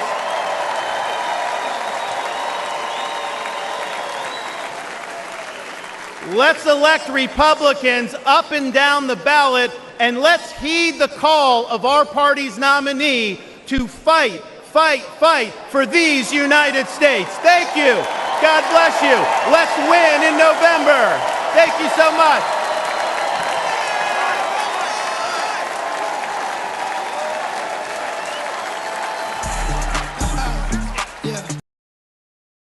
All right, I can't play the music. I'm sorry, I can't play the music. The Trump Baby rap video, it looks like.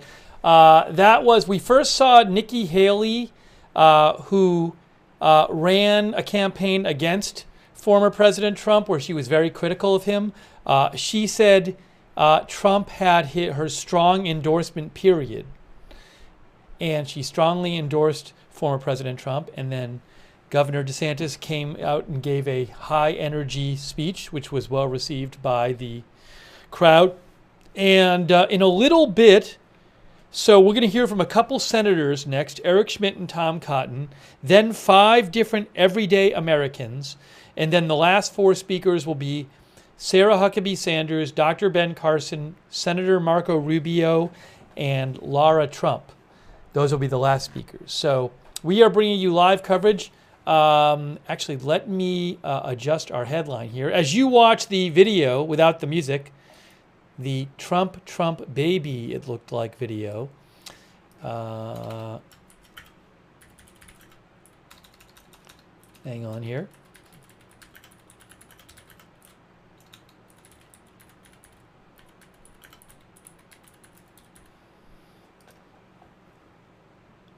Sorry, I cannot play the copyrighted music. I don't own the rights to Trump baby. Appreciate you being here with us tonight. We're bringing you live coverage. And we have some more speakers coming up in just a minute. Thanks to all of our moderators who are with us. Really appreciate all of our mods. And thanks to Old Dude Mike on Twitch and Jackson22 on Twitch for your support. I really appreciate that. Thank you. All right, hang on a moment. The speakers have been kind of coming one after the other tonight. Hold on a second. Here we go. Please welcome United States Senator Eric Schmitt of Missouri.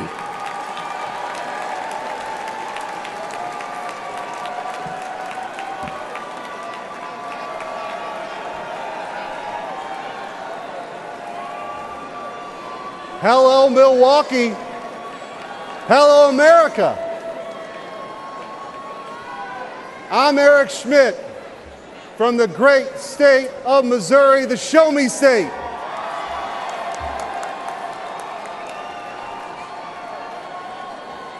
It's not lost on me how unlikely my presence is on this stage.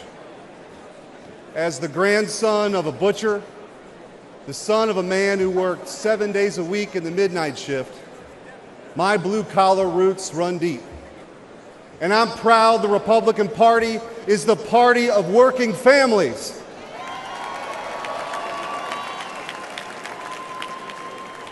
Missouri is home to cities named Liberty and Independence, and towns called Freedom and Defiance. So it should come as no surprise that we are sick and tired of Joe Biden and Kamala Harris. And I am here with a simple message. Enough is enough. We're ready to take our country back.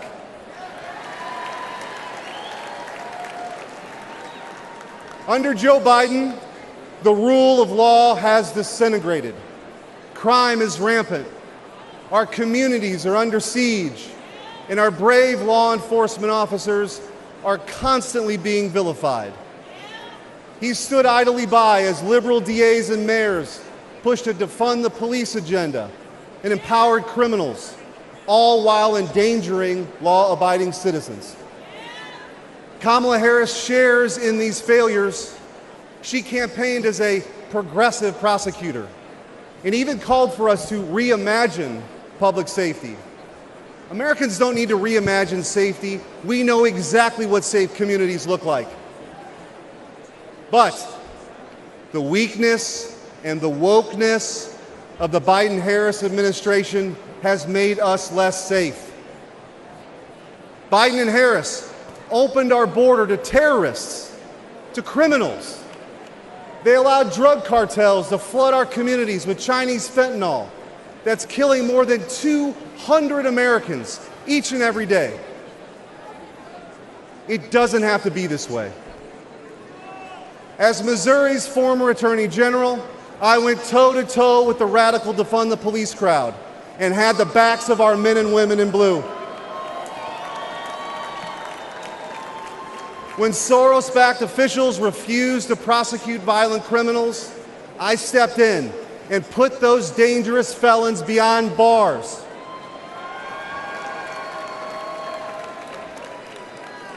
And I know President Trump will do the same. He'll restore law and order. He'll unapologetically back the blue. And President Trump will secure the border once and for all.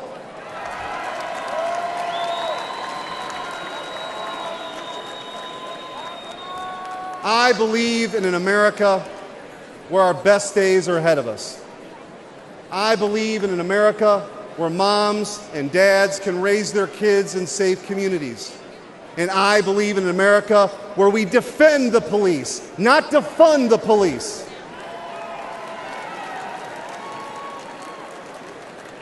President Trump will make that dream a reality. And that's why we need him back in the White House.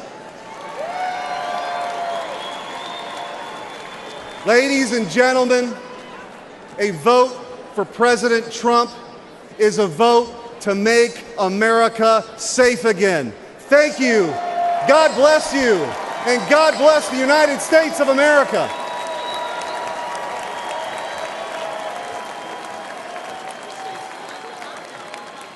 Actually, ladies and gentlemen, please welcome United States Senator Tom Cotton of Arkansas. We got a second angle, as you can see. I have a second angle here, so I'm showing you that as well.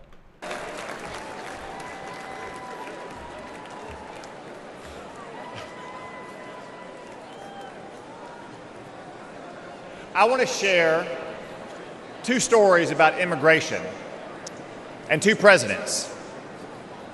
Manuel was a house painter in Arkansas and a green card holder from Mexico. He couldn't vote in 2020 yet, but his family could. Manuel proudly told his contractor that they had just cast their first votes for president. For whom? Donald Trump, of course.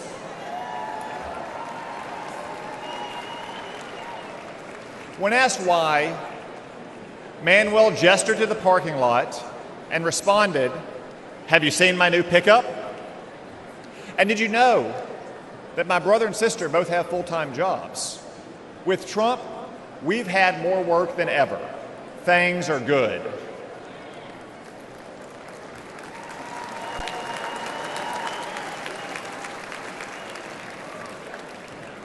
Manuel became a citizen last year, and he's excited to vote for the first time for Donald Trump.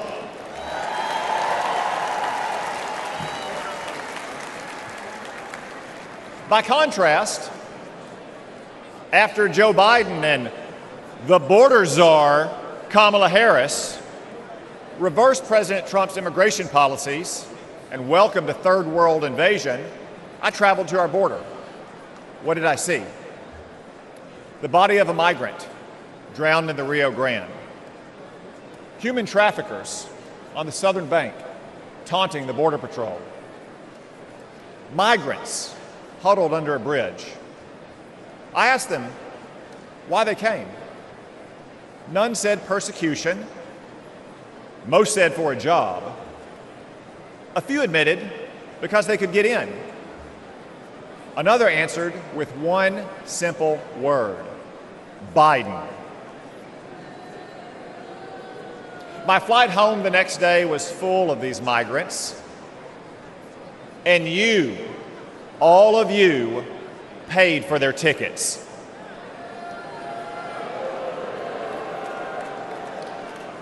That's our choice.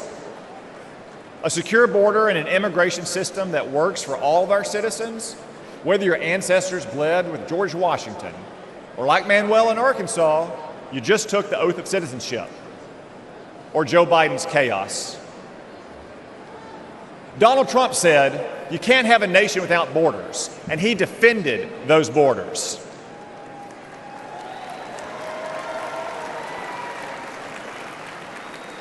Joe Biden thinks borders are racist. Donald Trump will secure our border once again.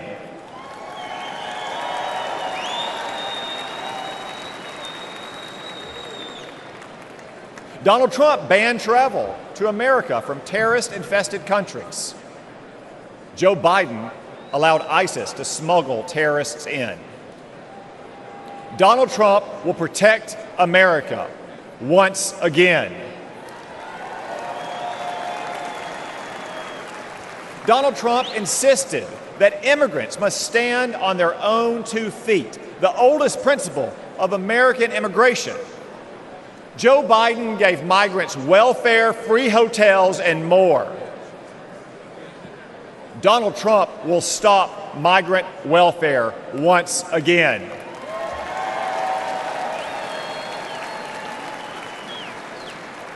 Donald Trump ended bogus asylum claims. Joe Biden created an app to let illegals schedule their arrival. Seriously. Donald Trump will stop this migrant fraud once again.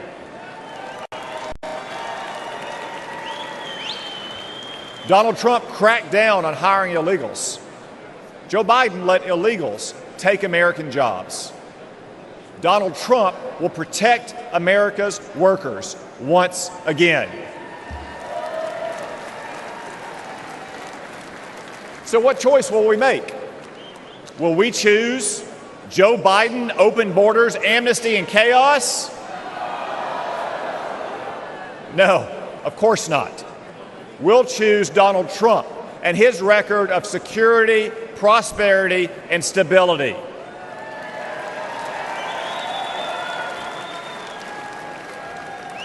As Manuel said, things were good with Donald Trump, but everything has gone to hell under Joe Biden. But this Biden chaos will end soon, because it's time for us to elect President Trump to secure our border and to make America great again. Thank you all. God bless you. God bless the United States of America.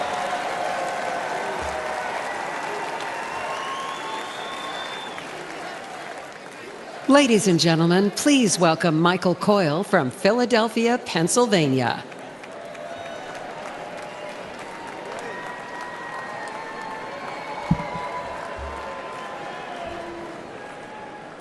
Good evening, Milwaukee. My name is Michael Coyle. I'm from Philadelphia, in an area of Kensington, one of the worst neighborhoods in America. Kensington has long struggled, but in the last few years, things have gotten much worse. Our streets are plagued by drugs. You'll find human feces in front of your business or someone lying dead on your front steps. Politicians say nice things or clean up the streets for a couple weeks in an election year, or when someone famous visits, or even when there's bad news. But as soon as the politicians are no longer afraid for their jobs, we are no longer afraid for our lives.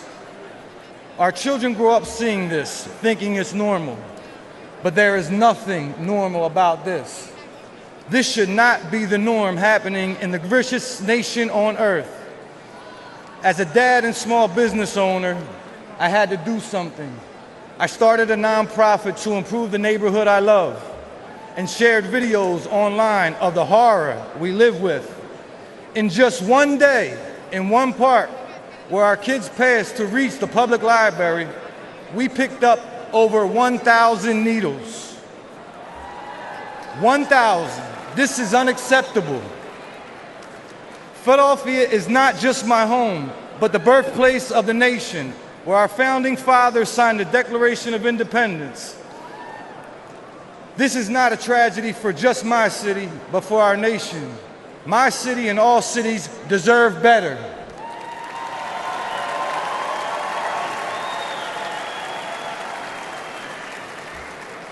Joe Biden and Kamala Harris are the ones who opened our southern border and allowed Chinese fentanyl to pour in unconditionally.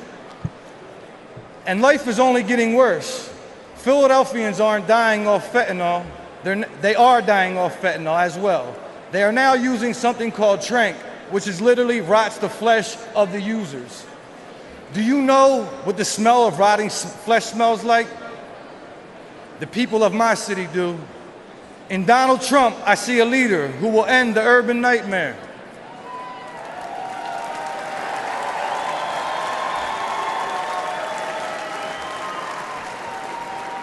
I ask you to join me in supporting him this fall, because a vote for President Trump is a vote to restore our cities and to make America safe again.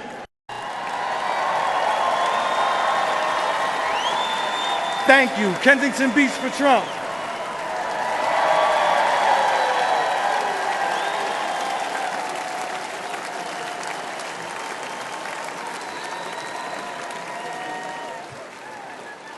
Ladies and gentlemen, please welcome Aaron Koper from Pittsburgh, Pennsylvania.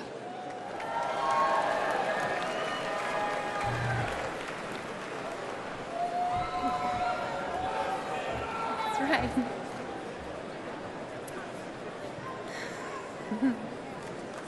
Good evening. My name is Erin Coper.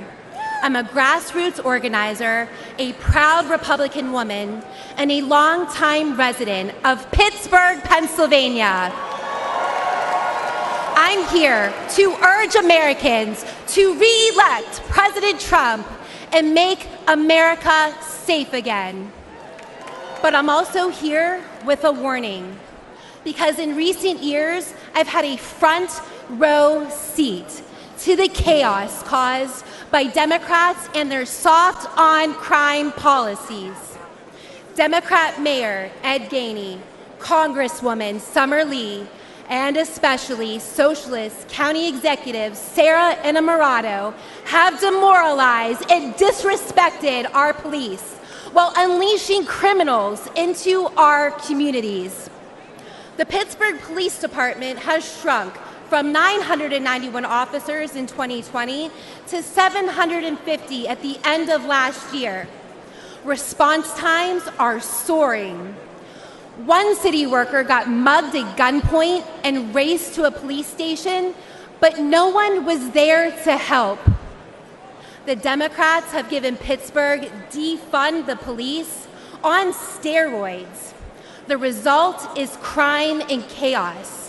There were 122 murders in my county in 2022, one of the deadliest years on record.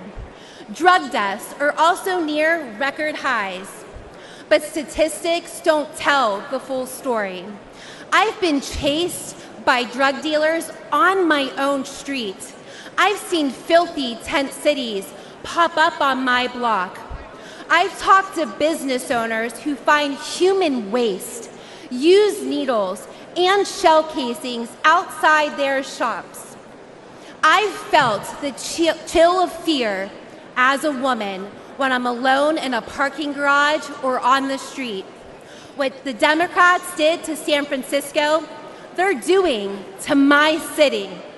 But law-abiding citizens are fighting back and saying no more. I saw this when Pittsburgh Republicans, independents, even Democrats came together to beat Soros prosecutor last November. It can happen again this November. If we stand together, we will beat the soft on crime Democrats and make our streets safe again. We can re-elect President Trump, and we can save our cities. Thank you.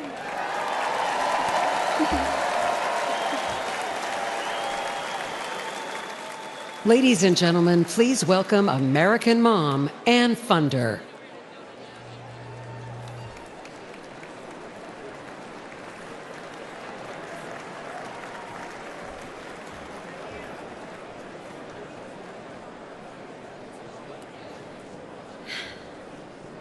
Hi, my name is Ann Fundner, and I am the wife and mother of 4 children. I'm standing here today to share the tragic reality of open borders. I'm here to share the story of my firstborn son, my everything, my Weston. My family and I were living in Southern California when President Biden took office and opened our borders. My Weston was 15. He was an amazing big brother to his 3 younger siblings. Weston attended church twice a week, played football and hockey, and he loved to surf. He had a big heart, and he lived to make people laugh. He had so many good friends. And I was always vigilant to be the best mother that I could be. I was room mom, school ambassador, and I attended all of his sports. We had family dinners and barbecues at the beach. And like most teenagers, Weston wanted to fit in. And in a moment of peer pressure, he tried something that someone gave to him, and it took my baby's life. We did everything right. I had those conversations with him, and fentanyl still found my son. And on February 27th, 2022, our lives were shattered and our baby was gone. This was not an overdose, it was a poisoning. His whole future, everything we ever wanted for him was ripped away in an instant. And Joe Biden does nothing. I hold Joe Biden, Kamala Harris, the border czar, what a joke, and Gavin Newsom and every Democrat who supports open borders responsible for the death of my son.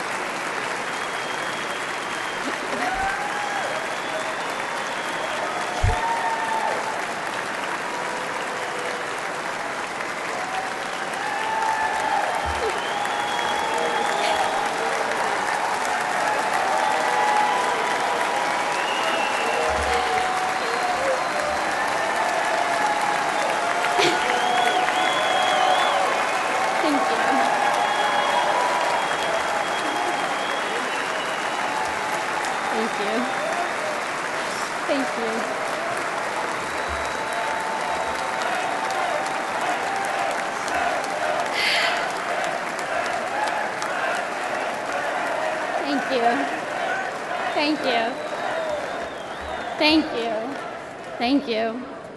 And the tens of thousands of American innocent children. For that alone, they should be voted out of office.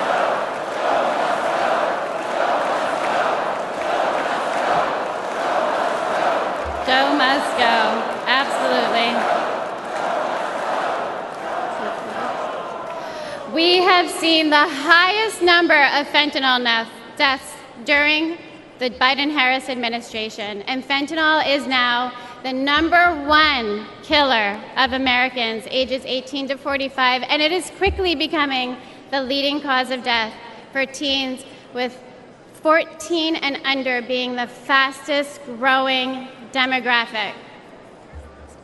We need President Trump back in office. We need a president who will seal the border, aggressively prosecute drug dealers, and stop Communist China from poisoning our children.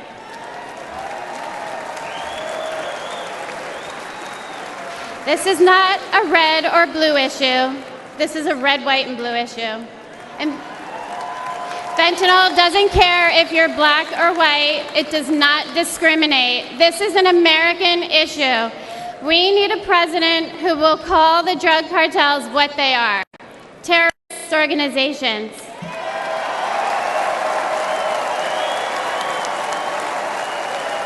This fight is not for me. My son is gone. This fight is for your children. We owe it to our children to elect a president who will win the war against fentanyl once and for all. It's too late for my son, Weston. Say his name, Joe Biden. Weston. Thank you. Thank you.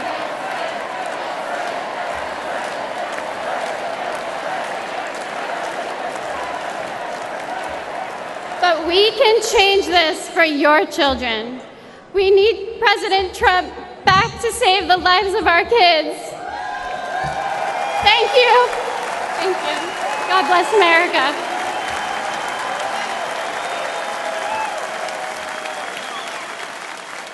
Ladies and gentlemen, please welcome the Mourn family from Maryland.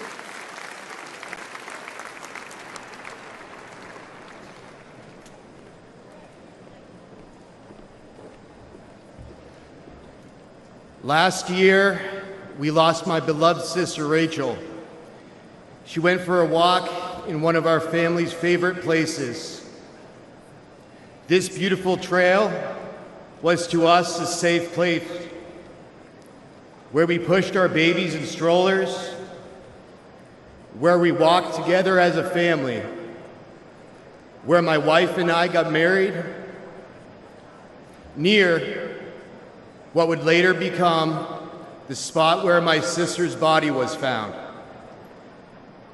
Rachel, a joyful, accomplished athlete and mother of 5, was raped and murdered by a suspected illegal immigrant. This was described as among the most brutal and violent offenses that has ever occurred in Harford County, Maryland history. Open borders are often portrayed as compassionate and virtuous. But there is nothing compassionate about allowing violent criminals into our country and robbing children of their mother.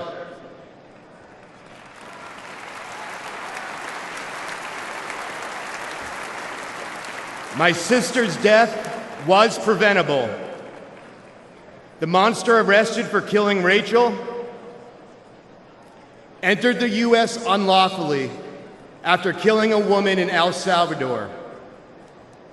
Joe Biden and his designated border czar, Kamala Harris, opened our borders to him and others like him, empowering them to victimize the innocent. Yet, to this day, we have not heard from Joe Biden or Kamala Harris.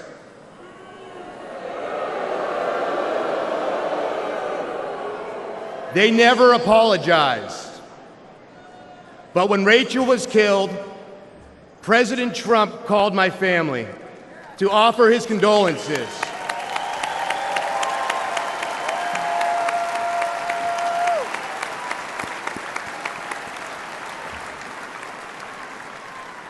He wanted to meet with us. He cared. That is leadership.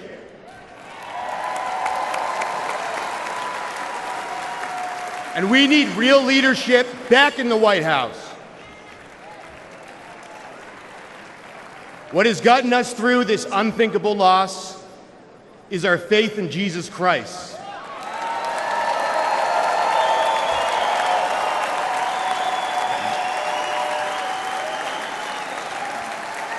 And as brutal as the murder of my sister was, I pray that her killer will find Jesus Christ.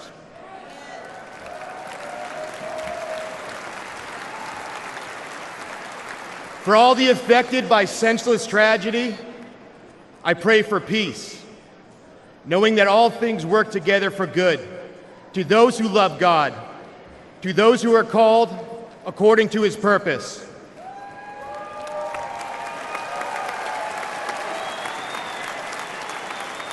I pray that we hold worldly leaders accountable for safety and justice, for innocent people. I pray that we make our country safe and secure in the memory of my sister Rachel, who loved life. Thank you. God bless America. Good night.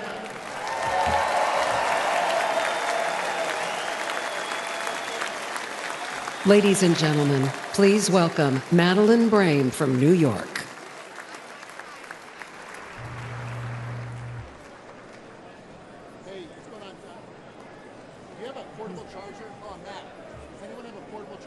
Good evening, everyone. My son, Sergeant Hassan Korea, an Afghanistan War retired veteran.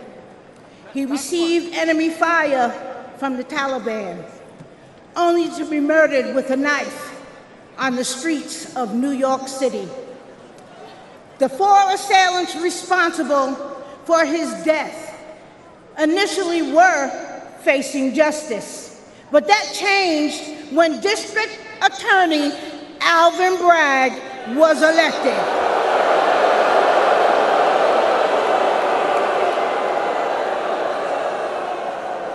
Suddenly, 2 of the homicidal maniacs responsible for my son's death had their gang assault and murder charges completely dismissed.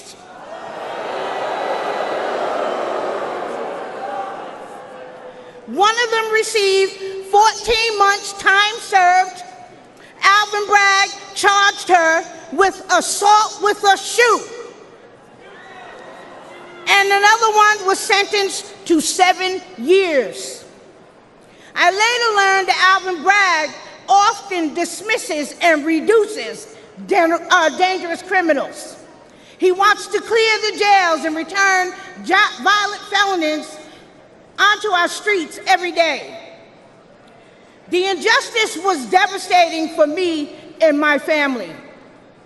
I don't want anyone else to experience the senseless pain that many other victims across this United States of America have to live with every day. So I decided to use the voice that God gave me to be the voice for the voiceless across America.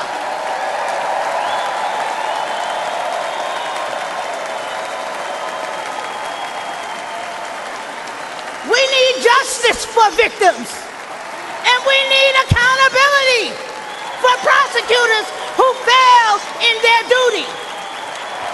Soft on crime prosecutors like Alvin Bragg in New York, Kim Foxx in Chicago, and George Gascon in Los Angeles have turned our great country and cities into war zones. Poor and neglected communities like mine are suffering. And who else in here is sick and tired of being sick and tired?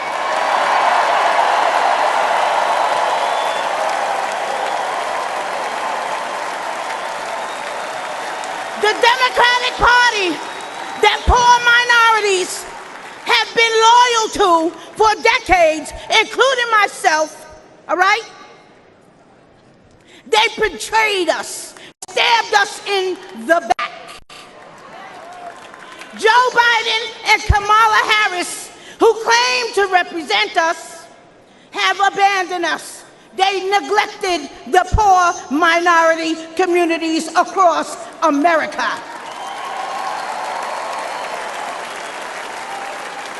But mine eyes have been opened.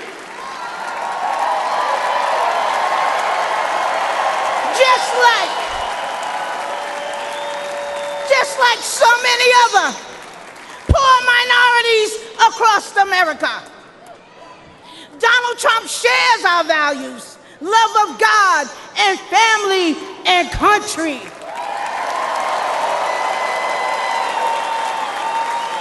He's been a victim of the same corrupt system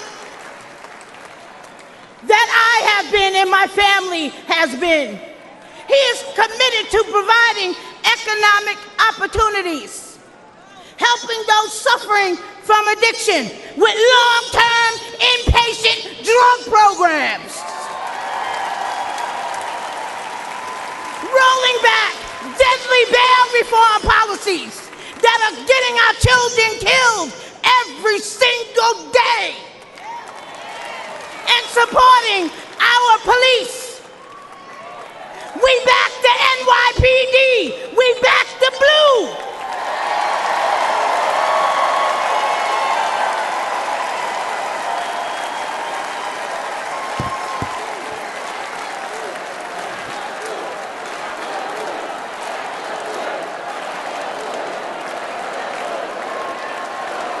Back the blue.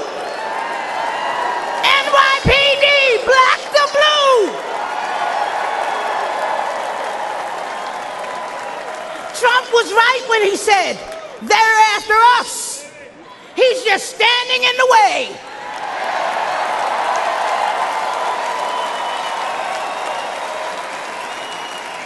And And guess what? He always will. That's why I'm standing with him today. Let's make America safe again.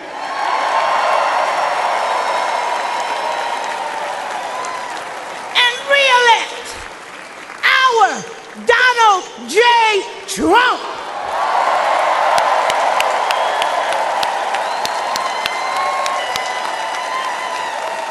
Thank you, and good night.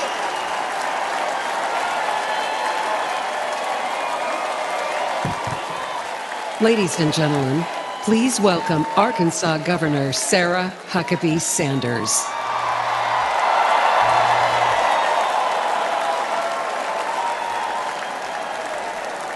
Thank you. What a powerful story to follow. Good evening. I'm Sarah Huckabee Sanders.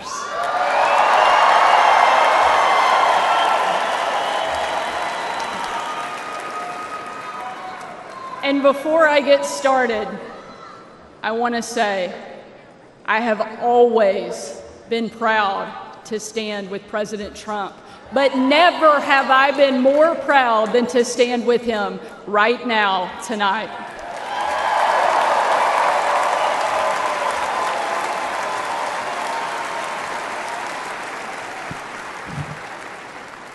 Not even an assassin's bullet could stop him.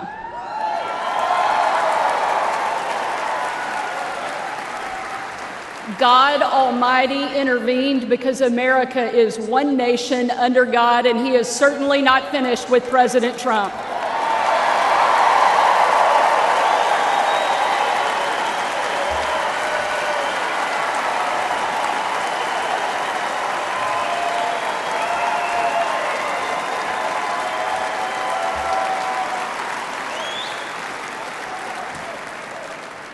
And our country is better for it. I am here tonight as America's youngest governor, the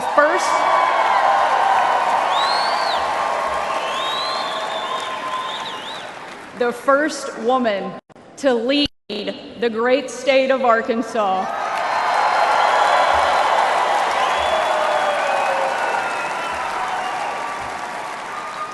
And most importantly, a mom to 3 amazing kids, Scarlett, Huck, George. When I was President Trump's White House press secretary, the best job, I got the chance to take my 4-year-old son, Huck, to Bring Your Kid to Work Day. Much like Jill now drags Joe to bring your husband to work day.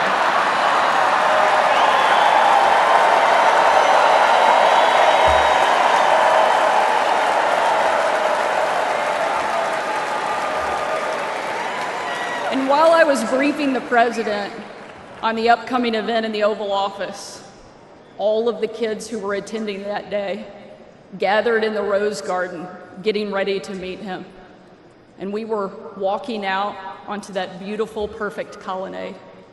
And I saw out of the corner of my eye that my son Huck was running full speed directly at the President of the United States.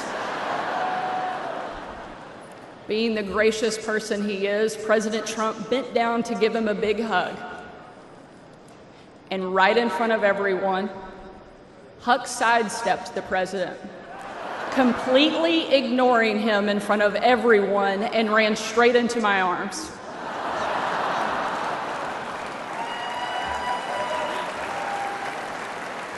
For my 4-year-old son, the most powerful man in the world had nothing on his mom.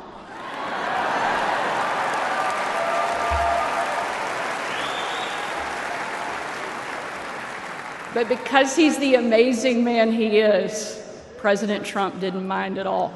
After all, he's a dad to 5 unbelievable kids and a grandfather to 10.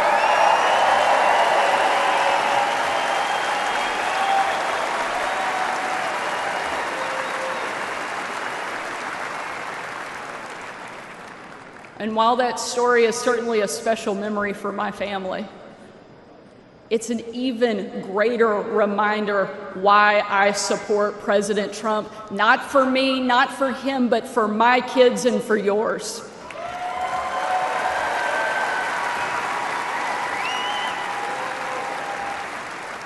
Under President Trump, America was safer, the world was safer, and it felt like the next generation would have a chance at the American dream. President Trump did the job that Kamala won't and Joe Biden simply can't.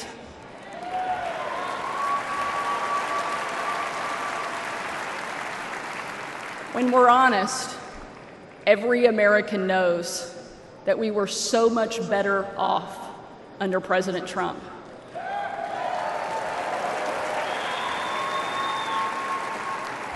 So tonight, I don't want to just speak about President Trump's successful policies. While there are many, I want to talk about the man that I know. When the president hired me, I was the first mom and only the third woman to ever serve as the White House press secretary.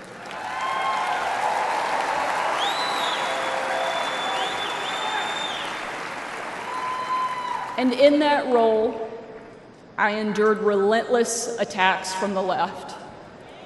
I was insulted as a guest at the White House Correspondents' Dinner. My family was denied service and kicked out of a restaurant.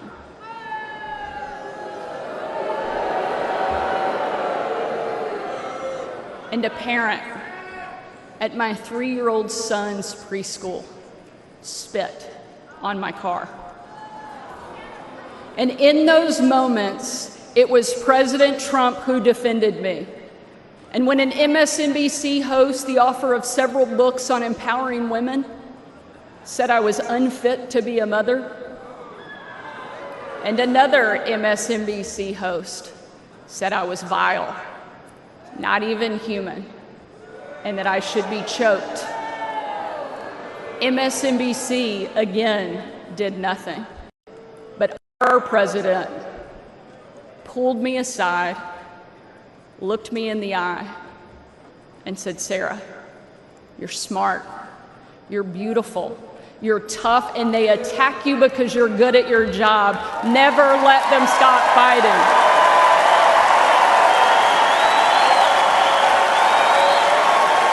Thank you, Mr. President. Thank you.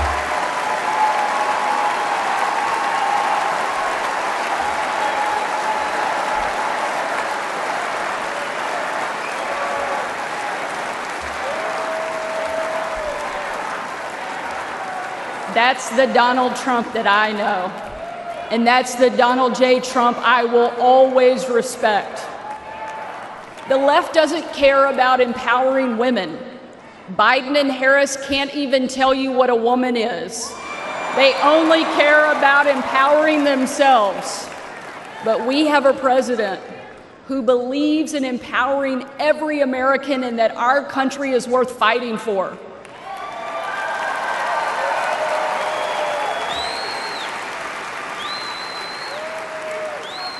For the last 4 years, Republican governors have been leading that fight and doing what Joe Biden refuses to do.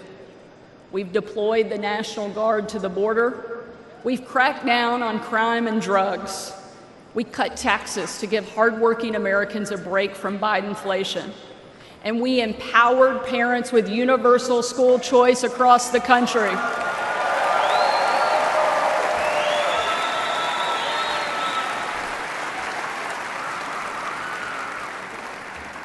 Donald Trump was the very first president in my lifetime to take a hard line against China, and I'm proud to be the first and only governor in the country to kick communist China off our farmland and out of my state.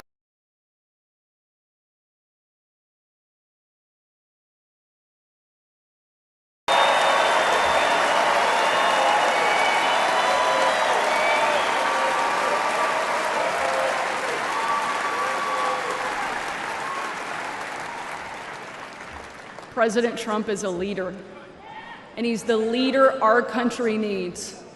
And if ever there was a doubt, earlier this week, we saw just how tough, resilient, courageous, and daring this man is, and we can't get him back in the White House fast enough.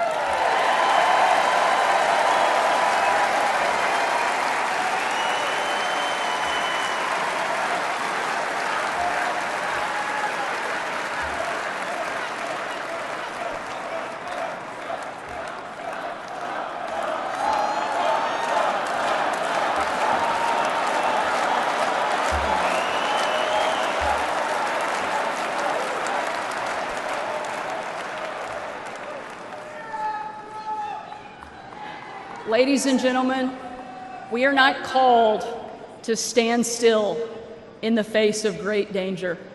You and I were put on this earth at a moment in time to charge boldly ahead.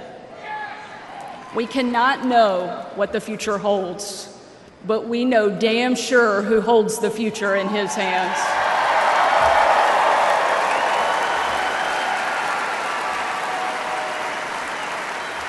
God spared President Trump from that assassin because God is not finished with him yet.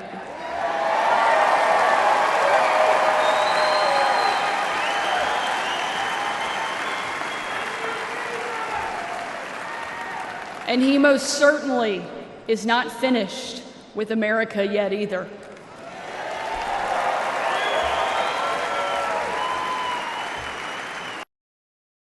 God as our guide and President Trump back in the White House, we will show the world that America is the place where freedom reigns and liberty will never die.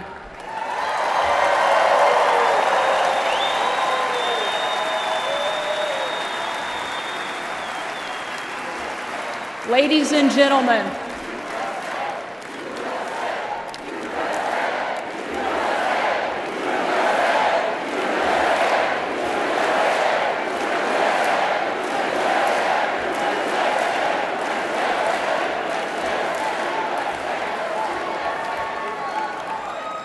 tonight, let us not leave here just excited about a great few days, but let us leave here energized and committed to making sure that we protect our freedom and we have the ability to pass it on to the next generation, because America is the greatest country that the world has ever known, and our kids and our grandkids deserve to enjoy it the way each of us did.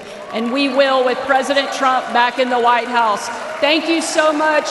God bless the great state of Arkansas and the amazing United States of America. Thank you very much.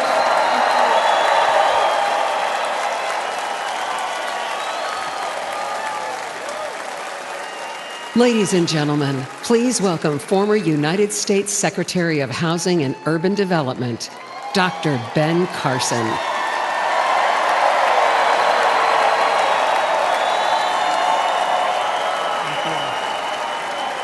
Thank you. Thank you so much. Thank you. You know, Sarah Huckabee always says to me, I hate to follow you.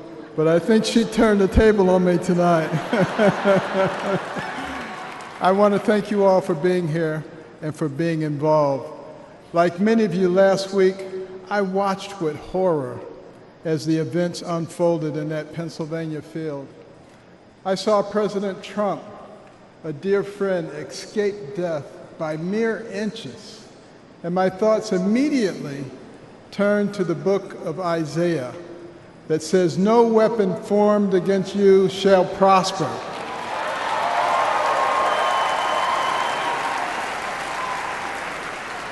Well, let me tell you the weapons that they used. First, they tried to ruin his reputation, and he's more popular now than ever.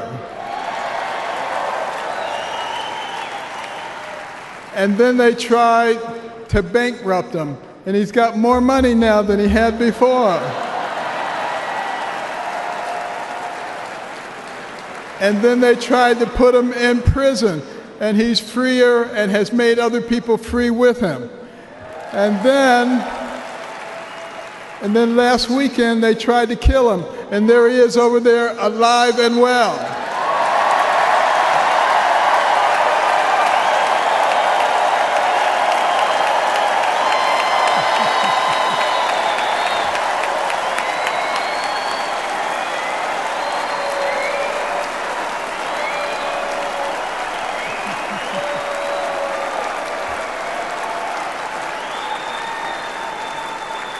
You know, I have no doubt that God lowered a shield of protection over President Trump.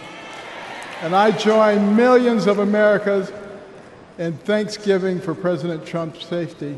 And I encourage you to join me in praying each day for his continued protection. You know, our hearts go out to the victims in the audience. Let's also pray for them and their families. These events have brought unusual clarity to the times we are living in.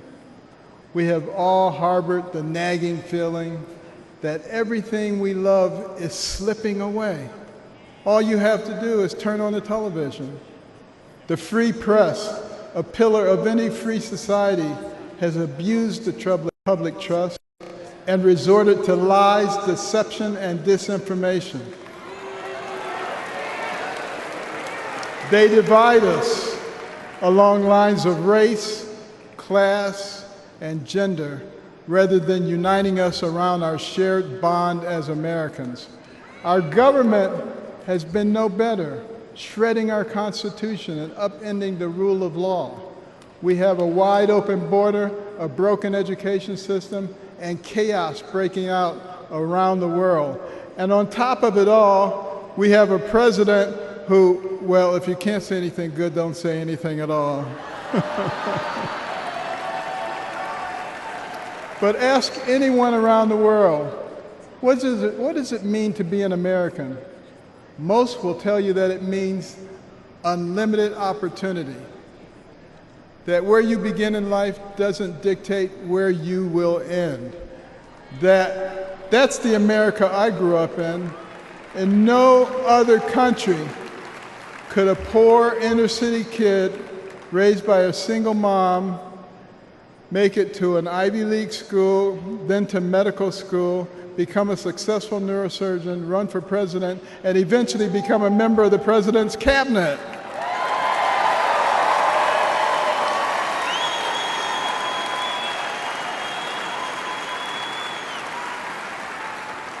You know, and as a member of his cabinet, I had a chance to work closely with him. And I got to tell you, this is a man who is a gift to us as a nation. He is very gifted, he is very smart, he is very compassionate, he cares about people. And I'll tell you, the first time I met him was before either of us got into the political arena. And we were at Mar-a-Lago, and someone came up to him and said, "Mr. Trump, Rod Stewart just walked in." And he said, "I don't care, this is Ben Carson."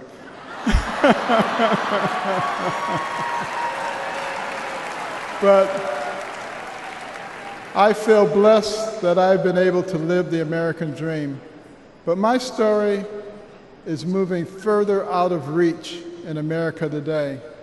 The lessons my mother taught me, like hard work and the value of well-rounded patriotic education and faith in God above all else, are being forced out of the public square. But we're all here today because we know we can bring these things back. By God's grace, we live in a country where the people rule. We have the power to choose the kind of nation we will be and the kind of men and women that will lead us. And today the choice could not be more clear. The most repeated phrase in the Bible is this: "Do not be afraid," or "fear not." It appears 365 times in Scripture, a reminder to live each day with faith, hope, and joy as joyful warriors for Christ.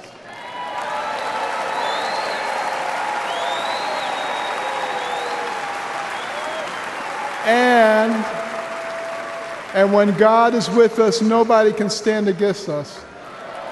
With this assurance from the Almighty, Even the face of evil itself cannot shake our resolve. We will keep fighting, we will keep praying, and by the grace of God, we will save our country and re-elect President Trump together with Vice President Vance this November. And I want you to remember this. In 1831, Alexis de Tocqueville came to America to study our nation because the Europeans were fascinated.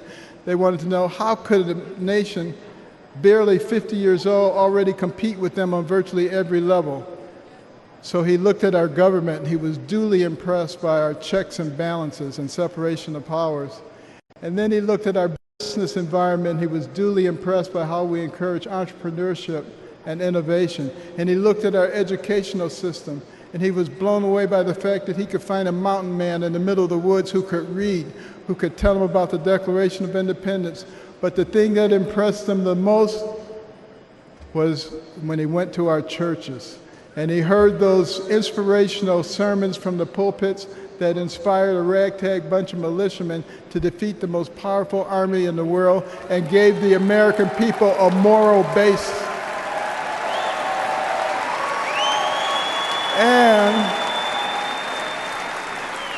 And he concluded his 2-volume set, Democracy in America, with these words. He said, "America is great because America is good. And if America ever ceases to be good, she will cease to be great. It is our job to make America good, and let's do this by re-electing President Trump so we can make America great." Thank you very much.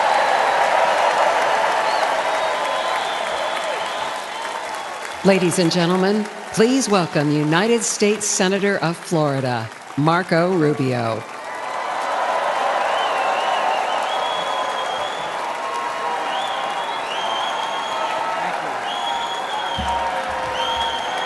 Thank you, thank you.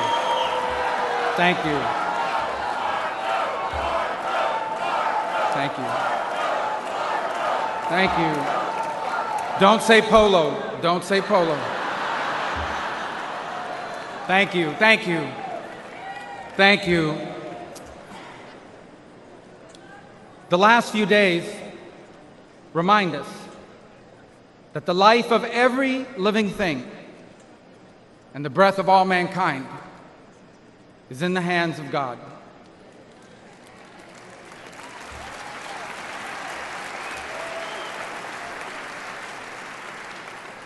We were brought to the precipice of the abyss, and by the hand of God, reminded of what truly matters in our lives and in our country. This thing we do called politics, it matters. It's not unimportant. But it is our people who must always matter the most in everything we do.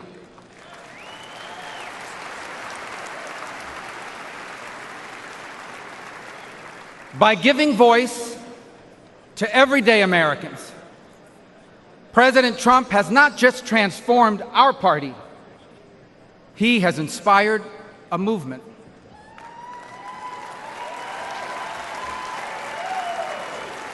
A movement of the people who grow our food and drive our trucks, the people who make our cars and build our homes, the people whose taxes fund our government, and whose children fight our wars. Americans like Kari Lake. He was a former fire chief and a loving husband. He was described as the best dad a girl could ever ask for. As a man of God who loved Jesus fiercely and looked after members of his church. Kari was one of the millions of everyday Americans who make our country great. He wasn't rich, he wasn't famous, and the only reason why we know his name and story now is because last Saturday, he shielded his wife and daughter from an assassin's bullet and lost his life the way he lived it, a hero.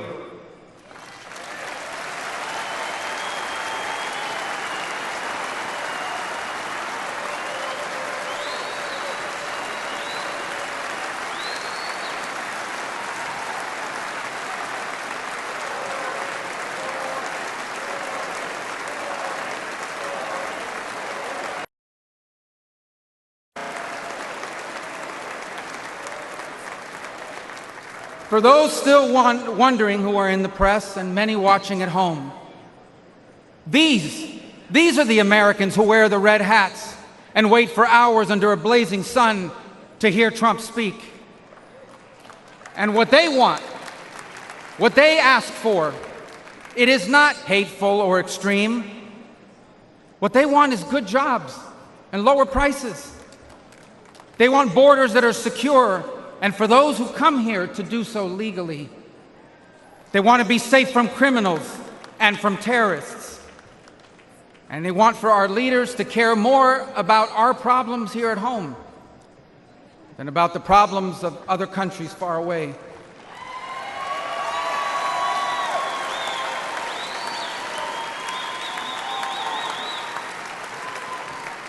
There is absolutely nothing dangerous or anything divisive about putting Americans first.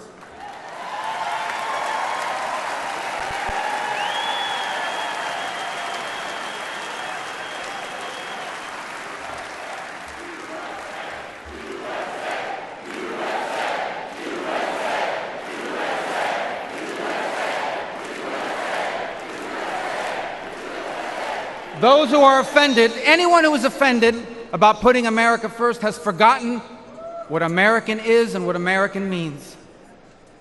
American isn't the color of our skin or our ethnicity.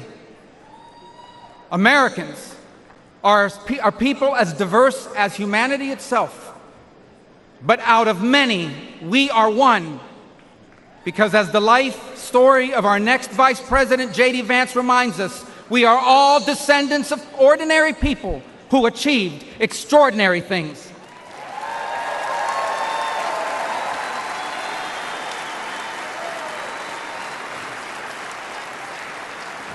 Who do we come from? We come from pioneers who ventured west to chase their dreams, and slaves who overcame bondage to claim their right to the promise of America. We come from exiles who fled tyranny in search of freedom, and of immigrants who left behind all they had and knew because they could not be or achieve God's purpose for their life in the nation of their birth. That is an American.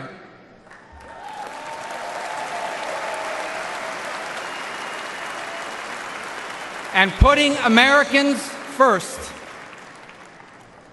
must be what this election is about. When President Trump was in the White House, Americans had more money and lower prices. Our borders were secure and our laws were enforced. Iran was broke, the Taliban stopped killing Americans, and Putin didn't invade anyone.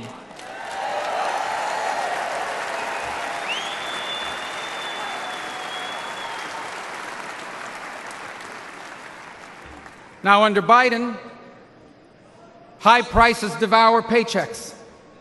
Criminals and drugs are allowed to flood into our country and terrorize our people. And Iran has money to support terrorists.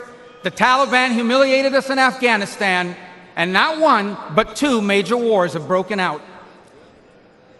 My fellow Americans, the only way to make America wealthy and safe and strong again is to make Donald J. Trump our president again.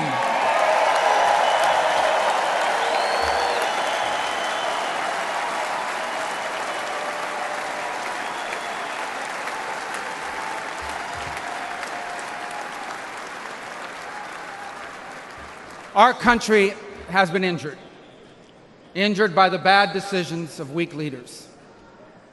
But now, though bloodied by our wounds, we must stand up and we must fight.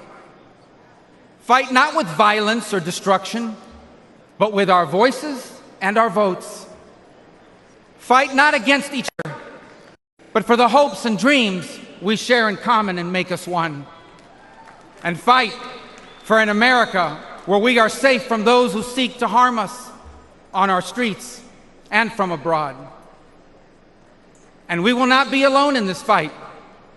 For leading us in this fight will be a man who, although wounded and facing danger, he stood up and raised his fist and reminded us that our people and our country are always worth fighting for.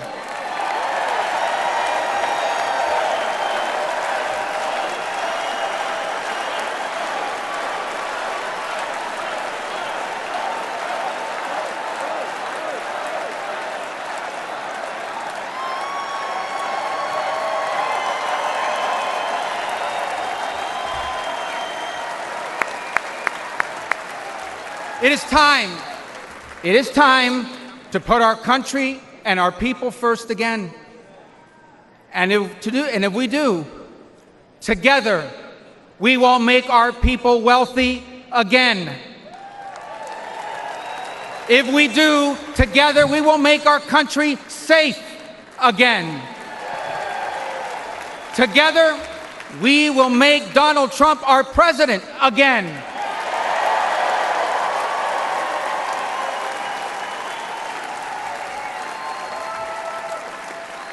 And together, we will not just make America great again. We will make America greater than it has ever been. Thank you. God bless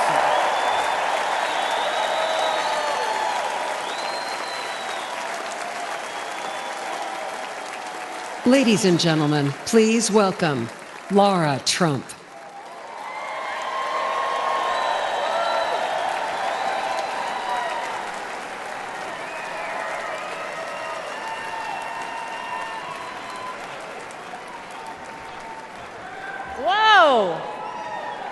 I don't feel like I actually have to ask this question, but is anybody in this room ready to send Donald Trump back to 1600 Pennsylvania Avenue?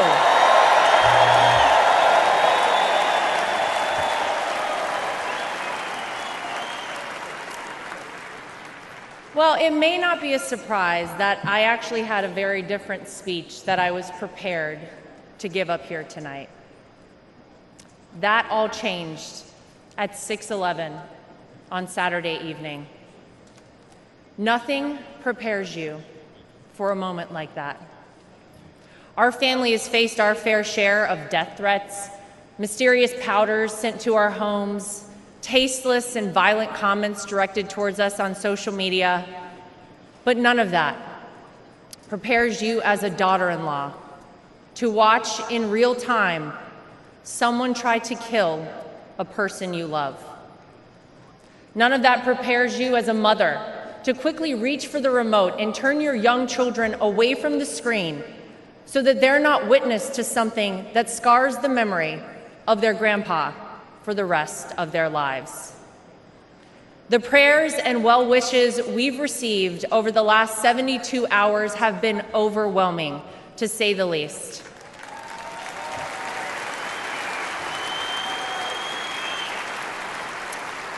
And my heart goes out to the family who lost a husband and a father because of this senseless act. All of you here tonight and watching at home mean the world to all of us in the Trump family.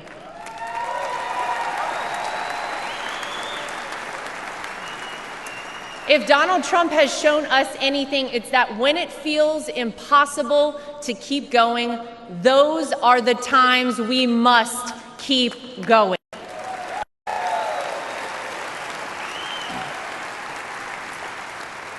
I don't know how many people here or watching at home have ever been to a Trump rally, but if you've never been, let me tell you about them. Oh, some of you have been.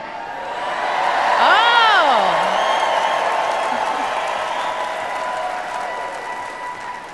Regardless of how the media have painted these rallies, you would be hard-pressed to find and to join a happier group of people coming together over their love for the greatest country on earth, the United States of America.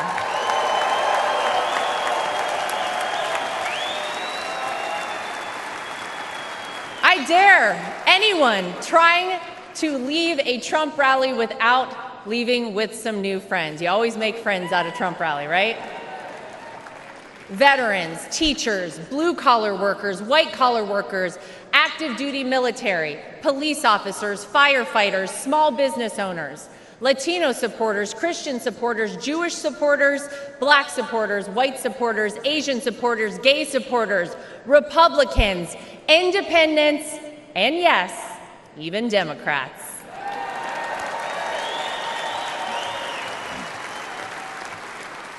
At a Trump rally, you're not viewed as your profession, your religion, or the color of your skin.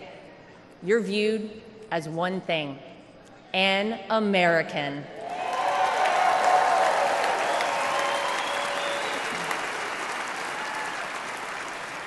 Last Saturday was a jarring reminder that we, as Americans, must always remember: there is more that unites us than divides us.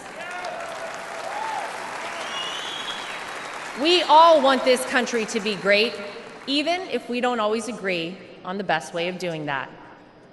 And with every bone in my body, I can tell you that all Donald Trump wants to do and has ever wanted to do is make this country great again for all of us.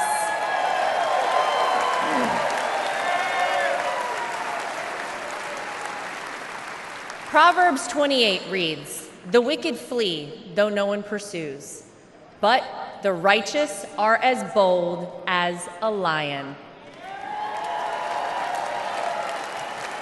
And that truly epitomizes Donald Trump. He is a lion.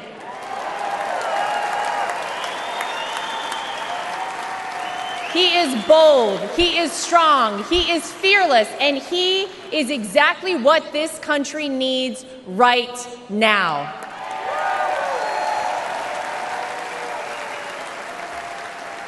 Let's not forget what life actually looked like under President Donald Trump. Trade deals across the world that benefited our economy, allied countries paying their fair share, a safe and secure southern border, record low unemployment rates for African Americans, Hispanic Americans, Asian Americans, and women, record investment in historically black colleges and universities, the creation of the United States Space Force, the most comprehensive prison reform in decades. How about the peace agreements in the Middle East that they said would never happen?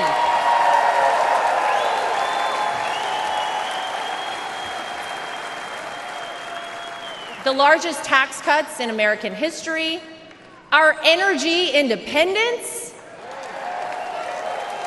massive amounts of red tape cut, and no new wars when Donald J. Trump was president.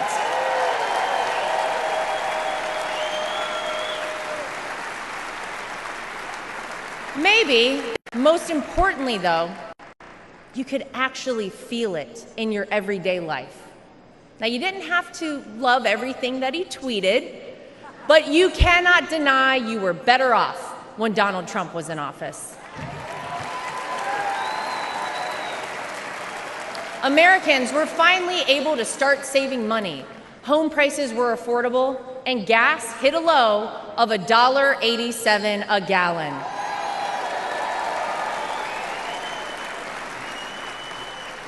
As I speak here tonight, many of our fellow Americans don't know how they'll pay for their next trip to the grocery store, new clothes for their children, or this month's rent. Many of our fellow Americans worry that we are on the verge of a major terror attack here on American soil. Many of our fellow Americans don't think their own children will be able to establish a better life than they themselves currently have. Many of our fellow Americans are right now sitting and wondering how on earth this country could have moved in the wrong direction and so quickly. The Democrats and the media know that they cannot convince you, the American people, that your life is better off now, because it's not. So what will they do? They'll try to sell you on some outrageous narrative about the terrible things that Donald Trump will do if he becomes president. But you don't have to imagine what it would be like. All you have to do is remember what it was like.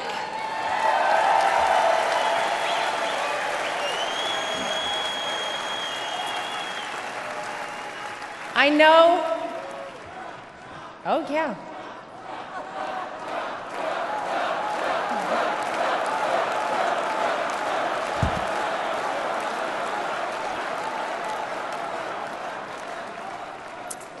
I know what you hear out there about Donald Trump. I know what you read, what the media tells you, and what out-of-touch celebrities on the left say about this man. But when I look at Donald Trump, I see a wonderful father, father-in-law, and of course, grandfather to my 2 young children, Luke and Carolina.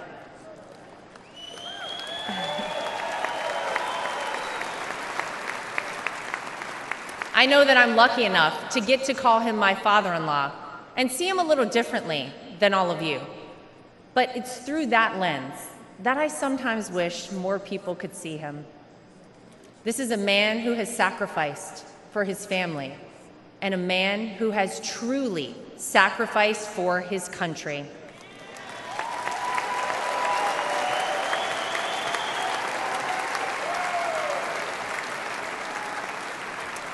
Donald Trump didn't need to run for president for fame or money. Trust me, we all know he already had plenty of that. I'll tell you why he did it and why he continues on, even in the face of the unthinkable. Because he loves this country.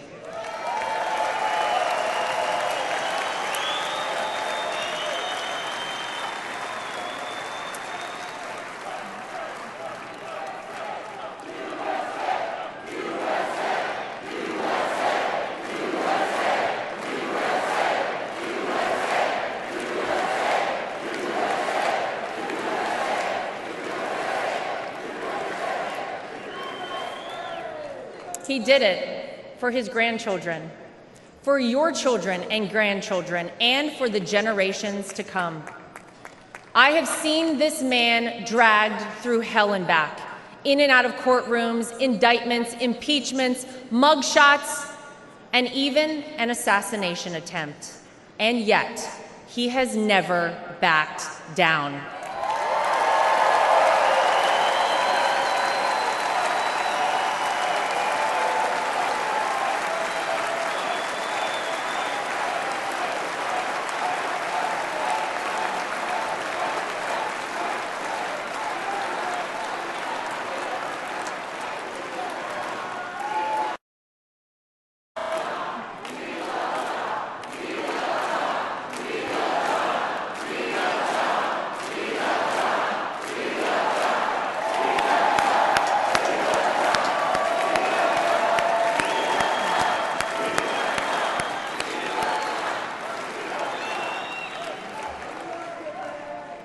I'll never forget watching my 2 children run up to him with their drawings and hugs for Grandpa, just moments before he took the elevator down in Trump Tower to address the media the day after his wrongful conviction. Despite everything else he had going on, he had no other focus in the entire world, just a man relishing time with his grandchildren. It's a side of Donald Trump that not enough people get to see. Maybe you got to see a side of Donald Trump on Saturday that you were not sure existed until you saw it with your own eyes. Martin Luther King Jr. once famously said, "The ultimate measure of a man is not where he stands in moments of convenience and comfort, but where he stands at times of challenge and controversy."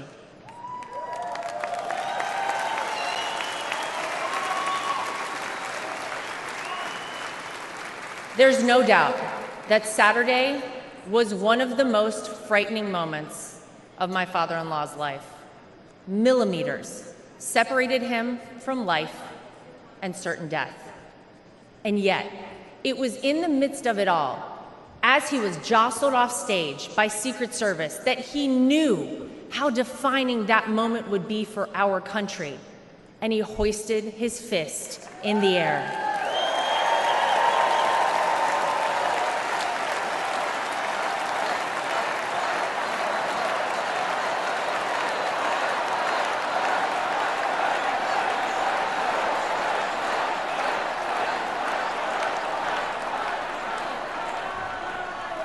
it was not just for the audience at the rally, not just for his supporters tuning in, but for all of America.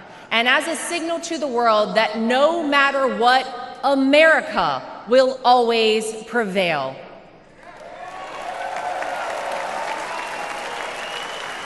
Though it's been strained and attacked, no enemy, no force, not even a bullet is strong enough to break our American grit and our American soul. We are the country whose founders gave their fortunes, freedom, and lives to pursue the dream of a free society. We are the country of Thomas Edison, Susan B. Anthony, Henry Ford, and Harriet Tubman. We are the country who fought and won 2 world wars. And we are the country who always rises to meet the moment, no matter how insurmountable the task. And in that split second, on Saturday, Donald Trump reminded us all of that very history and who we are at our core as a nation. That is the Donald Trump that I know.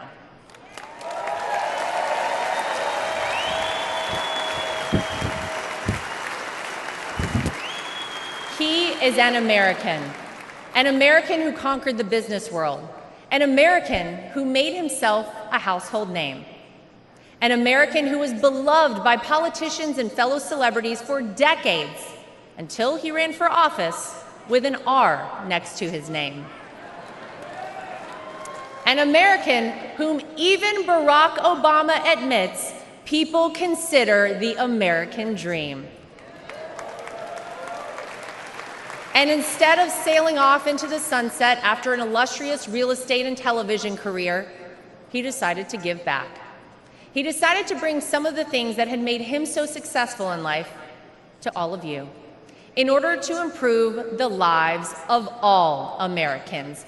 Black, white, brown, gay, straight, all Americans, because that's the man that Donald Trump is.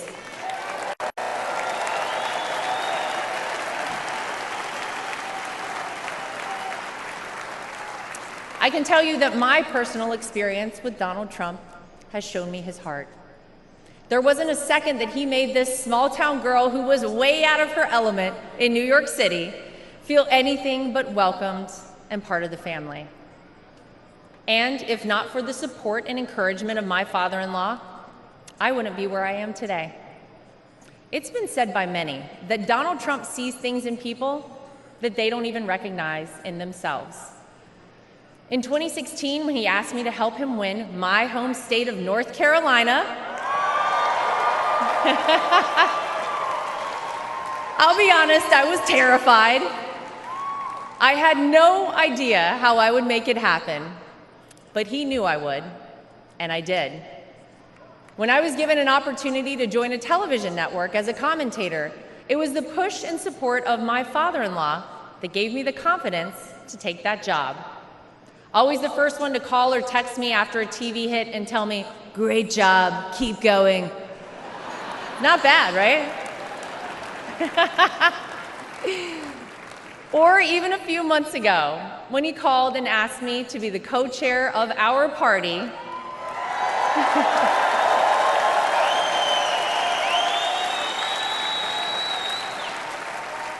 He showed me potential in myself that I couldn't yet see. So tonight, to my father-in-law, I want to say thank you.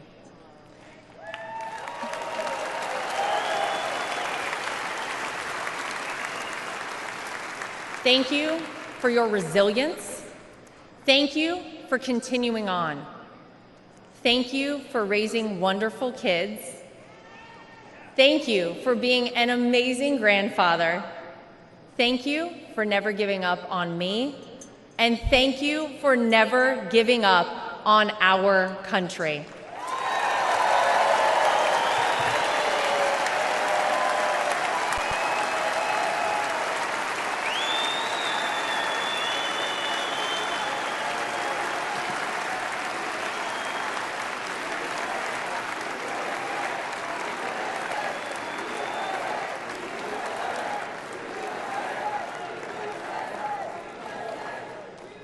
Tonight, I come to you, not as the co-chair of the RNC, not as the daughter-in-law of the candidate. Tonight, I come to you as a mom and as a citizen of this country. For those of you watching who have never voted for Donald Trump, I know what the media and his political opponents have tried to tell you about this man. Believe me, I have seen and heard it all, but I have also seen the truth. I am proud to know Donald Trump, to campaign for him, to vote for him, and to raise his grandchildren.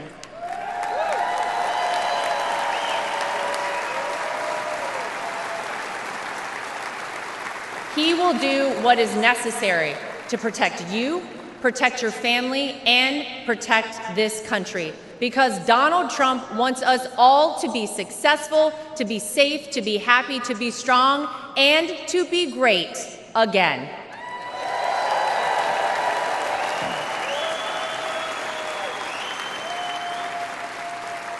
Tonight, I'm asking you to vote, not for the Donald Trump you see flashed on your TV every day, splashed across the headlines. Tonight, I'm asking you to vote for the Donald Trump that Luke and Carolina call Grandpa. I'm asking you to vote for the Donald Trump that my husband Eric calls Dad. I'm asking you to vote for the Donald Trump that I call my father-in-law. I'm asking you to vote for the Donald Trump who can and will make America great once again for all of us. Thank you. God bless you. God bless the United States of America. We love you. Thank you, guys.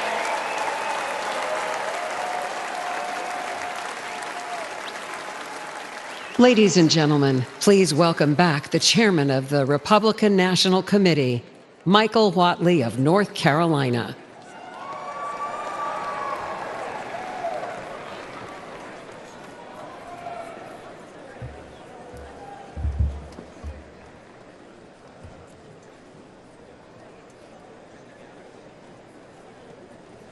For tonight's benediction, please welcome Pastor Corey Brooks, senior pastor of the New Beginnings Church in Chicago and founder of Project Hood, an organization committed to fighting violence and poverty.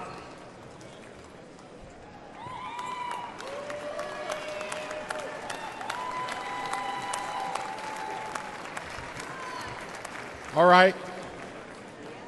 If you wanted to end on a boring note tonight, with no emotion on a benediction or a powerless benediction, then you probably shouldn't have invited a black pastor from the south side of Chicago. Before I pray, let me say three things real quick. Number one, let me thank President Trump and the Republican National Convention for giving me a platform to lift up the name of Jesus and to pray for our great nation.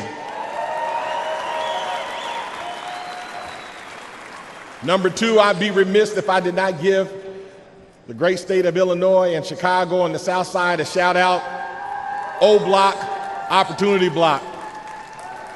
And number three, I want you to make the biggest noise in just a second. I want you to raise your signs, blow your whistles, and give God the loudest shout of praise on the count of three. And somebody may say, why? Because this week we could be having a week of mourning. But because God did not let any of those things be, this is a week of celebration and a week of life, a week of democracy and liberty. So I want to ask you on the count of three to make the loudest noise you can and let the world know that we serve an awesome God. Are you ready? Come on, are you really ready tonight? 1, 2, 3. Yes,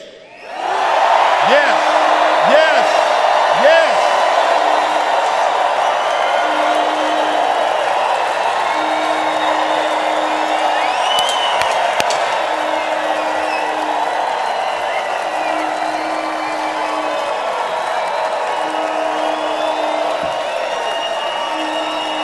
Are you ready to call on God tonight?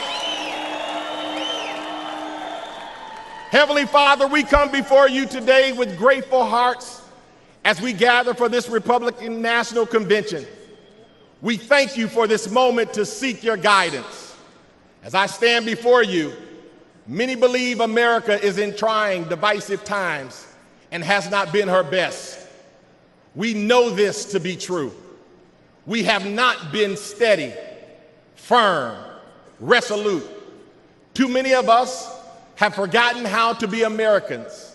I see this on the south side of Chicago where I'm from. But I refuse to give up. Why? Because I still see the yearning fire within us to be better Americans. Lord, we ask for your divine presence to bless every heart and mind. Grant us wisdom and courage and discernment as we chart the path of our beloved country. May our deeds reflect your will and bring glory to your name. We pray for strength to better our individual selves so that we may bless those around us. Let us be reminded that we are one nation under God, indivisible, with liberty and justice for all. Father, we lift up our citizens and leaders to you. Let them be guided by your truth. And may their actions honor the values upon which this great nation was founded. Let us remember the words of Isaiah chapter 40, verse 31. But those who hope in the Lord will renew their strength. They will soar on wings like eagles. They will run and not grow weary. They will walk and not faint. Empower us to rise, persevere, and to pursue excellence. Lord, bless our great nation, from Project Hood on the south side of Chicago to all four corners of the great nation, from the hills of West Virginia and Tennessee to Beverly Hills in California, all the way to the homies in Los Angeles and the homies on the west side of Chicago. May we renew our Americanness and strive to uphold your word. With you, Lord, all things are possible. I said all things are possible. All things are possible. In your mighty and matchless name, Jesus, we pray. Let everybody say amen. God bless you and God bless America.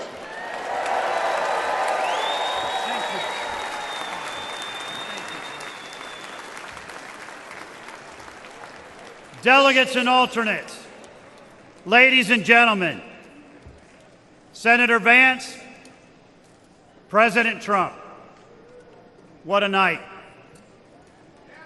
We have heard from the best of the Republican Party, members of the House, members of the Senate, governors, and candidates. But more importantly, we have heard from real Americans who understand that America needs to do better and will do better when Donald J. Trump is our 47th President of the United States.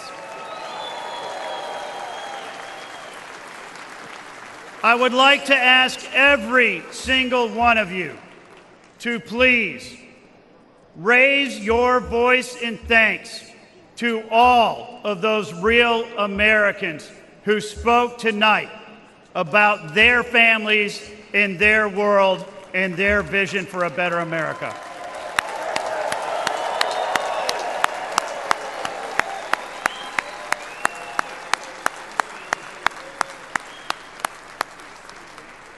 At this time, the chair recognizes the delegate from the state of Indiana for the purpose of offering a motion. Mr. Chairman, my name is Victor Smith from the great state of Indiana. And I make the motion that the convention now adjourns. The question now occurs on the motion to adjourn. All those in favor signify by saying aye. Aye. All those opposed signify by saying no. In the opinion of the chair, the ayes have it, and the motion is adopted. Accordingly, this convention stands adjourned until 5:30 p.m. tomorrow. All right, it's adjourned. I'll leave it on unless the band starts playing. Is the band going to start playing? Uh-oh. We got to turn off the music. Okay, so that is, you were just watching night 2 of the Republican convention. We saw a lot of speakers, but some of the prominent ones we saw Nikki Haley later this evening, Governor DeSantis, Lara Trump, Sarah Huckabee Sanders, Ben Carson, and there's 2 more nights to go. There's Wednesday night and there's Thursday night. Trump will be speaking on Thursday night. Now, J.D. Vance is going to speak either Wednesday or Thursday. Should I assume J.D. Vance will speak Wednesday? Tomorrow, J.D. Vance? Not Thursday? I don't know for sure. But Trump is speaking Thursday. I'm going to assume J.D. Vance is speaking on Wednesday. Hey, by the way, real quick, thank you so much to Allie B. from Tennessee and the Funktopus and No Yes Well Maybe and BDK and Jarrett Scott and Leon Yoder for your support. People are saying tomorrow is VP. That's what people are saying in the chat. That tomorrow will be VP. I don't have a schedule for tomorrow yet, but that's what a bunch of people are saying. I'm going to read some of your comments here. Let me know what your thoughts are. It's nice we got that extra view of Trump. We're looking at Trump leaving there. See Trump leaving in the corner? We got an extra view tonight of Trump cam, the Trump isolation cam. There he is walking out, you can see.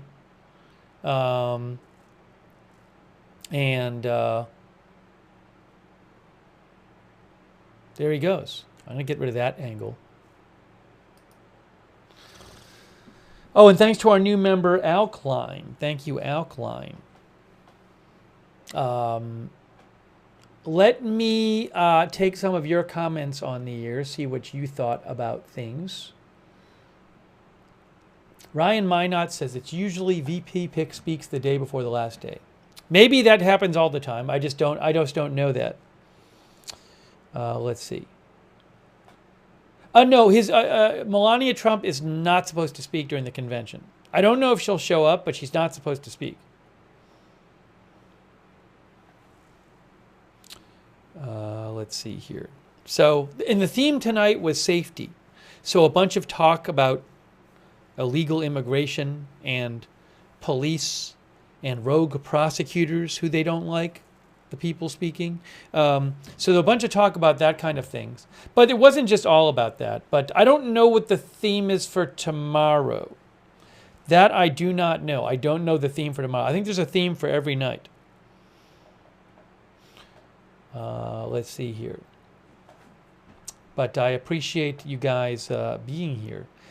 No, there's not a schedule yet. I'll check the RNC site. They will come out with a speaker schedule, but they have not come out with a speaker schedule yet for tomorrow. They come out with one every day. So they will come out with one tomorrow, but they haven't yet come out with it. Oh, let me mention the start time tomorrow too. The start time tomorrow is, I have that schedule, not the detailed speaker schedule. The start time tomorrow is supposedly 5:45 local time, 6:45 Eastern. I think Mamie Washington said this. She said they start at like 7 tomorrow. Yeah. So it's 6:45 Eastern tomorrow and 5:45 local time, Central Time. Then on Thursday, the start time is, I think it's the same.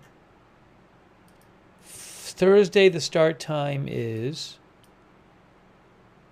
sorry, their site is a little weird. Yeah, the next two nights start at 6:45 Eastern, 5:45 Central. Okay. Oh, I'm sorry. Sarah said they were adjourned until 5:30. Sarah 55 said, again, I'm literally looking at the schedule and it says 5:45. But we'll see what happens. I'll come on before they start again. We'll be covering the next 2 nights. Now, Billy Joe thinks these speeches do nothing to gain voters. It's all for the base. I don't know. I mean, I can never tell with these things.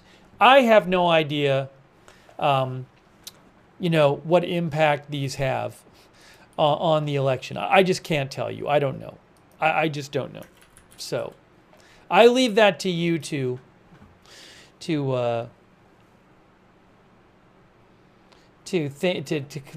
draw conclusions on. If I find out they're starting at 5:30, I'll come on the air earlier. I mean, I'll be on for it. Hey, thanks, John 1948. That's very kind of you. Thank you, John 1948. It was so certainly something they've emphasized. I think you can see this if you've watched the first 2 nights.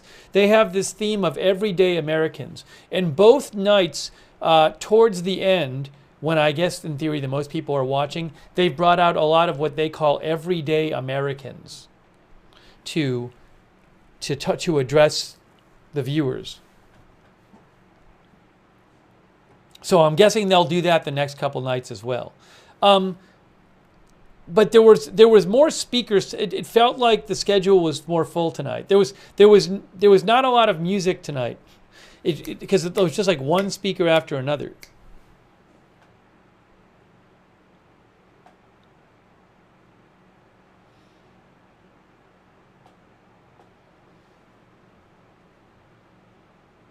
Our viewer Army Vet says, is anyone really undecided? Just have the vote Saturday.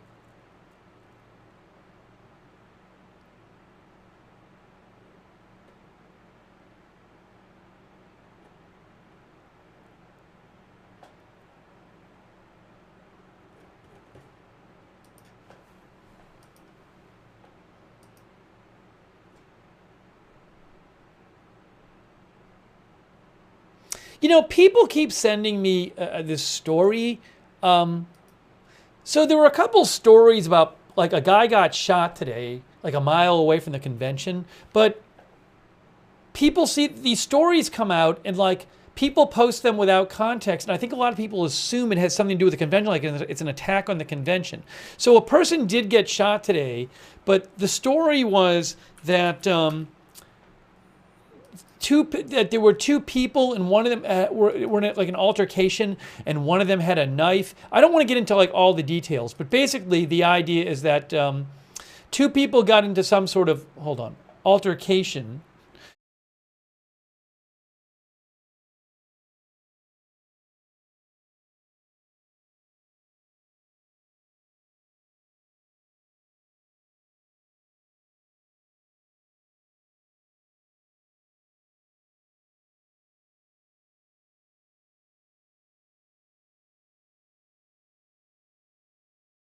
Did I mute myself? Sorry, I accidentally muted myself. Hold on, I'll say this again. Yeah,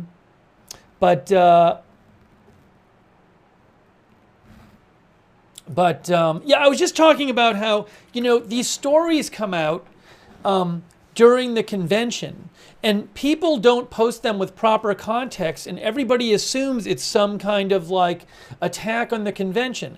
And so one thing today was like a person got shot outside, not right next to the convention. I read blocks away or a mile away, and the authorities say it doesn't have to do with the convention.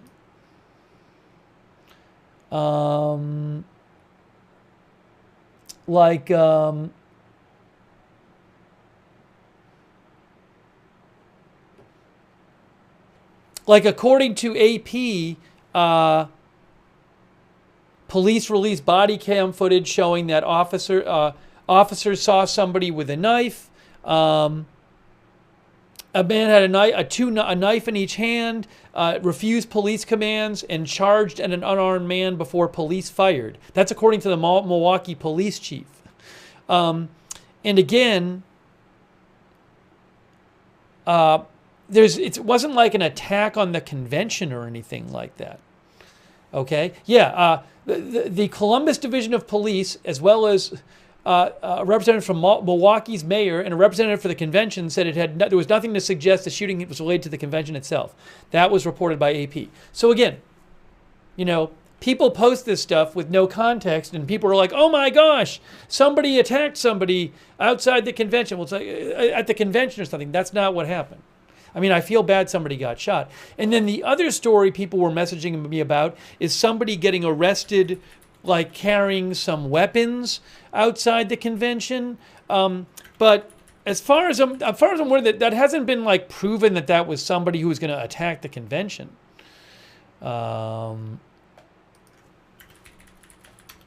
So, hang on a second here.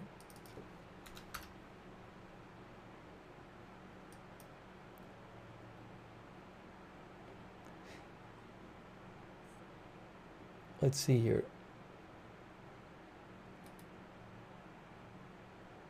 I want to just get you some more details here. So like Fox 6 Milwaukee said police had arrested a man wearing a ski mask and carrying a concealed weapon. That was Monday afternoon. I don't have like more details on that, but I wouldn't just assume, don't assume everything has to do with somebody attacking the convention.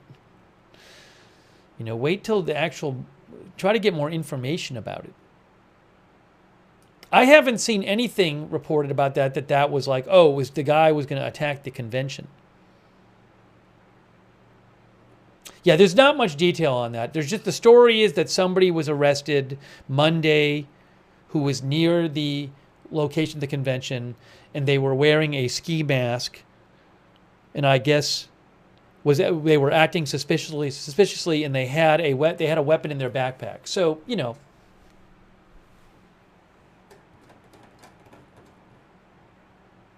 I just, don't assume everything has to do with the convention. It might turn out it does. I don't know, but I think people are quick to draw conclusions.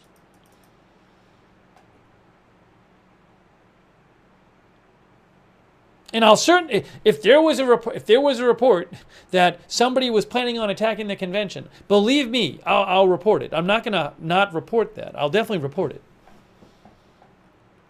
Yeah, Serge Deb says people are on edge. Anyways, okay.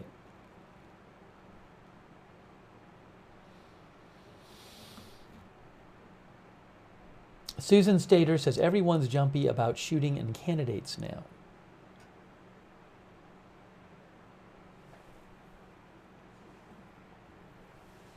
Anyways, thanks by the way to J.D. Riddle. That's very kind of you, J.D. Thank you. Yeah, so we're definitely going to be doing coverage of the next 2 nights of the convention. Again, we'll be on. We'll show you all the speakers. I like being able to show you all the speakers. You don't have to watch them all, but I like being able to just show it to you, and you can. I know some of the TV coverage doesn't show all the speakers, and they might have interesting commentary, So there's different ways to do it, but I do like offering a place where people can watch all the speakers if they want. Again, the schedule says 5:45 Central tomorrow, 6:45 Eastern. I guess I didn't hear it, but I guess maybe the person at the end, Michael Watley, said 5:30. Anyways, 5:30 or 5:45. I'll find out tomorrow exactly when it's starting. But and Reuters lists the video tomorrow as yes. So Reuters lists their video starting at 6:30 Eastern time, which they did today, but the video usually starts 6:30, at 5 to 15 minutes early. So my best understanding, I don't know. It's going to be sometime between like 6:30 and 7 Eastern when they start speaking. I'll have to check tomorrow. I don't have the exact time. It's not clear. But just put that general time on your radar, and I'll post it when I figure out when. Yes, the Democratic Convention, misanthropic, as I've said repeatedly. Yes, we will be covering the Democratic Convention. The only way I wouldn't cover it is if I didn't have video access to it. I assume I will have video for it. I assume I will. And if I do, I will definitely we'll cover it the exact same way. The exact same way. Cover all of it. Yep. That's in August. No, I'm not. The Independent Convention, I'm not aware of what that is, but I will not be covering that. Just Democrat and Republican is what we're doing. Okay, so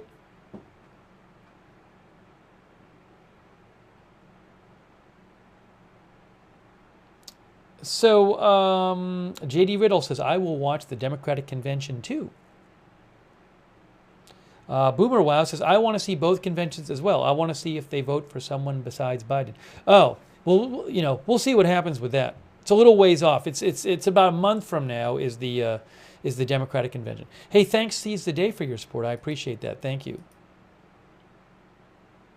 So much has happened during this campaign, guys, and there's still 3.5 months to go. Who knows what will happen?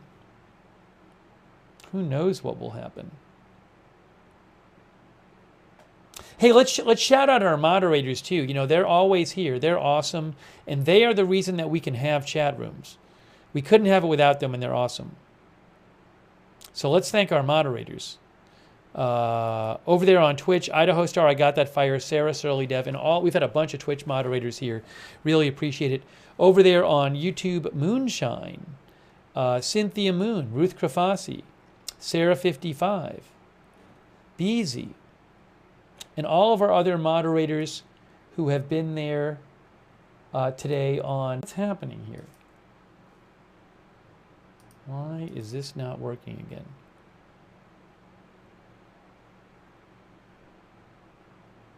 Are we back?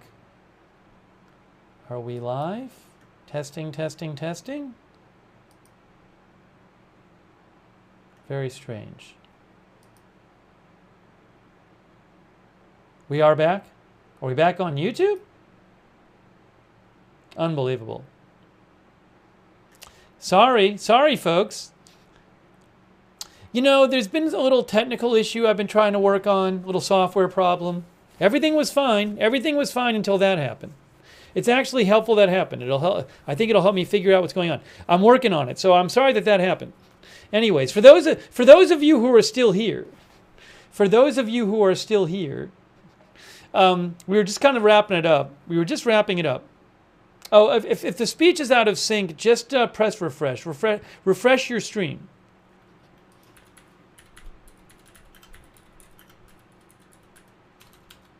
Sorry.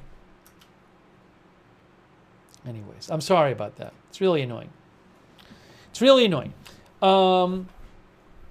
Okay, hey, so I was just thanking our moderators, and I think I thanked all of them. Linda Belk and Larry on X, and I think I got to Facebook. K. Lowry Body, for example, Christina Neal, Paul Anderson, all of our other moderators on Facebook. Thank you. So refresh if you're not seeing me in sync. So again, I apologize about that. It's weird. It's been happening once in a while lately, and it's a software thing, and I'm trying to figure it out, so I apologize. Anyways, so subscribe, follow the channel. We cover all kinds of live breaking news without an agenda, agenda-free TV. Subscribe and follow. Thanks everybody who donated. That's really nice of you. You are the ones who support this channel and allow it to exist. So very much appreciate your support. I think I thanked everybody. Did I get everybody? Oh, also, Who Shot JR? Thanks, Who Shot JR, for your support on Twitch. And if you ever want to donate, you can go to agendafree.tv, agendafree.tv. And follow me on X, @Lookner, which is here. Oops, sorry. @Lookner. That's my X account.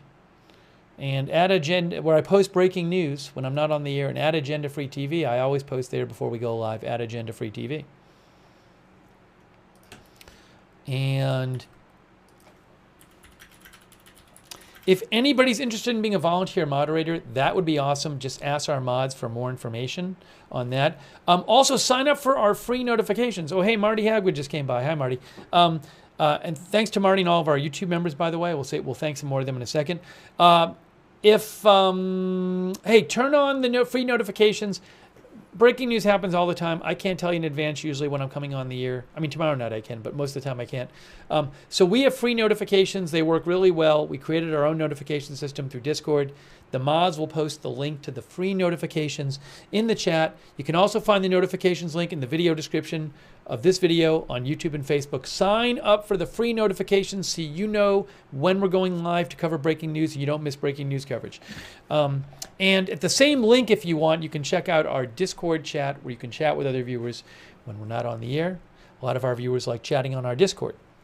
Thanks to our Discord mods too. I appreciate that. Also, let me say thanks to our Twitch subscribers like Sarah and Shaggy and Wall Street. Really appreciate your support. Jackson22, Allistic, Rocky Coast, thank you for subscribing. Tatermong, Integrity Farmer Bob, and Old Dude Mike. Old Dude Mike, thanks for the bits on Twitch. I appreciate that. Thanks Mirror Chairs for subscribing. And did I thank Casual Gamer Bruh? Thanks Casual Gamer Bruh for your support. Thanks Sparky Pilot for subscribing. The Sugaro, thanks for being a subscriber. New Dragons. And all of our other subscribers on Twitch. Big thanks to all of you. Our subscriber A Clown, yeah, and Army Vet 007. Thank you. And our Facebook subscribers, thanks so much. Robert Rial, K. Lowry Body, Eve Richards, Lou Green, Billy Joe Drage, Jane Summers, Marjorie Jones. Thanks to all of our subscribers on Facebook. And Bud Green was modding too. Thanks, Bud. I appreciate that. Did I say Eve Richards? Thanks, Eve, for subscribing. And also, thanks to all of you for watching, obviously, and I really appreciate that. And also for letting me read your comments on the air and sending me messages. Thanks for doing that. And also,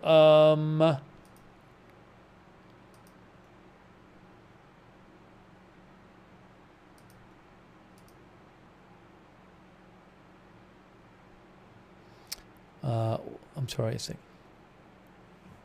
Oregon guy says the time said was specifically 5:30. Yeah, I mean, sometimes they say it a little early and then it actually starts a little later. I'll definitely be on before it starts.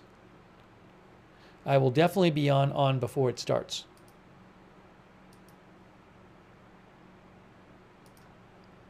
I promise you that.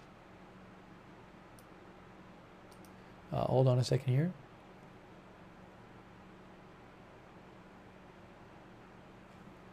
It's so funny. Somebody wrote in that I'm so excited. I've never seen an independent journalist so excited to be a Republican convention. You are not agenda free. You're very obviously pro-Trump. As I've said before, there really should be a convention where the people who yell at me for being pro-Trump and the people who yell at me for being pro-Biden, they should all have a convention together and mingle with each other and talk to each other about how I'm pro-Trump and pro-Biden. That would be great. So thank you. Hey, thanks to our YouTube members, Pazzi Musica, Barry, Lucky Minute, Marty Hagwood, Tedestrial, Ali B, Randy J, Evelyn in Maine, Marissa Pugliese, UV Lightning, H. Parsons, thanks for being YouTube members, Barry, Peasy, Papazulo, Crypto King, Lucky Minute, Mike M, Wixie, Mammy Washington, Megatron, Lennon Cardwell, Chris N, I think I said that already, Randy J, thanks to our YouTube members, Roll Tide, Ronald King, Gregory Albright, Tie Sticks, Def, thanks for being members, S-Cub, Big Sky, Sandy Pool, Dr. McRib, Susan Stater, Randy J, Justin Avery, thank you members. And a quick reminder, if you watch on YouTube and you want to get the YouTube notifications, what you need to do on YouTube, if you subscribe, is click the bell, the notifications bell, and choose all notifications. And a reminder, I also have a personal channel where I sometimes do non-news live streams. It's pretty chill over there. It is called Lookner on YouTube and Look Nerd with the D on Twitch. You can check that out if you'd like. All right, it's time. It is time to wrap it up. So more coverage tomorrow. More coverage tomorrow. Hey, thanks to our viewer Andrea Chantaplin over there on Facebook. I appreciate that. And all of our other viewers who have been here tonight, thanks for watching our coverage. More coverage tomorrow.